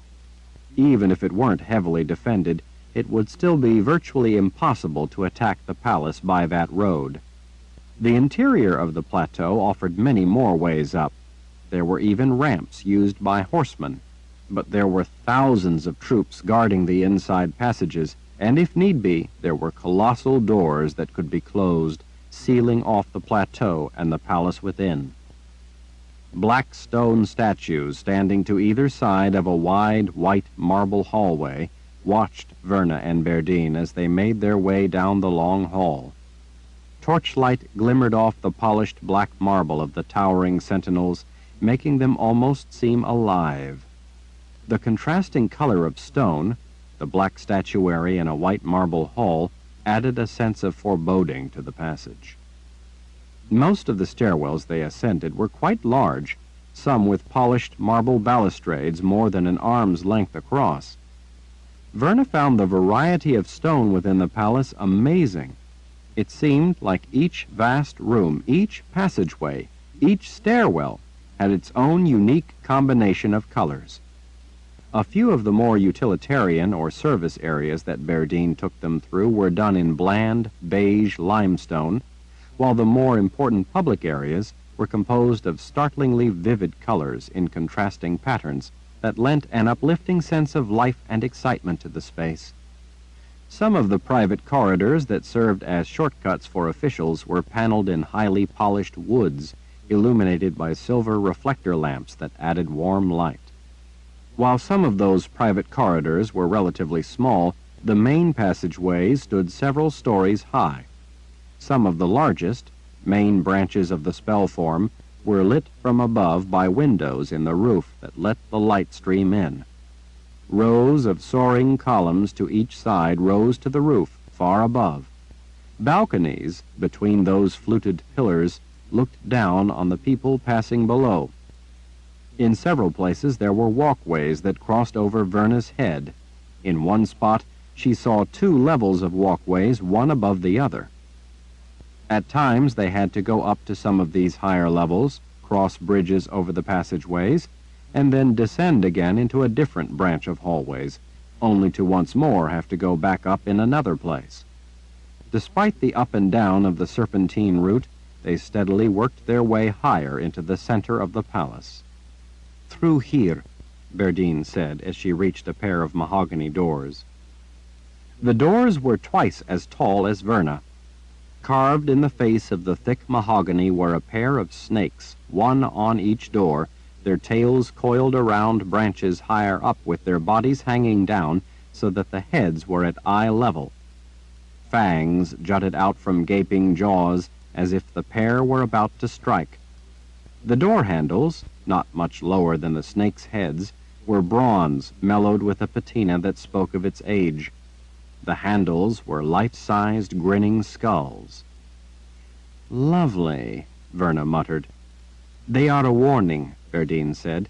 "This is meant to command people to stay out." "Couldn't they just paint 'Keep Out' on the door?" "Not everyone can read." Verdine lifted an eyebrow. "Not everyone who can read will admit to it when caught opening the door. This gives them no excuse to cross the threshold innocently and lets them know that they will have no excuse when confronted by guards." From the chill that the sight of the doors gave her, Verna could imagine that most anyone would give them a wide berth. Verdine threw her weight into the effort of pulling open the heavy door on the right. Inside, a cozy carpeted room paneled in the same mahogany as the tall doors, but without any more of the carved snakes, 4 big soldiers stood guard. They looked more fearsome than the bronze skulls. The closest soldier casually stepped into their path.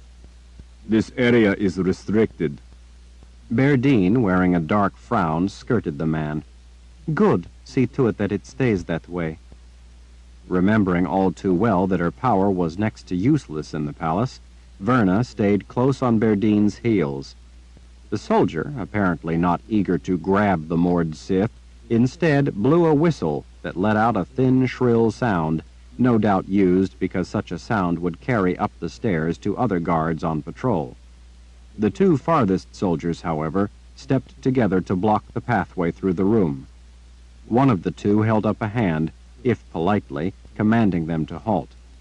"I'm sorry, mistress, but as he said, and as you should well know, this is the restricted area." Verdine put one hand on a cocked hip. Her aegials spun into her other fist. She gestured with it as she spoke. "Since we both serve the same cause, I will not kill you where you stand. Be thankful that I'm not wearing red leather today, or I might take the time to teach you some manners. As you should be well aware, Lord Sith are personal bodyguards to the Lord Ral himself, and we are not restricted from anywhere we choose to go." The man nodded. "I'm well aware of that, but I've not seen you around the palace for quite some time." "I've been with Lord Ral." He cleared his throat. "Be that as it may, since you've been gone, the Commander General has tightened security in this area." "Good. As a matter of fact, I am here to see Commander General Trimac about that very subject." The man bowed his head. "Very well, mistress. Top of the stairs. Someone will be able to see to your wishes." When the 2 guards stepped apart, Verdine flashed an insincere smile and swept between them, Verna in tow. Crossing thick carpets of golds and blues, they came to a stairwell made of a rich, flushed, tawny marble webbed with rust-color veins. Verna had never seen stone quite like it. It was strikingly beautiful, with polished vase-shaped balusters and a wide handrail that was smooth and cool under her fingers. Changing direction at a broad landing, she spotted at the top of the stairs not just patrolling soldiers, but what appeared to be an entire army waiting for them. These were not going to be men Verdine would be able to so easily get past. "What do you think all the soldiers are doing here?" Verna asked.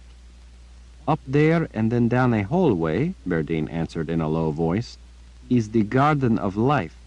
We've had trouble there in the past." That was the very reason Verna wanted to check on things. She could hear orders being passed and the sound of metal jangling as men came running. They were met at the top of the stairs by dozens of the guards, many with weapons drawn. Verna noticed that there were a lot more of the men wearing black gloves and carrying crossbows. This time, though, the crossbows were cocked and loaded with the red-fletched arrows. "Who's in charge here?" Verdine demanded of all the young faces staring at her. "I am," a more mature man called out as he pushed his way through the tight ring of soldiers. He had piercing blue eyes, but it was the pale scars on his cheek and jaw that caught Verna's attention. Verdine's face brightened at seeing the man. "General Trimac!" Men made way for him as he stepped to the fore. He deliberately took in Verna before turning his attention to Berdine. Verna thought she detected the slightest smile. Welcome back, Mistress Berdine. I haven't seen you for quite a while. Seems like forever. It's good to be home. She lifted an introductory hand to Verna. This is Verna Soventhrine, the prelate of the Sisters of the Light. She is a personal friend of Lord Ral and in charge of the gifted with the Daharan forces. The man bowed his head, but kept his cautious gaze on her. Prelate? Verna, this is Commander General Trimac of the First File of the People's Palace in Dahara. First File? When he is at his palace, we are the ring of steel around Lord Ral himself, Prelate. We fall to a man before harm gets a glance at him. His eyes shifted between the two of them. Because of the great distance, we can only sense that Lord Ral is somewhere far off to the west. Would you happen to know where Lord Ral is exactly? Any idea when he will be back with us? There are a number of people wanting to know the answer to that question, General Trimac, Verna said. I'm afraid that you will have to step to the rear of a very long line. The man looked genuinely disappointed. What of the war? Do you have any news? Verna nodded. The Imperial Order has split their forces. The soldiers glanced knowingly at one another. Trimac's face hardened with worry as he waited for her to elaborate. The Order left a sizable part of their force on the other side of the mountains, up near Aidendrill in the Midlands. We had to leave men and some of the gifted on this side of the mountains to guard the passes so the enemy can't come over and get into Dahara. A large contingent of the Order's best troops are presently heading back down through the Midlands. We believe that their plan is to take their main force down around the far side of the mountains and then eventually swing around and up to attack Dahara from the south. We are taking our main army south to meet the enemy. None of the men said a word. They stood mute, showing no reaction to probably the most fateful news they had ever faced in their young lives. These were indeed men of steel. The general wiped a hand across his face, as if all their concern was distilled into him alone. So, our army coming south is close to the palace, then? No, they are still some distance to the north. Armies don't move rapidly unless necessary. Since we don't have nearly as much distance to cover as the Order, and Jagang moves his troops at a slow pace, we felt it would be better to keep our men healthy and strong, rather than exhaust them on a long race south. Berdine and I rode on ahead because it was urgent that I examine some of the books here, on matters to do with magic. As long as I'm here, I thought I should check on things in the Garden of Life to make certain that everything is safe. The man took a breath as he drummed his fingers on his weapons belt. I'd like to help you, Prelate, but I have orders from 3 wizards to keep everyone out of there. They were quite specific. No one, not even the gardening staff, is to be allowed to go in there. Verna's brow tightened. What 3 wizards? First Wizard Zorander, then Lord Ral himself, and lastly Wizard Nathan Ral. Nathan. She might have known he would be trying to make himself look important at the palace, no doubt dramatically playing up the part of being a gifted Ral, an ancestor to Richard. Verna wondered what other trouble the man had been mucking about in while he was at the People's Palace. Commander General, I am a sister and prelate of the Sisters of the Light. I'm fighting on the same side as you. Sister, he said, with an accusatorial squint-eyed glare that only an army officer could conjure up. We had a sister visit us before, couple years back. Remember, lads?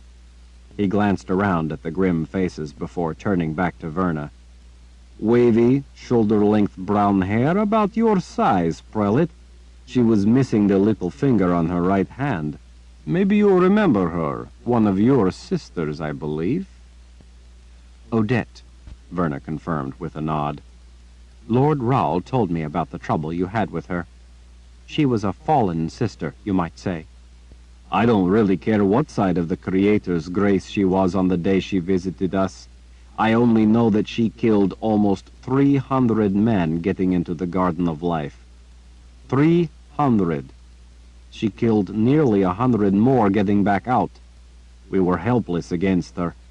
As his face reddened, his scars stood out all the more. Do you know what it's like to see men dying and not be able to do a bloody thing about it? Do you know what it's like not only to be responsible for their lives, but to know that your duty is to keep her out of there, and not be able to do anything to stop the threat? Verna's gaze fell away from the man's intent blue eyes. I'm sorry, General, but she was fighting against Lord Rahl. I am not. I'm on your side. I'm fighting to stop those like her. That may be true enough, but my orders from both Zed and Lord Rahl himself, after he killed that vile woman, are that no one else is to be allowed in there. No one. If you were my own mother, I'd not be able to let you go in there. Something didn't make sense to her. Verna cocked her head.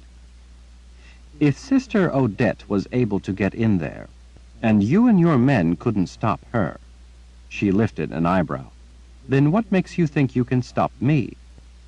I'd not like it to come to that, but if need be, this time we have the means at hand to carry out our orders. We are no longer helpless. Verna frowned. What are you talking about?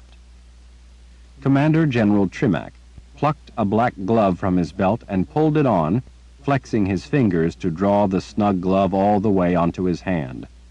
With a thumb and first finger of his gloved hand, he carefully lifted a red-fletched arrow from the rack of 6 in a quiver at the belt of a soldier beside him. The soldier already had one of the bolts knocked in his crossbow, leaving 4 in the special quiver rack. Holding the bolt by the knock end, General Trimac lifted the razor-sharp steel point before Verna's face so that she could see it up close. This is tipped with more than steel.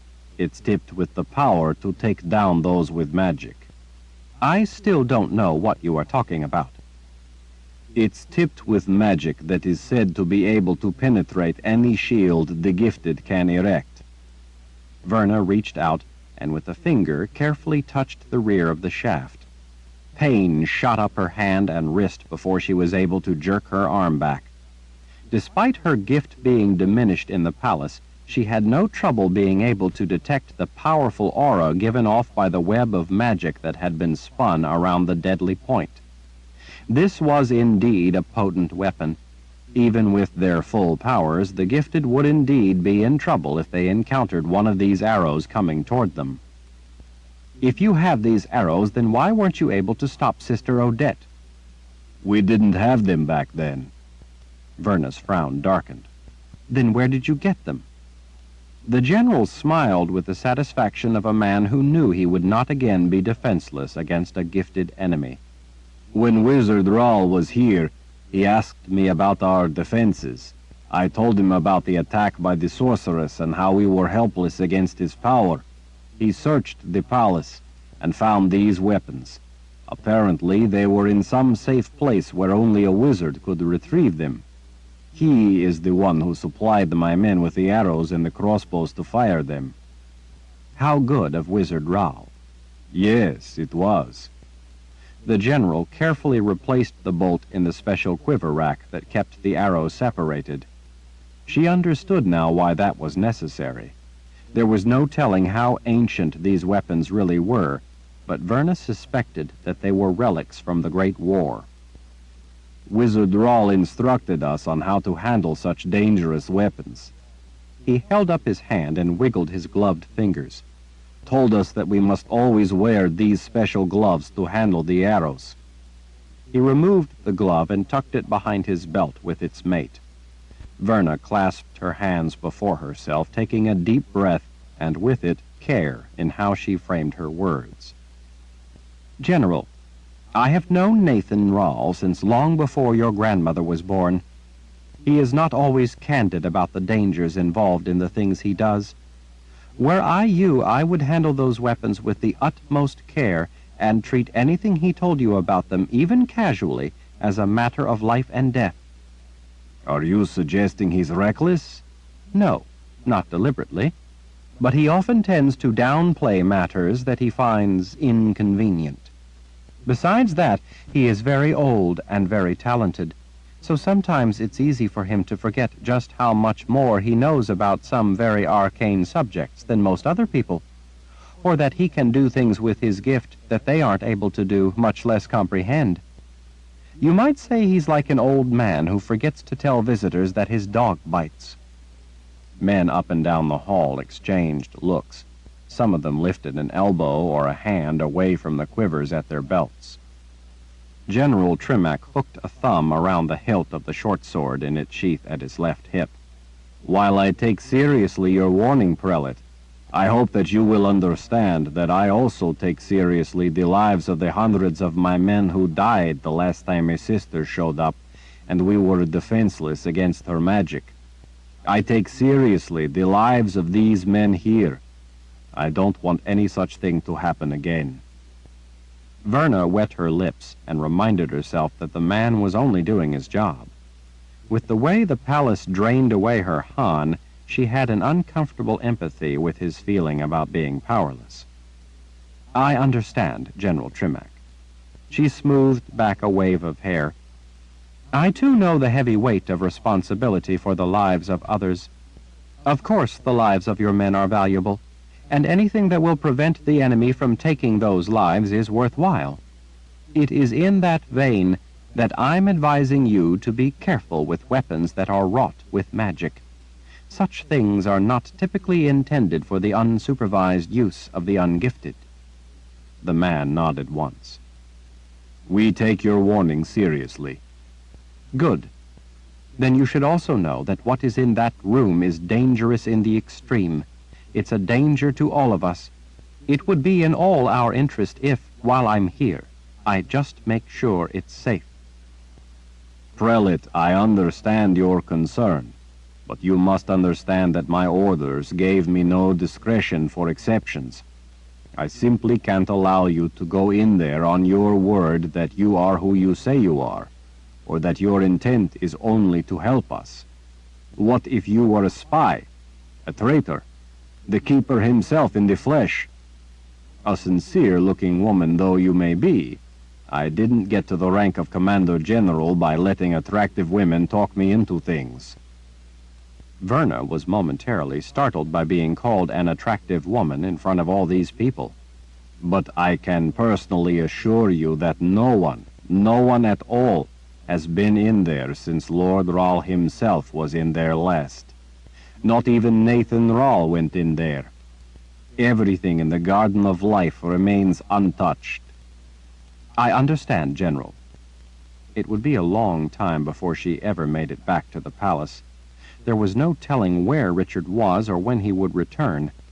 She rubbed her fingers on her forehead as she considered the quandary.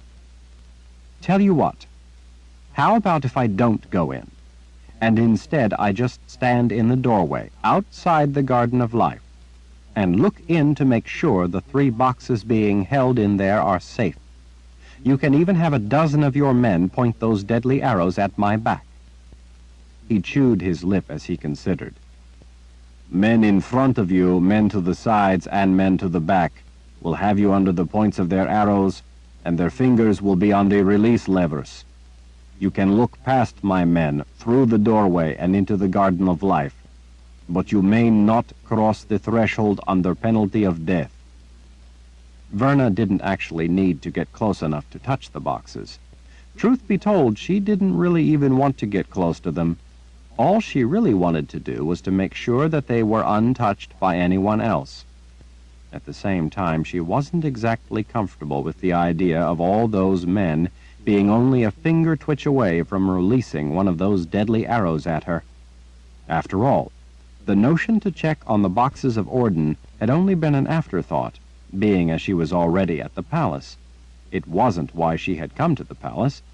Still, she was so close. Bargain struck, General. I only need to see that they are safe, so that we all can sleep a little easier. I'm all for sleeping easier. Berdine and Verna with a knot of soldiers surrounding them, were led by Commander General Trimac down a broad passageway of polished granite. Columns spaced against the wall framed great slabs of stone as if they were artwork.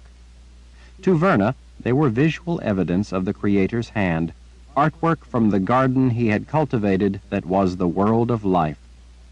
The sound of all the men moving along with them echoed up and down the great hallway as they passed a series of intersections that were arms of the spell form, all pulling back into the center that was the garden of life. They at last came to a pair of doors covered in carvings of rolling hills and forests and sheathed in gold. "Beyond is the garden of life," the general told her in a sober tone. As soldiers surrounded her, raising their crossbows, the general began drawing one of the great gold doors open. Some of the men to the side and rear pointed their arrows at her head.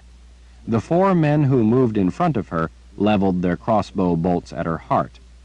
She was at least relieved not to have the ones in front of her pointed at her face. She thought the whole thing was silly, but she knew that these men were dead serious, so she treated it as such. As the gold-clad door was swung wide, Verna, in lockstep with her cadre of personal assassins, shuffled closer to the opening so that she could see. She had to crane her neck and finally swish a hand to gently urge one of the men to move a little to the side so that she could have a clear view into the great room.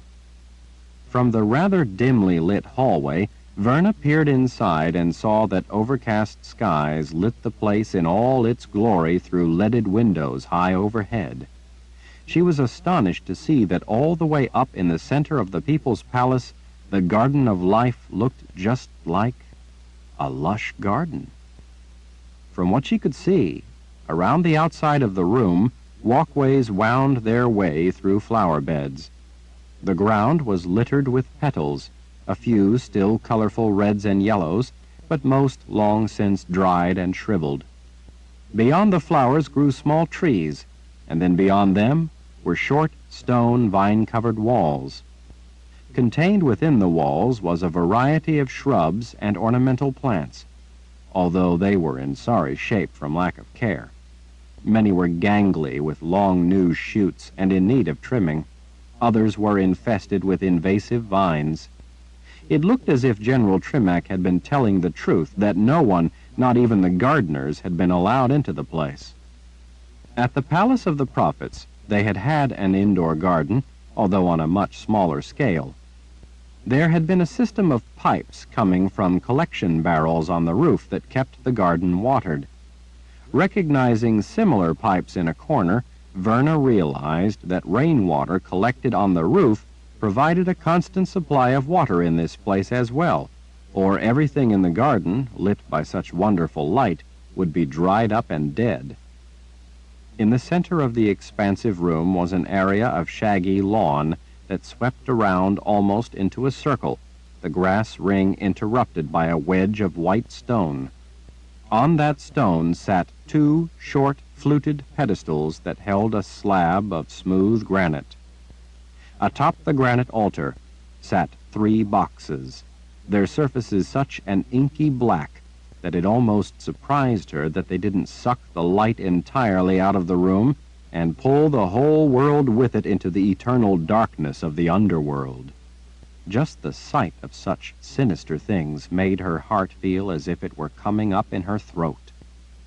Vernon knew the 3 boxes in the gateway, and they were exactly what the name implied.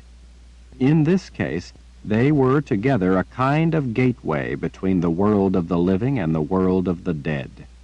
The gateway was constructed of the magic of both worlds.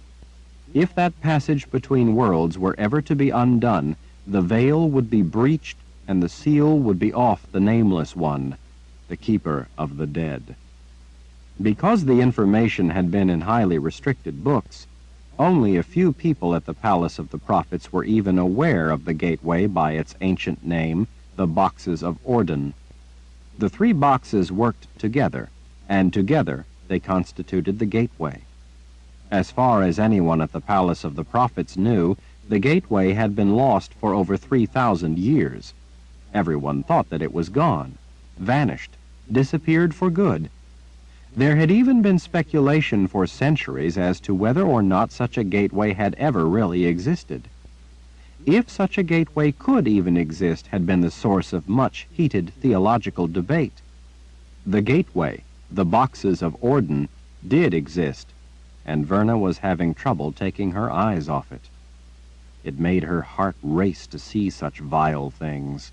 Cold sweat dampened her dress. It was small wonder that 3 wizards had ordered the general to allow no one into the room. Verna reconsidered her opinion of Nathan for equipping the first file with such dangerous weapons. The jeweled covering had been removed, leaving the sinister black of the boxes themselves, because Darkenral had put the boxes in play and had planned to use the power of Orden to claim mastery over the world of the living. Fortunately, Richard had stopped him. Stealing the boxes now, though, wouldn't do a thief any good. Extensive information was required to understand how the magic of Orden worked and how the gateway functioned. Part of that information was contained in a book that no longer existed except in Richard's mind. That, in fact, had been part of how he had defeated Darkenral. In addition to vast knowledge and information, any thief would also need to have both additive and subtractive magic in order to use the gateway or to claim the power of Orden for himself. The real danger would probably be to any person foolish enough to handle such treacherous things. Verna sighed with relief at seeing the 3 boxes untouched right where Richard had said he'd left them. For now there was no safer place to keep such dangerous magic. Someday, maybe Verna could help find a way to destroy the gateway, if such a thing were even possible. But for now, it was safe. Thank you, General Tremack. I'm relieved to see that everything is as it should be. And it will stay that way, he said, as he put his weight against the door. It soundlessly moved closed. No one is getting in there except Lord Ral. Verna smiled at the man. Good. She glanced around at the magnificent palace around her, the illusion of permanence, peace, and security it exuded. If only it were so. Well, I'm afraid that we need to be on our way. I have to get back to our forces. I will tell General Meifert that things here at the palace are well in hand. Let us hope that Lord Raoul will be joining us soon, and we can stop the Imperial Order before they ever reach this place. Prophecy says that if he joins us for the final battle, we have a chance to crush the Imperial Order, if not drive them back to the old world. The general gave her a grim nod. May the good spirits be with you, Prelate. With Berdine at her side, Verna made her way back out of the restricted area and away from the Garden of Life. As they once again descended the stairs, she was relieved to be on her way back to the army, even if she was worried over their mission. She realized that since coming to the palace, she felt more of a sense of commitment and more of a sense of connection to what had become the Daharan Empire under Richard. Even more than that, she seemed to care more about life. But if they didn't find Richard and get him to lead their forces in the battle they would face when they finally met the Imperial Order, then the mission to stop Jagang's army was suicide.